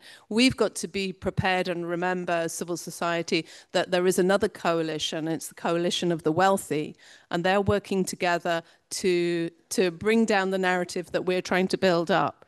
And I think that's an important element of what we have to do as civil society. Thank you so much. I got most of the questions, so I'll be spending additional time. Yeah, starting with the first speaker from South Africa. Yes, our tax reforms, you can say, have been largely successful. For me, the key success factor has to do with the fact that the approach was a bottom-up approach. We didn't just develop the document, and send to Parliament for for their for them to pass. It was very inclusive. In that committee, we had even the representative of students. The president of the Students' Task Club in Nigeria, was a member. We had membership drawn from even the organized private sector. The president of the Manufacturing Association of Nigeria. You had the DG of the Nigerian Economic Summit Group. Okay, the NGOs, even the subnationals were there.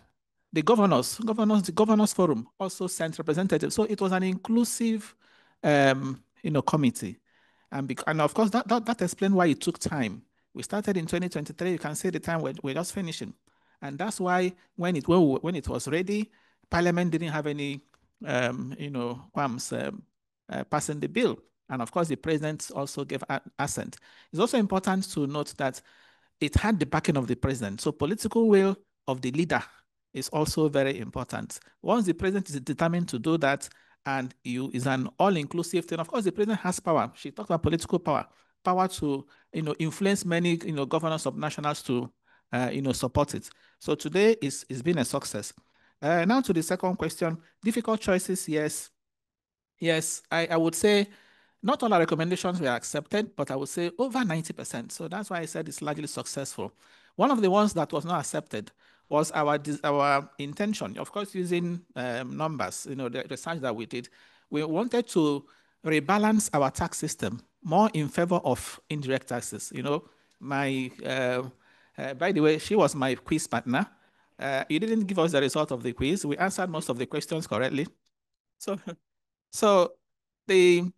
as I said, we tried to rebalance it in favor of indirect taxes, which she talked about. We wanted to increase the value-added tax from the current 7.5% to 10% initially, because VAT in Nigeria is one of the least in sub-Saharan Africa. I'm sure you all know if your country is, if you pay VAT in your country, even in Senegal, I'm sure VAT in Senegal is higher than that of Nigeria. Our own is just 7.5. Many countries around us, sub-Saharan average in Africa is around 15%. So we wanted to make our tax system competitive, increase the VAT slightly, and also, on the other hand, reduce companies' income tax. Our companies' income tax is also high, relatively high, compared to our sub-Saharan Africa average. Ours is 30% for large companies. So we reduced it by a recommendation to 25%, and then recommended an increase in VAT to 10%. But there was pushback because as I said, inflation rate is high in Nigeria, and people felt if you increase VAT, inflation rate will rise the more. So the governors again, didn't. So that is the aspect that I would say in terms of difficult choices, we didn't really get for now. But majority of our recommendations, I can tell you, went through. And finally, again on the question you asked, how do we mainstream human rights, into the budgeting process? Issues to do with education, health, and so on. These issues that promote human rights. When the third speaker was, talking, my sister over there, she said something, and I was saying she was actually speaking to, the question you asked. In Nigeria, for example, we have the Fiscal Responsibility Act that says, talking about debt, that if you borrow, the borrowing must go to capital projects and human capital development. But we realize that when we prepare budgets in Nigeria and say capital projects, they lump so many things under capital projects, including the non-developmental portion. As a matter of fact, in that committee, I chaired the subcommittees on budget reforms, and debt reforms. Okay, in the case of budget, we recommended exactly what she said. A certain percentage must be, maintained. Okay, we had a minimum threshold, you must spend on human capital development. In this case, education and health. Okay, and for capital projects, we said you don't have to say, for example, when you want to buy cars, okay, cars are grouped under capital when we are doing budget. But of course, we know that when you purchase cars, they are not really developmental projects, especially when those cars are just used by government officials, to do whatever they're doing. So we said developmental portions should also have a minimum that you must put there. So how do you mainstream? It's simply to also use this minimum, use floors to say, as far as this sector is concerned, don't spend below this. Okay, so that is one way we have also recommended that, in the reforms, because the reforms, let me conclude here. What has been, what the president has now assented to, what is now law are the tax reforms. We have also made recommendations with respect to budget and the debt, management, because the committee is actually a committee on fiscal policy, and fiscal policy comprises not just the tax, but also debt and spending, or the budget aspect. So we'll have a whole lot of gamut recommendations. So those ones will be in the next phase of the reforms. Thank you. Thank you so much. We've gone a little bit over time, so I will only just thank the panel, Uche, Liz, David, Jennifer. Thank you to all of you for engaging. I will, a round of applause for all of us. And I'll pass back to Michelle now. Thanks very much. Amazing. Thank you. I have two brief announcements. So first, I know you're very anxious to know who won. Brr. Who was on Team Fulfill? You won. Congratulations. We might have to select the second one because Silvan was there, so it might be cheating. And then if the wonderful people that have been helping me with the screens, si tienen... Yes, I wanted to make this announcement. Please join us for drinks tonight. For free drinks tonight. That's very important. So we are going to Rico, Rinconete, y Cortadillo at that address. They are as a joint drinks with the Feminist Forum. So we expect quite a lot of people there. It's going to be super fun. So yes, please join us at 7. It's like 5-10 minutes walking from here. So we can all walk together once we finish with the next panel, which I think it's one of my favorites, so do stay. And I will give you 5 minutes to have a drink of water while we set everything. And Silvan is looking at me like I'm forgetting to say something. It's first come, first served, because we have limited capacity in the place. So another reason to arrive early after we finish here, and a reason to continue this quickly.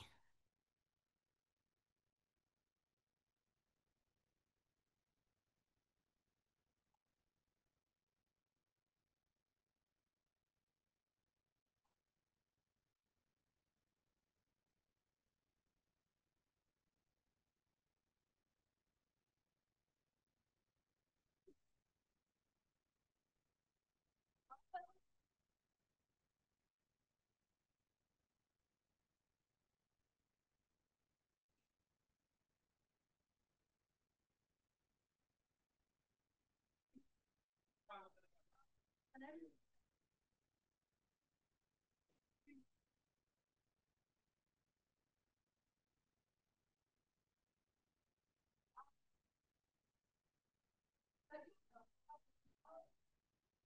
Watch.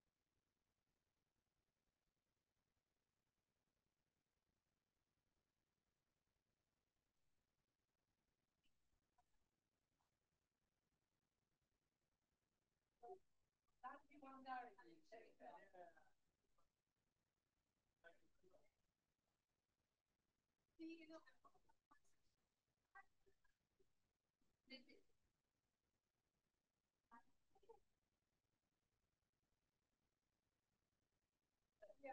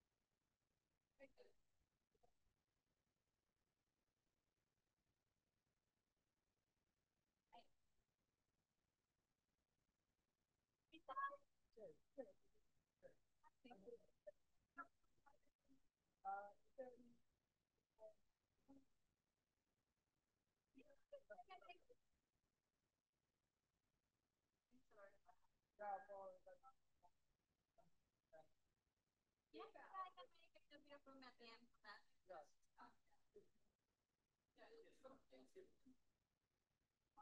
You scared? I'm scared.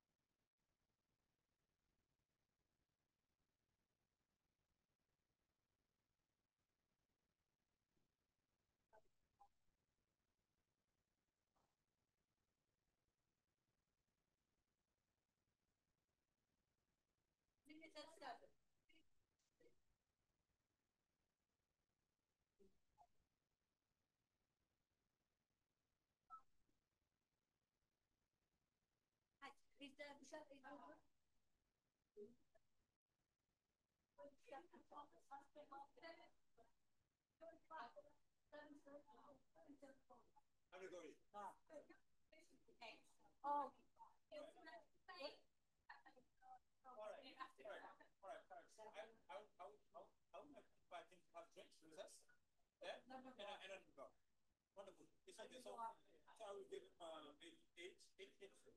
Is it good for the three or seven? Seven. All right. Let me tell you seven. Okay, good. Yeah. So that's it.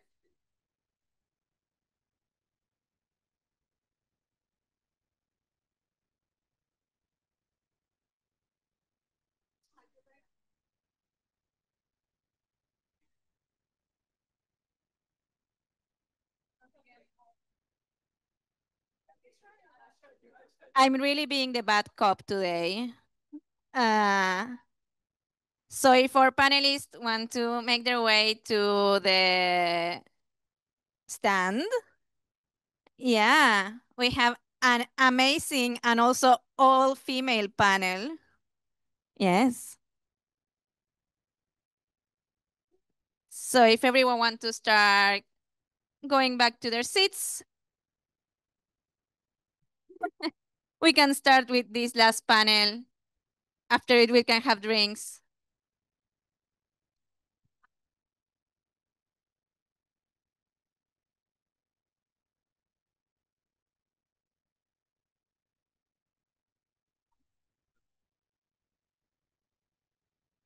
We can hand them over afterwards.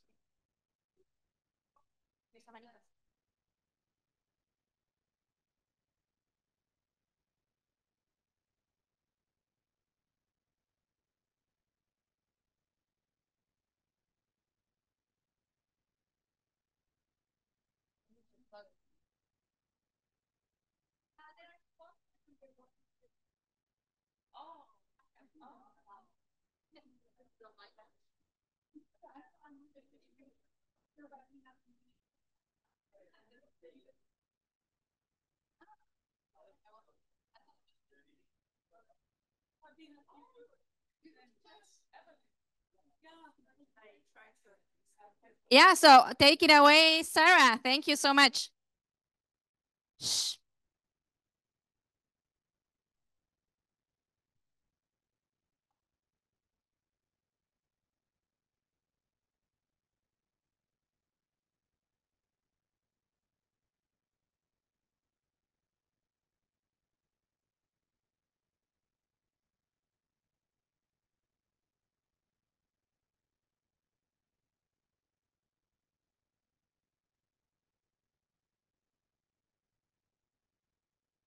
Can you hear me? No. Is it working? Oh, yeah, now it seems to be working. Well, good afternoon, everyone. Excuse me. Thank you for sticking with us for the last panel of the day. Depending on which drafts of the agenda you have, you might think that this is being moderated by my colleague Lama Fakih or Sylvain Aubry, but it's actually me, Sarah Sadoun. Unfortunately, Lama was not able to join. She's based in Lebanon, and her flights were repeatedly canceled due to very unfortunate circumstances. And so I will be moderating this last panel of the day.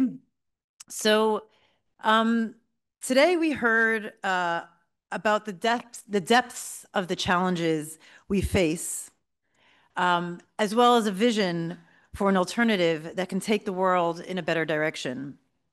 We heard about how chronic austerity and underspending on public services is driving privatization and deprivation, and how extractive tax and debt systems are underpinning a world in which the rich are getting ever richer, while the vast majority of people are forced to make do with even less.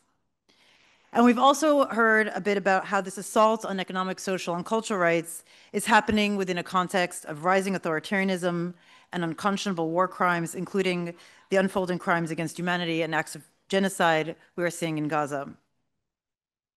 But we also heard the concrete policies, that can pave the way for something different. Universal and quality public services. We heard about fixing broken tax and debt systems to enable public financing. We heard about promoting strong trade unions, pushing back against harmful policy advice and conditionalities from international financial institutions, about tackling corruption, tax abuse, and illicit financial flows, about controlling corporate power and elite capture, about confronting the power of unaccountable private equity firms, about women's participation in policymaking processes to properly value care work, to name a few. This panel will focus on the how. What are the upcoming opportunities to make this alternative vision a reality? One of the things that gives me hope in what can be an otherwise bleak landscape is a convergence of social movements around these issues, which is evident in this panel. The fight for tax and debt justice, the fight for climate justice, the fight for development, the fight for feminist economies, the fight to decolonize the global economic system, the fight for human rights. It's all the same fight. It's one fight.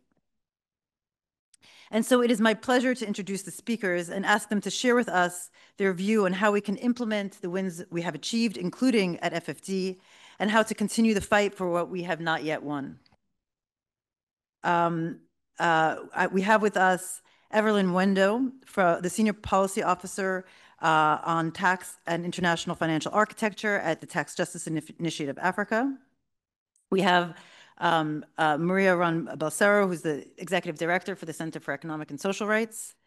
We have Marcella Favretto, who's the Chief of the Sustainable Development Section of the Office of the High Commissioner of Human Rights. And we have Rebecca Thiessen, who's the Global Advocacy Lead for the Climate Action Network International. I will now hand over the mic to Evelyn Wendo to share with us her thoughts on these issues. Thank you so much, Sarah. I think you've done a great job pronouncing our names. I know that sometimes it's not easy to pronounce the names from people who come from a very diverse background. So great job, considering that you didn't have much preparation. I think you've also set the context for this session quite well, that this is about looking not only at this last stage of the FFD4 process, but also beyond, and connecting it with other processes. And so the other multilateral process that I'll be discussing during this panel will be the UN Tax Convention process. So currently we have an intergovernmental process that has already begun and is already happening on essentially establishing a UN Framework Convention on International Tax Cooperation, as well as two protocols, one being on a protocol on the taxation of cross-border services in a digitalized and globalized world, as well as a protocol on tax dispute prevention and resolution. Very lengthy names, but in short, we call it the UN Tax Convention. And the importance of this process for public services is the fact that the reality is tax is the most sustainable source of financing for development. Unlike the common narrative that we hear about global South countries, and particularly lower income countries, it is not aid that funds our public services. It is actually tax. We are taxpayers. I am a taxpayer. We are all taxpayers, especially within the global South countries. And indeed, the Education Finance Watch report, showed that in lower income countries, which are supposed to be the poorest countries within the world, 61% of the financing for education came from the government, and that is tax. In lower middle income countries, that was around 70-something%. And ODA only contributed around 12% of the education financing in lower income countries. So that shows you the importance of our taxes, and it shows you the potential of our taxes to fund our public services. As a Kenyan taxpayer, I know, for instance, that I benefited from a public education system. We were the very first generation, actually, and here we are. Actually, throughout primary education to my higher education, I was a beneficiary of, to a certain extent, subsidized education or just completely free education. But then the challenge that we're facing as developing countries is we aren't effectively raising adequate revenue. And the reason for that is the international tax system. We cannot tax multinational enterprises that operate in our countries effectively without cooperating with other jurisdictions on this. And the thing is, when they were developing the international tax system, when they were developing international tax rules, most of our countries within the global south, and particularly within Africa, did not have political independence. So we weren't even at the negotiating table in the first place. So they developed rules that benefit residence countries or capital exporting countries. In other words, global north countries who are the ones who export capital. And so the challenge is, to this day, those rules have never been adjusted in order to be more reflective of the realities of developing countries and global south countries generally. And so what happened, and this actually was because of FFD3, what happened is that there was a call from FFD3 for a UN intergovernmental process on international tax cooperation so that the international tax system can be more inclusive and therefore more effective, particularly for global south countries. Now, I do have to say, just like the FFD4 process, we did not have the outcome document explicitly saying that we are going to start an intergovernmental process on international tax cooperation. As much as civil society at the time campaigned for a UN tax convention, this was one of our losses. But then the very important lesson that we have to take from that experience is that despite the fact that it did not turn out in the document, in the outcome document, it gave us a certain political momentum that we were able to build on. Because what happened is African ministers went back to the continent, and in 2022, they called for a UN intergovernmental process for a UN tax convention and for a UN tax body. So that happened in May 2022. A couple of months later in December, you had the African group within the UN Second Committee table a resolution to essentially make the UN the place where we could have an inclusive and effective forum for international tax cooperation. So that was the first step. After that, we got the UN Secretary General to look at the state of the international tax system. And for the first time, we had a report coming from the UN, which essentially acknowledged what civil society has been saying for years, that we need to change the international tax system. And as a result, we started negotiations on a UN framework convention on international tax cooperation in 2025. And that was years of work. If you think about it, that was 10 years, a whole decade. It took a whole decade for us to get where we're getting to. So the reason why I'm also emphasizing on this is because this can be a blueprint for action on other aspects of the outcome document. I know, for instance, some of our colleagues who work on debt justice are very disheartened because we were hoping for an intergovernmental process to begin from this FFD4 process, but we've seen that they've watered down the language, right? But we should not allow ourselves to lose heart or to lose momentum on this. This is our opportunity as the Global South, as Africa, as Latin America, as Asia, to go back to the drawing board and figure out a way of gaining momentum on this and pushing for this process. It's not a time for us to give up. Because the reality is the situation in a lot of our countries is untenable. I also come from Kenya, and we've had demonstrations. Even getting to the airport on Wednesday was such a struggle because economic justice has become a human rights issue.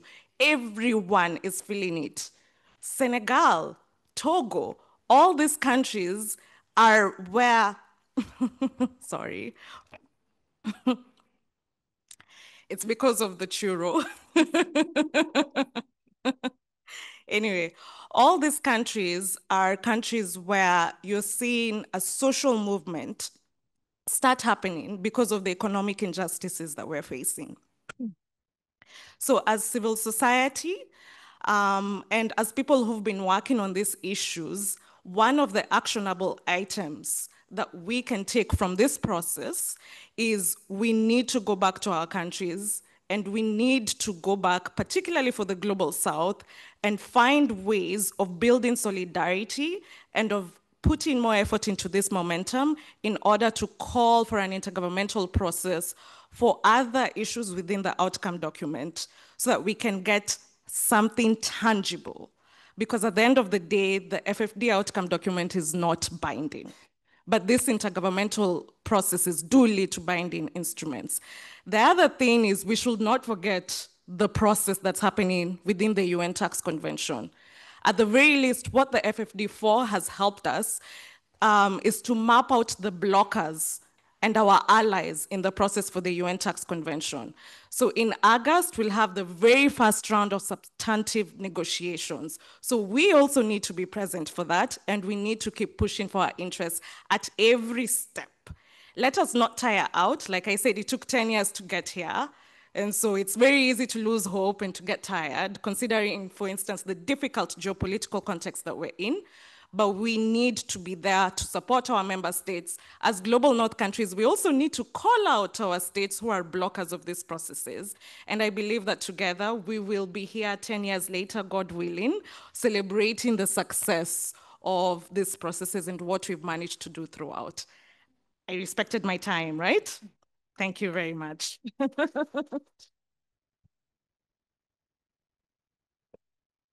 Thank you so much, Evelyn, for that. I think the UN tax treaty process is really one of the most hopeful opportunities on the horizon. So I really appreciate you laying that out.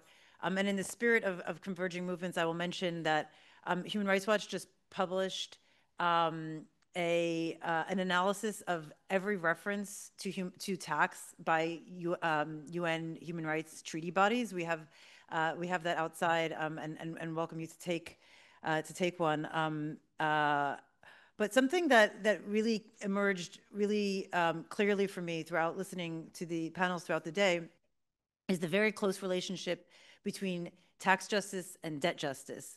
And the UN tax treaty is a fight that has been won thanks to the hard work of Evelyn and others. And I'm very happy to bring Maria into this conversation to talk about the next fight that we will win, which is the UN on debt. Thank you very much.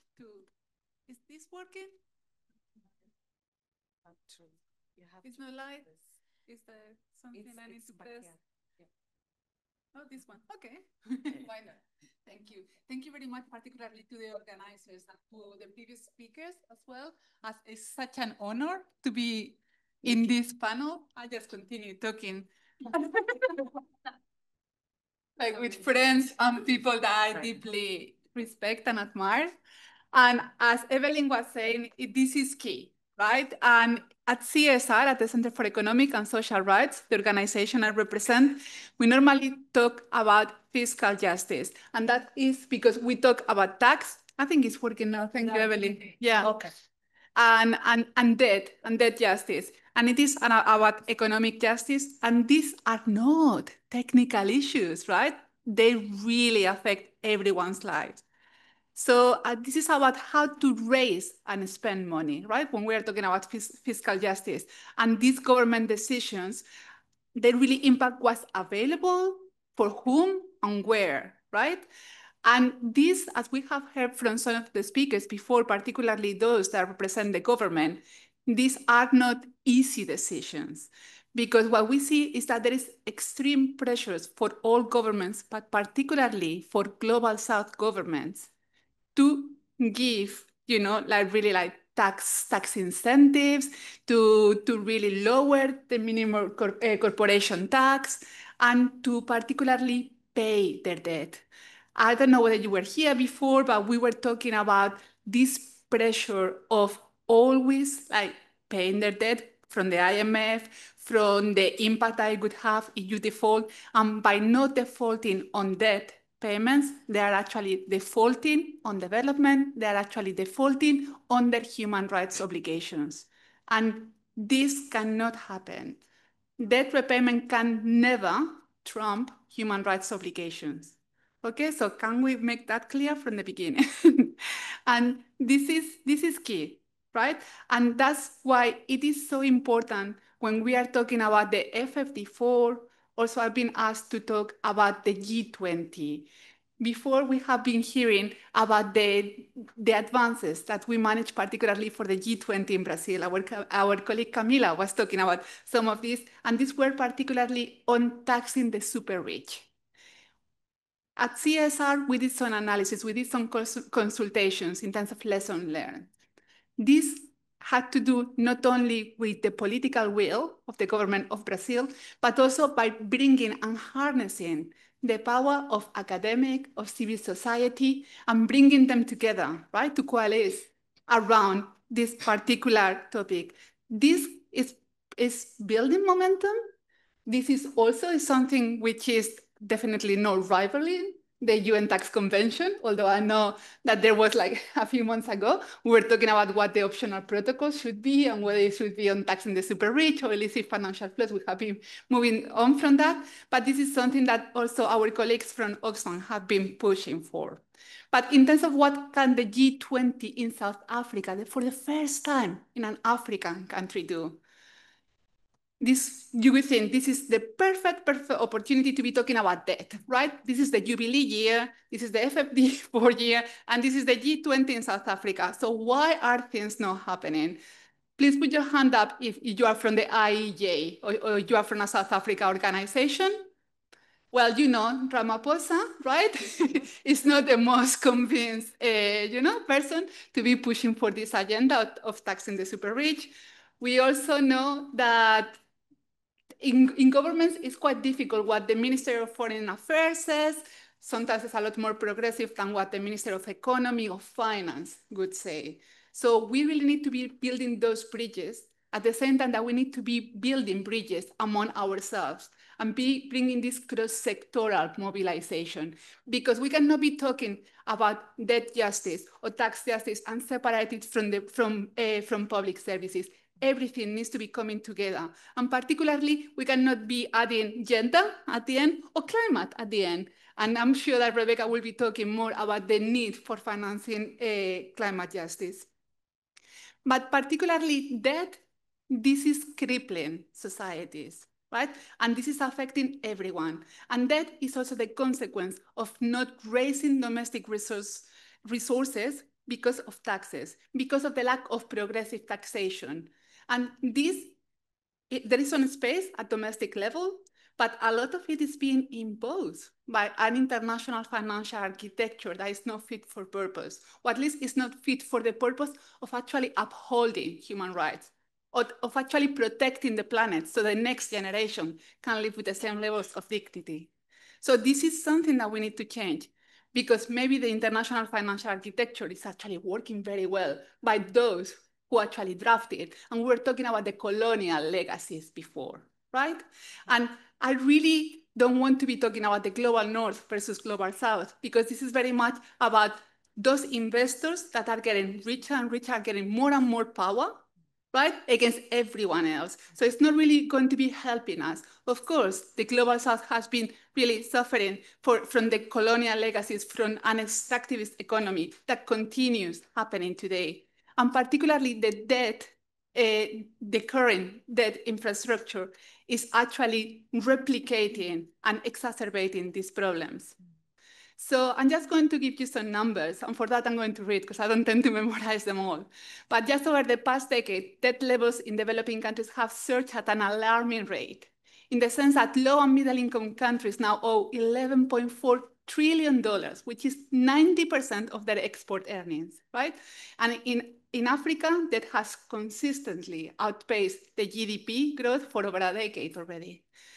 And this it was mentioned before, but the cost of borrowing is huge. So it's not only a matter of access to capital, but also repayment. And we know that, that in Africa, they have to pay 12 times higher in terms of the interest than Germany. And also because of the currency fluctuations, and most of the debt is actually owned in US dollars, that's also penalize these countries even more. When we were talking about just like the risk of defaulting or even questioning this debt architecture, it really gets penalized in terms of credit rating. This is a huge problem. The fact that the credit rating companies are private, deeply corrupt. We desperately need a public rating independent agency. And the Africa one actually has some potentials.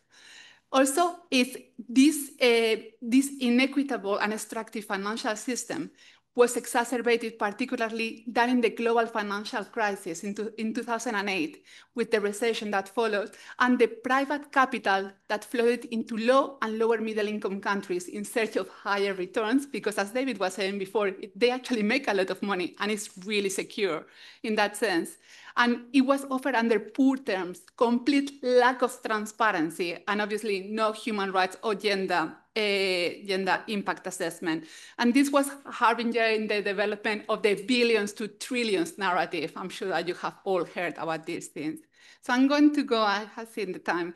So I'm going to start going into some of the recommendations. What can we be doing? And definitely, we really need to be learning some of the lessons of what has worked in terms of the UN Tax Convention in that sense. Because, and for me, the most important thing is that we don't separate it and that we see that this financial crisis is ultimately a human rights crisis. And a lot of the solutions can actually be built on the human rights law that is already in place, which is binding, legally binding. So this is not about reinventing the wheel. And particularly harvesting the maximum available resources, progressive realization, non-discrimination, and extraterritorial obligations. I'm going to echo some of the financing for development civil society mechanism demands for a UN debt convention.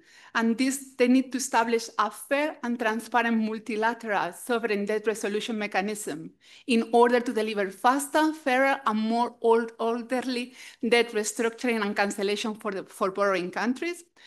Second, the binding principles of responsible sovereign lending and borrowing.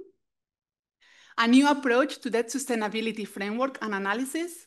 Automatic debt service cancellation mechanisms that protect global south countries from extreme climate, environmental, economic, health, food, and security shocks. Major jurisdiction to pass domestic legislation to limit holdout creditors and facilitate effective debt restructuring. Strengthen measures to curb corrupt lending and borrowing, including through fully utilizing the UN Nations Convention Against Corruption, and binding a single global debt registry, independent from creditors to promote transparency. Right? And together, these reforms could constitute a right-based, just, and sustainable financial governance framework capable of addressing historic inequalities, protecting essential public services, and enabling genuine democratic and policy choices. Just to conclude, this is the moment to act. This is the moment to reclaim a substantive and meaningful multilateralism for people and the planet. We should ensure that this FFD4 lays the foundation for a just, inclusive, and rights-based global economy, one that renews trust, delivers fairness, and secures a sustainable future for all. FFD4 must mark the start of a new era, one where finance serves people, rights come before profits, and multilateralism works for all, because the future depends on it. Thank you.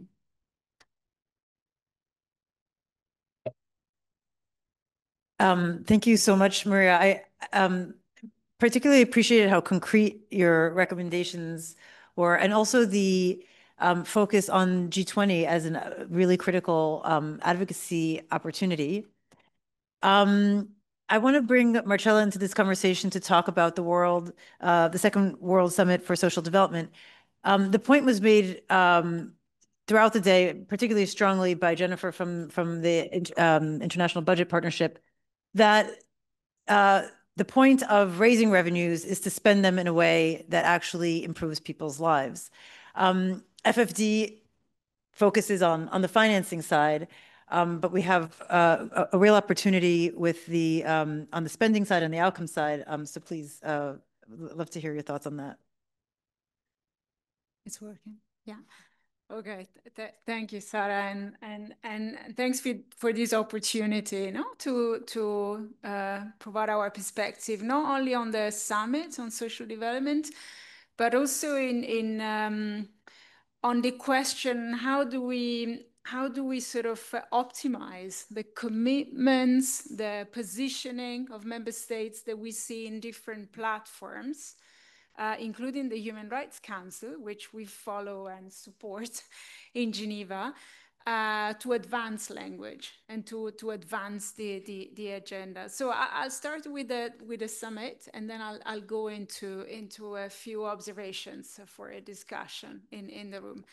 First of all, I mean, this year has a concentration of very important multilateral moments that really will give us important outcomes, to build on our advocacy, our support to states, our advancing human rights, including economic, social, and cultural rights at the country level.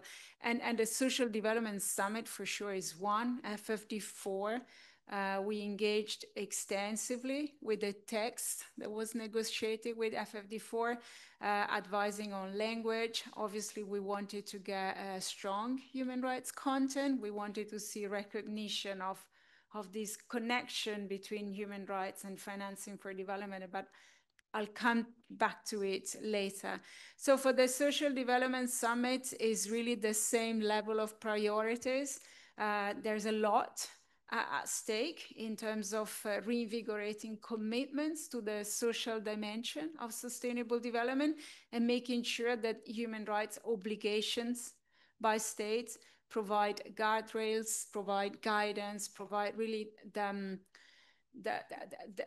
kind of direction that we believe is needed to ensure inclusive, equitable, and sustainable development. We see things moving in the right direction. I don't know how many of you have seen the latest draft, but there's a very good level of human rights commitments and content in the draft that is being discussed now. And of course, I mean, the negotiations are still ongoing. And on our side, we are producing recommendations on language on right to development. We're producing recommendations on civic space.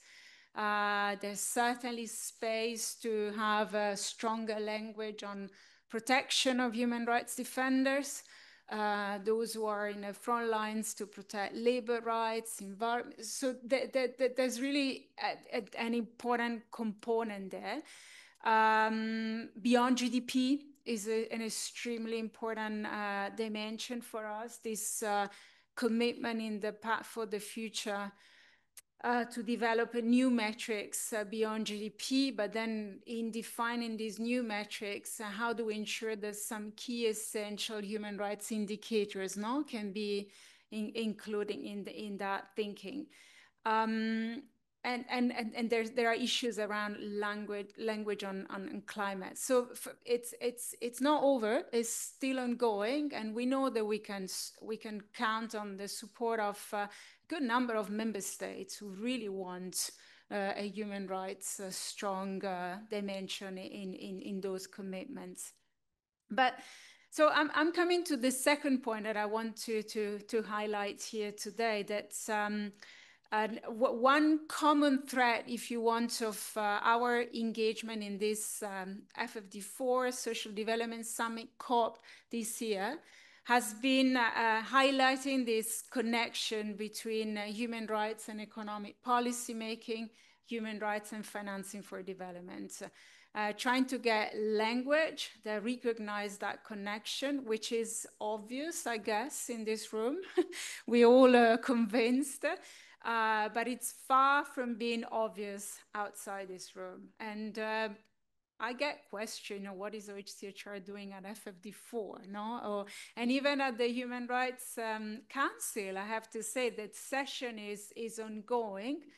It's it's still the case that when we have discussions on development debt, reforms of the international financial architecture, there are some states who take the floor and they state that these are not human rights issues, that this is not the platform where these issues should be discussed. While we know very well, and again, I'm speaking to converted here, that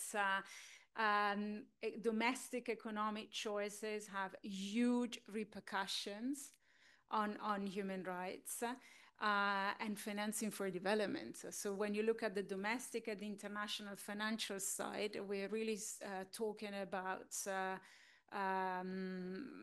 enormous influence on the ability of states to deliver on human rights. So the human rights economy vision, that again here Maria is an example.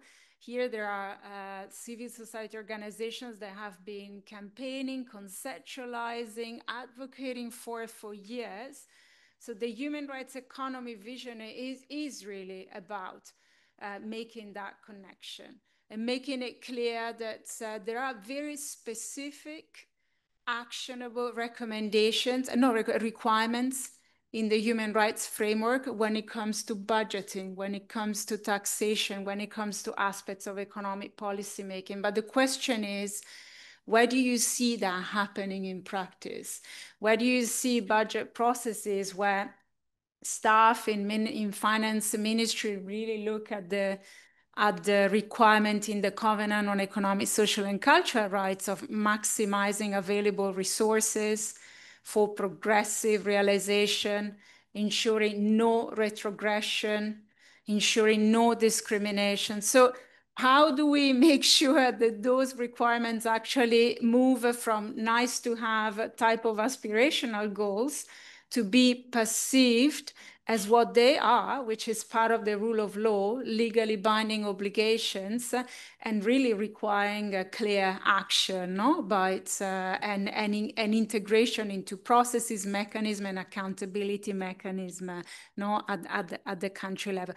And this is really the essence of the human rights economy. And when it comes to financing for development, it's the whole issue of, as you very well explained, Maria, how the dysfunctional debt architecture that we have now is seriously constraining, affecting the ability of state to deliver on human rights, but also the other way around, how human rights provide useful solutions to reform, and make sure that global debt architecture, those processes, those mechanisms are proactively supporting the realization of human rights and the SDGs. So that sustainability, how do you integrate human rights in a sense of how do you make sure that you protect the fiscal space for human rights in that sustainability assessment, in the way that restructuring processes are conceived and implemented. So the good news is, because I think we're looking for good news here, is that there has been really growing traction among member states at the Human Rights Council on the human rights economy. We have seen a number of resolutions integrating, not only referring to the human rights economy, but really unpacking what is behind aligning economic policy making with international human rights standards. And the reason I'm saying it here is because that language reflects a commitment, a positioning by member states that can be leveraged in other platforms. It can be leveraged in negotiations in New York. It can be leveraged in the G20, and the question is how to bridge those processes, how to get to know about that content, I guess, and how to really optimize it, for advocacy and in other platforms. For instance, on tax, there has been really a much more systematic engagement and interest and focus by the Human Rights Council. And at the session, not this one, but the previous session, there was a joint statement led by Honduras and embraced by Spain and several other countries on human rights, tax justice, and the UN Tax Convention, which is also a priority file for the Office of the High Commissioner, because we advocated together with those in the room about integrating human rights in the principles of the convention and making sure that the whole human rights framework, some specific and very important requirements of the human rights framework get leveraged and reflected in the text, because we believe that they can really help states achieve the objective of that convention. So, and if you want to look at, for instance, at the most recent ESCR resolution, the one of April 2025, lots of good language in it, also speaking to the issues that we're discussing here. And behind every resolution, there are states who co-sponsor, sponsor, lead. So these are important commitments that one can really leverage, for political advocacy. I think I'll stop here, so we have time also for question and answer. But maybe just few seconds, a reminder that we've just issued a podcast on the human rights economy with 6 episodes. High Commissioner for Human Rights, Volker Turk, is featured there, and others who are featured in the podcast are very well-known economists that I'm sure that you follow, because they've been very active in proposing an economy that put people and the planet at the center of choices, like Griff Chelwa. He has actually an episode on debt, SDGs and austerity, Kate Raworth, Jayati Ghosh, Mariana Mazzucato. And it's on Spotify. So we really encourage you to look at it. Thank you.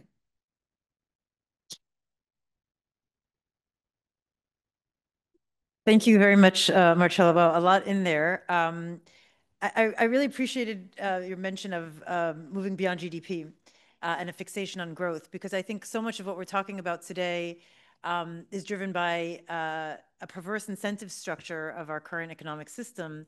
And a big component of that is this fixation on growth without regard to the distribution or the use of those resources. Also, I mean, when you see people ask, like, what does this have to do with human rights, which is, of course, a question we get as well. I think it's really important to be clear about what's behind that, right? Which is that people do not see that these decisions impact people, right? Otherwise, the relationship with human rights would be clear. And therefore, they're making decisions without regard for the consequences. And I, of course, really appreciated you mentioning the human rights economy, which is something that Human Rights Watch works on a lot along with others here, and highly recommend the podcast series. It's excellent. Rebecca is here to remind us that in addition to rising inequality, we also have a burning planet. And so we need to transform our economic systems, not only to address inequality, but to also address the environment. But that also means that the spaces for fighting for climate justice are also spaces for fighting for economic justice. So please, Rebecca. Thanks so much. And I'm really sorry to be the last one after a very long day, so I'll try to keep it brief. So yeah, I'm just back actually from the climate negotiation. So you may know that between 2 COPs, we have those kind of intersessionals to discuss things at the more technical level. So that's why I look maybe a bit tired, but I'll try to connect what I've been hearing there with the conversation we've been having today. So first, very clear, like any other international space, COPs, the climate negotiation, need like a real deep transformation, because we have to question their relevancy in the current context, particularly the current geopolitical storm. And I think that's really driving us into a more fundamental question of where do we move forward? Because for Evelyn, you were saying it's a decade after the UN Tax Convention discussion started. We are 10 years after the adoption of the Paris Agreement. So I think it's really a moment to take stock of where this climate conversation is at and where we need to be moving, connecting, of course, with other crises. So I won't be painting a very doomed context, but just a few elements for you to have in mind when we talk about the climate crisis at this exact moment. First, we are facing a global inertia, right? And specifically coming from historical emitters. You may know that the vast majority of fossil fuel investment are still in the hand of 4 countries: Norway, Australia, the US, and Canada. So that's the reality of the world today. We've been hearing a lot of, pro-climate speeches. Well, maybe a bit less nowadays, but, the Global North positioning itself as, the defender for multilateralism and the climate ambition. But the reality is that we're facing a huge hypocrisy. And the ones who are actually the first emitters and the first responsible for the climate crisis are still the ones who are fueling it. That's one. Second, finance flows, and that's directly linked to the conversation around the broken international financial architecture, are still fueling the climate crisis rather than investing in ways and measures to tackle it.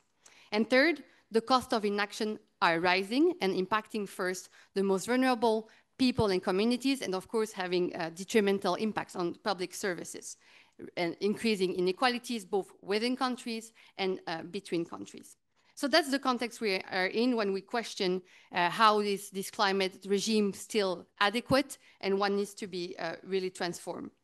So leaving Bonn just a day ago, I want to share with you some reflection that are actually very connected with what my co-panelists were discussing and also what happened in FFD4, specifically in the last weeks.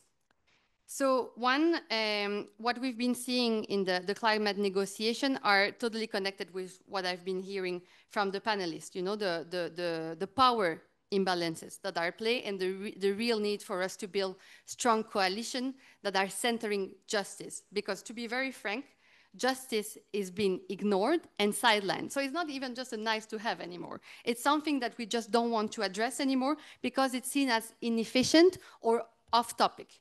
And I'm happy to detail you the tactics we've been seeing at play, the different strategies coming from specifically Global North countries, and also the shrinking civic space we are facing in the context of this process. So that's something we have to be very clear about and intentional in the pushback against those trends.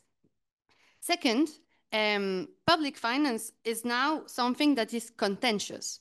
So you may know that in the international climate regime, there is an obligation recognized, and everybody signed to it, that developed countries, that's how we call them in that space, so Global North countries have the obligation to provide public climate finance to support developing countries to invest in mitigation, so just energy transition system, in adaptation, and to cope with loss and damages.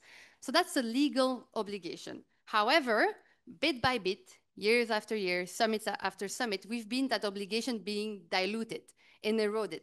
And it's not a coincidence, right? This is part of a plan of, again, those historical emitters not willing to be obliged to fulfill those kind of commitments. And we've been hearing so many kind of, very well embedded narrative on their side.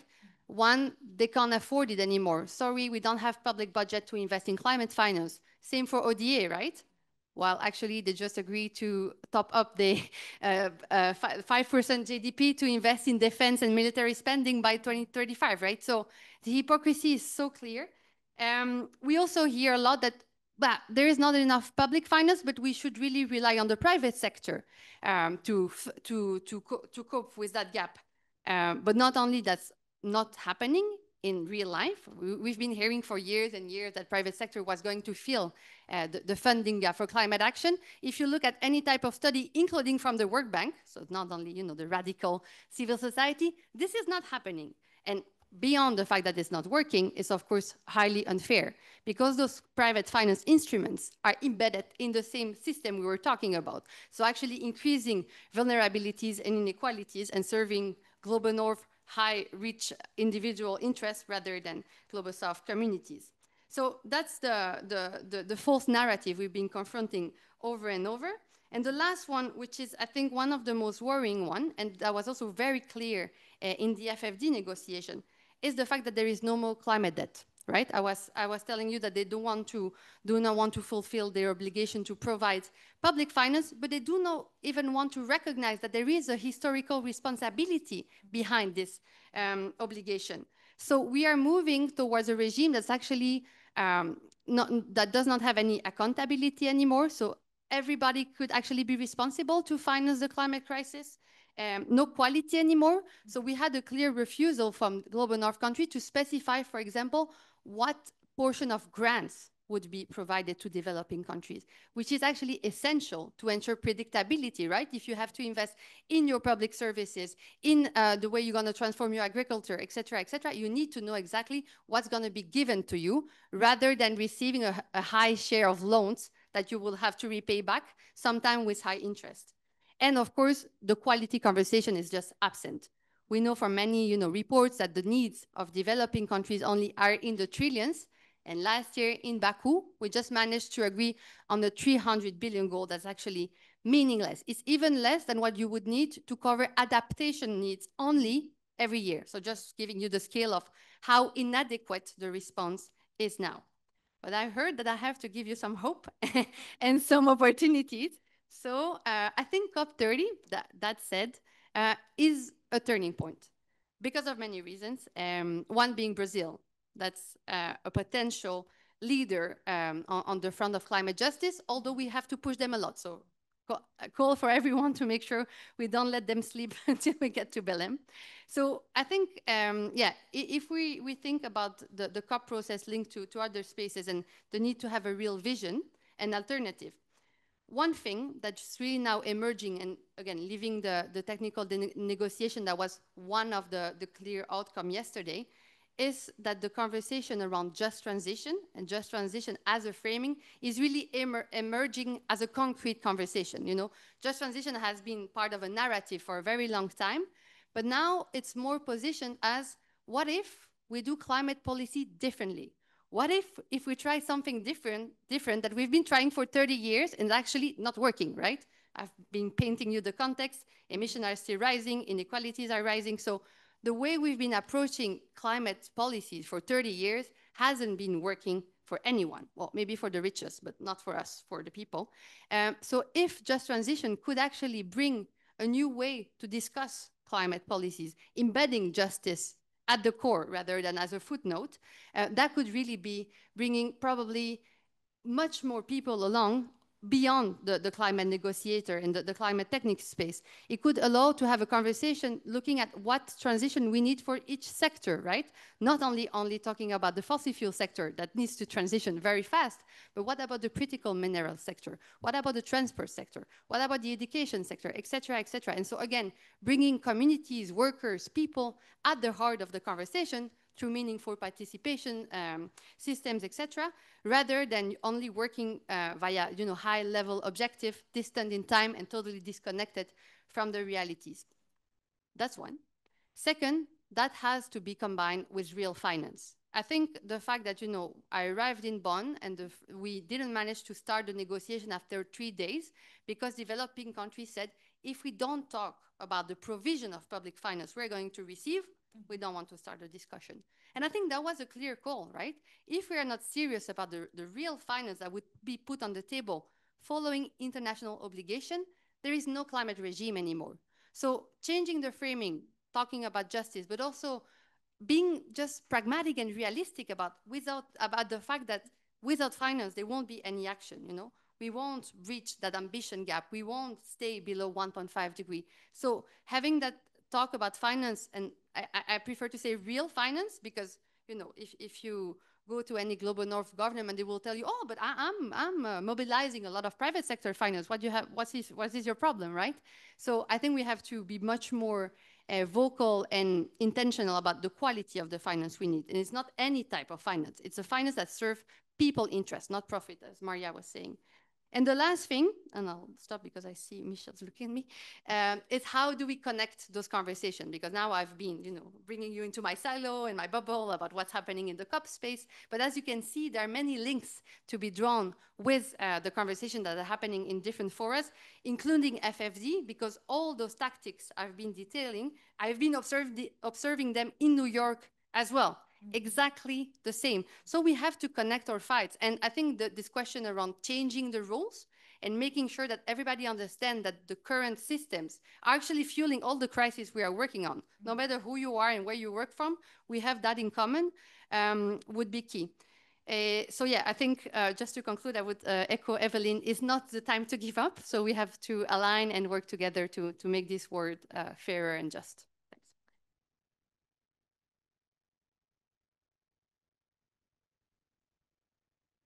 Thank you so much, Rebecca, especially for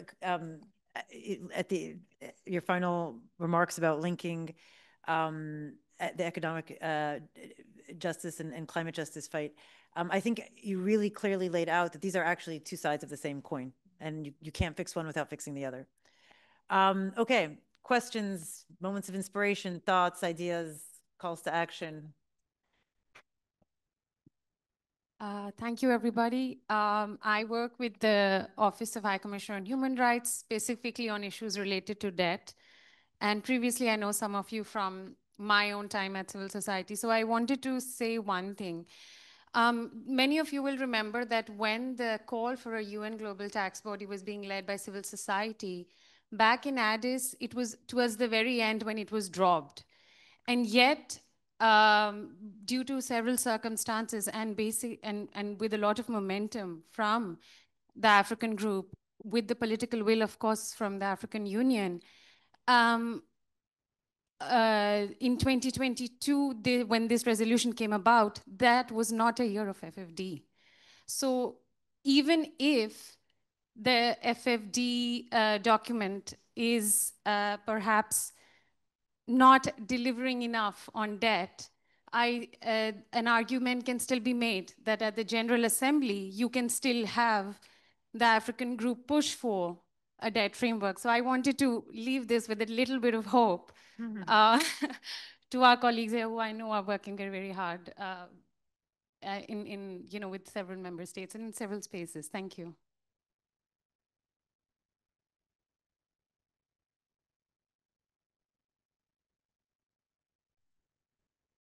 Disculpa, yo voy a hacer la pregunta en español porque quiero que se me entienda y mi inglés no lo permitiría. Soy Ramón Almansa de la Campaña Mundial por la Educación en España. En todas las mesas, cuando habéis querido poner ejemplos claros de que necesitamos una nueva financiación para un nuevo desarrollo, muchas veces habéis hablado de educación. Y yo con dolor, por pertenecer a la Campaña Mundial por la Educación, veo que en el documento final de la cumbre se habla muy poco de educación. Y yo creo que este documento es el de los grandes silencios, ¿no? Hablaba Rebeca de que no se habla de la justicia climática, de deuda climática, no se habla de la crisis educativa mundial que estamos viviendo como nunca hemos vivido. Yo quería preguntar a quien quiera de la mesa, pero a Marcela y a Rebeca, que al final me parecía que estabais cogiendo el guante de los derechos con mucha fuerza, ¿qué estamos haciendo mal? ¿Qué tips nos podéis dar para que realmente en esta jornadas de hablar de financiación aparezca el derecho posibilitador de otros derechos, que es el de la educación? ¿Cómo podemos hacer?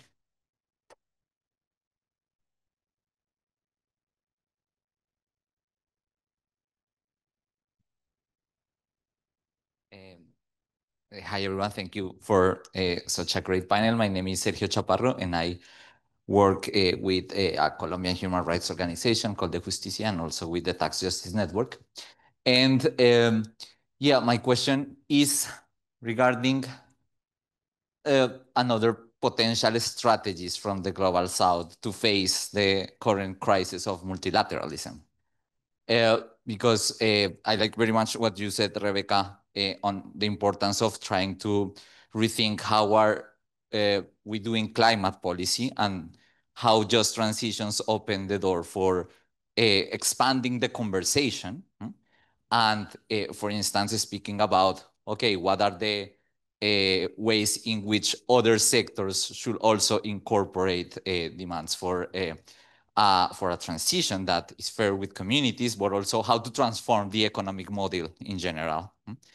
But I wonder, like, if it's not important also to think on other levers of the negotiation power that global South countries have.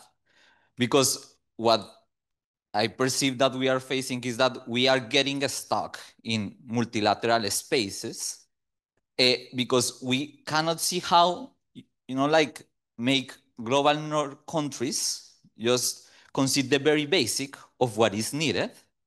And if this situation continues, I don't know where we are going to end because at some point, multilateral spaces are going to be seen as something completely ineffective.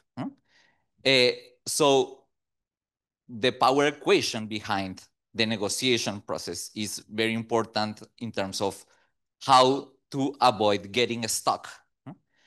And for instance, I think, well, global South countries have many of the resources that global North countries are desperately looking for, but I don't know to what extent countries are really like leveraging the power that gives, We global South countries also have the power to issue legislation, also to restrict, for instance, access to resources as part of our sovereign power, if, there are no concessions also from the other side.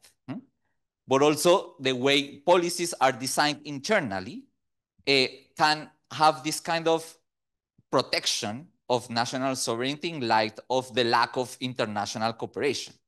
So I wonder to what extent that also can be, like another like part of the strategy to think on what can be done domestically and regionally in terms of regional South-South cooperation in order to transform the power dynamics, but not only on the table, but also with the policies that global South countries have, or their sovereign powers, in order to avoid getting stuck in these dynamics. And if you have any reflections on this potential alternative way. Thank you. Hello, my name is Ingo Ritz from the Global Call to Action Against Poverty, GCAP. This was really a very interesting panel and very good to see the different processes connecting.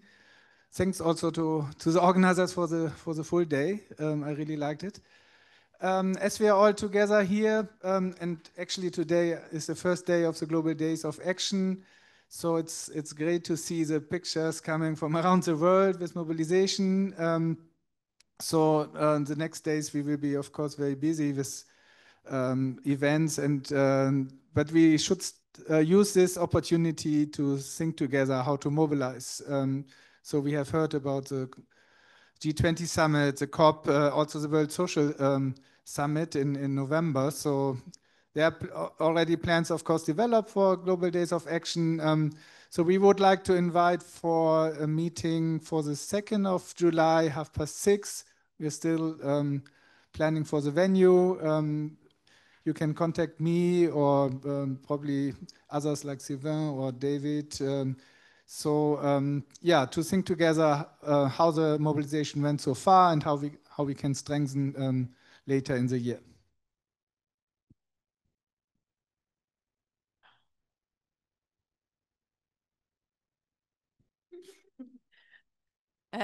Liz Nelson from Tax Justice Network. Sort of a little, maybe a question, but mainly an observation. But I'd be interested if the panel had thoughts on this. And I know you were all trying to finish on a positive note, but I was just been thinking about the liquidity crisis in the UN institutions, and it feels like really over the last few years we've made so much stride in terms of placing tax justice alongside human rights and seeing that interconnectedness and seeing the coalition of different organizations working on human rights and tax justice working together.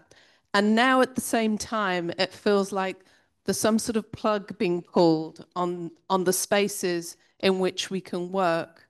And I just wondered if any of the panel felt there's something that civil society should be doing, could be doing, thinking about. Thank you. Thank you. Should I? Okay, I think in the interest of time, I'll have us respond in this way. My very crude summary of the questions is I could comment on whether there's reason to be hopeful about the references to death in FFD, what we are doing wrong, how to ensure that we don't get stuck by global north recalcitrance in multilateral spaces. How do we mobilize with an invitation to a meeting on July 2nd at 6:30? And the liquidity crisis at the UN and what happens to progress that we've made on tax and human rights. Rebecca, you can choose any and all of those to respond to in 2 minutes, please. Working? Yes? Okay. Thank you so much for the question and the reflection. Picking up on the first kind of hopeful comment, I truly agree. And I think that's something in a strategy in general, it's always important to see what's coming next, not to be naive and pretending that there is a next, but there is actually some hooks in the text, for example, in the FFD text, or if I compare to what we have in the COP space, we have to be strategic about how to exploit those and sequence the win we want to see. So thank you so much for that, because that was also my reading. Like, well, I'm not a debt expert, but I was imagining that we need to plan then for the next fight. And because we're here also connecting to other fight we could win in other spaces to kind of build kind of an echoing chamber of certain topics. And that is definitely one. Sergio, on your question, I think, I mean, it would require a half day of strategy, but I think it's very important to think about new coalition and new power dynamic. Because I think as civil society, and again, I'm speaking on what I know a bit more, so the COP space, we've been very actively working with the G77 group, and I believe that's probably a strategy people are using in other UN spaces to make sure they kind of hold a flank for ambition, and because they were the one really pushing for justice in kind of critical conversation around finance, etc. But this is not enough anymore. So we definitely need to think what can be done domestically or through other type of South-South coalition. Of course, the BRICS can be an inspiration on that front on certain topic. I think there are interesting things to be looking at, but other type of sub groups that we need to empower. Also, maybe we need to think about what's happening now that the US have left many of the spaces, including the climate negotiation. And there is a gap. And so how we can maybe strategically think about building new coalition to replace the US, but in an ambitious and equitable manner. And so, yeah, I think we need to see the different layers of dynamics we want to create and be much more forceful with that to ensure change can happen. And then on what have we done wrong on education? I mean, we've done many things wrong on the climate justice front too. So maybe I could comment on that. But I think one of the lessons we've learned, maybe, you know, coming from the 2018 wave of the climate mobilization and then kind of the drop of climate on every political agenda, is that if you don't connect the conversation to people's life and reality, in a way that's really talking to them, not just, you know, in a kind of very high level communication campaigns, you're just losing the power of a movement. And I think we were really good at building on a crisis and showing how bad it was, etc. But we kept it so far from people's reality in the end that the movement just, you know, went down, and maybe it stayed in certain elitist, you know, conversation, but it's not anymore this kind of people power we were imagining we had, but actually we didn't. So I think that's a lesson of humility, probably, and making sure that, yeah, if you don't embed that into people's reality and justice, it's actually only short-term PR communication strategy, but not really movement building. Thank you, Rebecca. That's an excellent segue to talk about human rights, particularly interested in your thoughts on the liquidity crisis at the UN.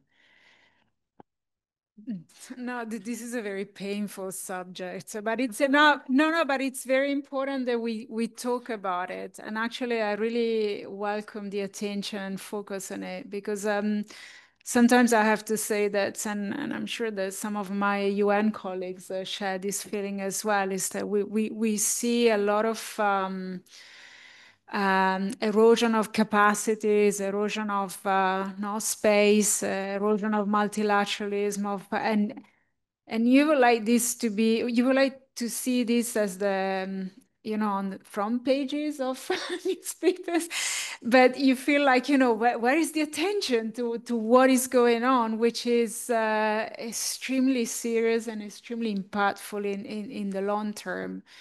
We are in a human rights crisis. This is an extremely dire moment for human rights. It's a dire moment for multilateralism. It's political, but it's also financial, as Liz reminded us, because the UN is getting under enormous financial pressure, to a point where OHCHR, as part of the UN Secretariat, is presenting a budget for 2026, for regular budget, with a 20% post cuts.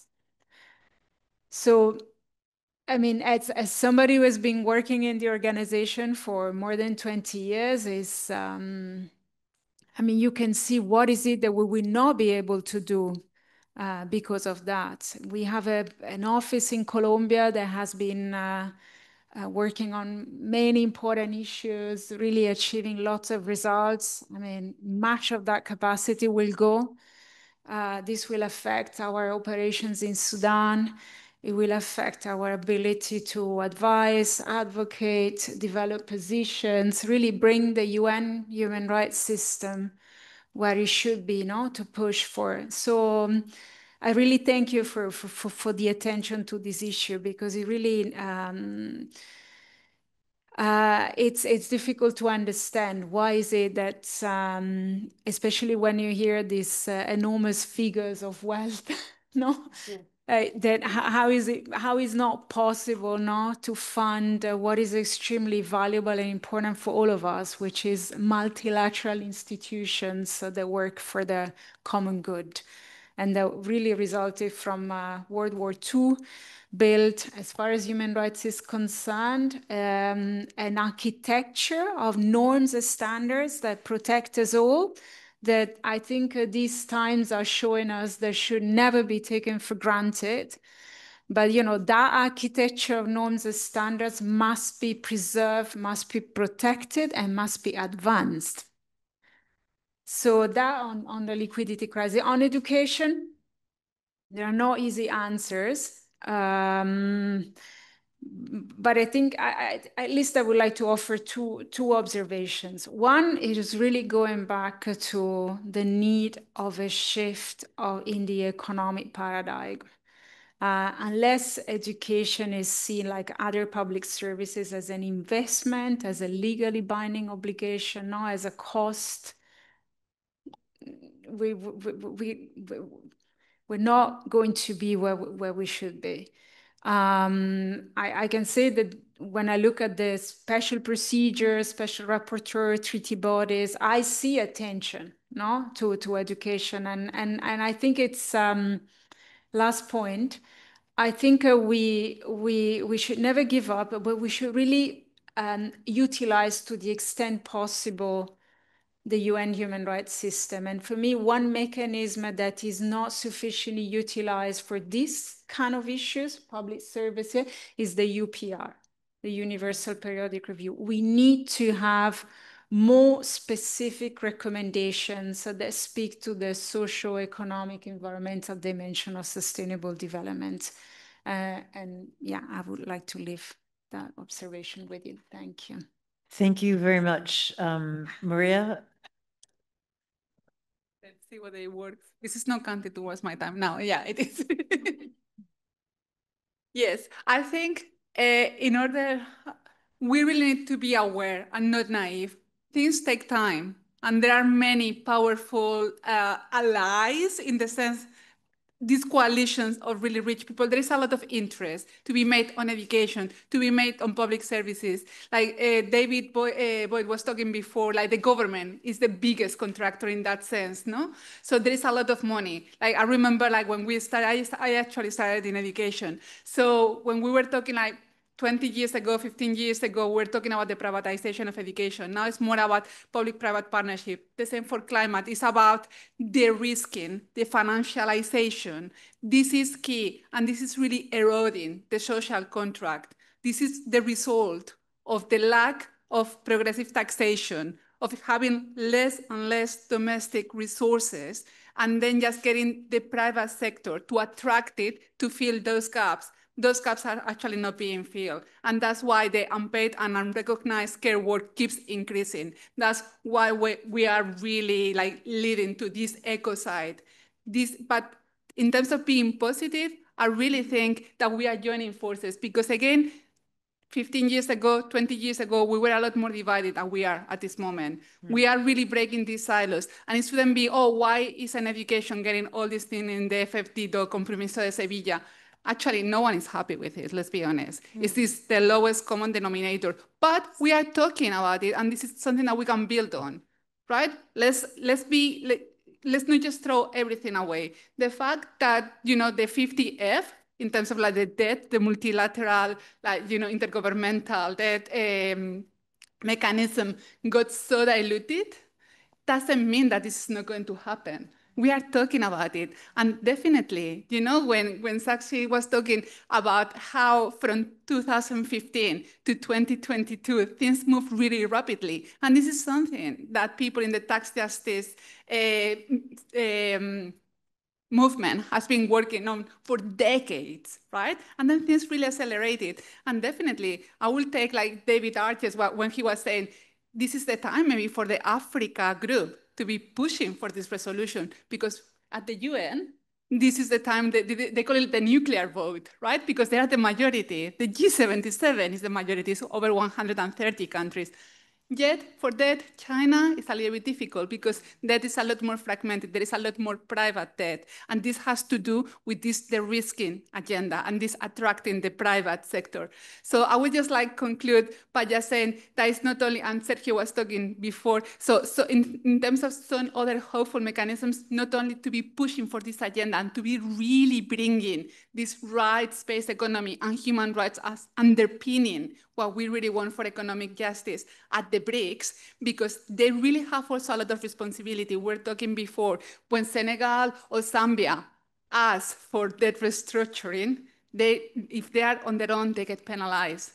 If Brazil, if other countries, South Africa, China ideally, but China's not going to, but they ask together for this, to have a UN convention on debt, ideally no framework. Framework is a compromise. I don't know why we are asking already for a framework one. But anyway, so, then people don't get penalized. Then people get to, to discuss it in an open, inclusive way that is aligned with human rights. And we know that the UN is not perfect, and it's particularly weakened now because of this liquidity crisis. But it is the best space. However, until we get there, there are a lot of other solutions that can be implemented. Having a public, independent credit rating agency, this is something that can be implemented straight away. Even at domestic level, some countries, such as the UK, for instance, could change things without any cost to the citizenry. And I would be very happy to speak more about it, but I know I have no time. Thank you. So thank you, Maria. Evelyn, you got the last word. So I'm going to be a bit negative and then I'll try and end it on a positive note. So just like Sergio mentioned, I think the reality is we must open our eyes to the power dynamics that are influencing the global economic order and quite honestly, everything else. We are at a point in history where there's a very thorough weakening of international law, from the Geneva Conventions to the international human rights. So the issue really is the power dynamics that is guiding this whole process. And the reality is that we have seen a lot of movement towards the far right, particularly in a lot of global north countries. And this has really influenced multilateralism. We've seen withdrawal from conventions that we thought were unthinkable. Who withdraws from the WHO? But yet it's happened in our lifetime. Even the most imaginative fiction writer couldn't have come up with some of what we're witnessing right now. And I think that within the Global South, within Africa, civil society, labor unions, everyone is doing the work to change things, not just from the economic side to the human rights side, and to also the issue of governance. Young people are dying across the continent because of calling for what is right. So I genuinely think the Global South is doing enough. But where we need more work is calling out the hypocrisy of the blockers. And I say this as someone who has consistently observed how UN negotiations happen. You have a country like Switzerland that wants to include a clause within the asset recovery section that we should make sure developing countries use the resources effectively. If we were really to recover all the wealth that has been stolen from the Global South from Switzerland, we will be able to solve the education crisis. There's even a worse crisis, health. So we'd really be able to solve these crises. So I think it's time that we really implement what I call real international solidarity. I know there's so much support for the African group and for Global South countries. We are not the problem. We are doing the work at the cost of our lives even within some of these countries. It is not safe to talk about tax justice. And when a country is brave enough to stand out, what happens to them is what we saw happening to South Africa, where they were being called out for a genocide that is not happening. And you could see a whole president of a nation groveling, saying, but we have these mineral resources. So we need, the reality is the political dynamics. It's not about how well these instruments and these outcome documents and even these conventions can look like. It's about how, if we actually have the political will to implement them. For instance, in a lot of our countries, we do have bills of rights. That is completely binding. Our constitutions are the highest or the most supreme laws. But every time we go to the streets or we go and sue our governments for the lack of resources, for instance, on health, we are told, but the right to health is limited by the number of resources that are available. So where are our resources going? To service debt. 70% of the revenue that is collected in Kenya is going towards debt servicing. So we are not the problem, as I said before. We need to honestly look at the power dynamics and really build movements, not just within the Global South, but also within the Global North. Because I have seen instances, for example, where Canada will insist on language on gender within the FFD outcome document, particularly on domestic public resources. But then they're the biggest blockers when it comes to the paragraph 50F. So are we calling out our countries? Are we doing enough to do that? We'll see instances where they support financing of public services, but they don't want to give us back our resources. Are we doing enough? Because I will tell you, the what's it called? The Africa Economic Outlook report that came from the AFDB last year said that the current development model of Africa is simply not working. We have tried to do things domestically, mind you, and we haven't succeeded, either because we get sued by investors or because the system just doesn't work for us. And so it said we will need on average 108 years. This is for Africa. 108 years, meaning even my own children of my children will not see this progress in order to become higher income countries. So we really need to be more realistic. We need to avoid being co-opted by some of these governments using language that is pleasing to civil society and really come out in support of each other. Proper international solidarity.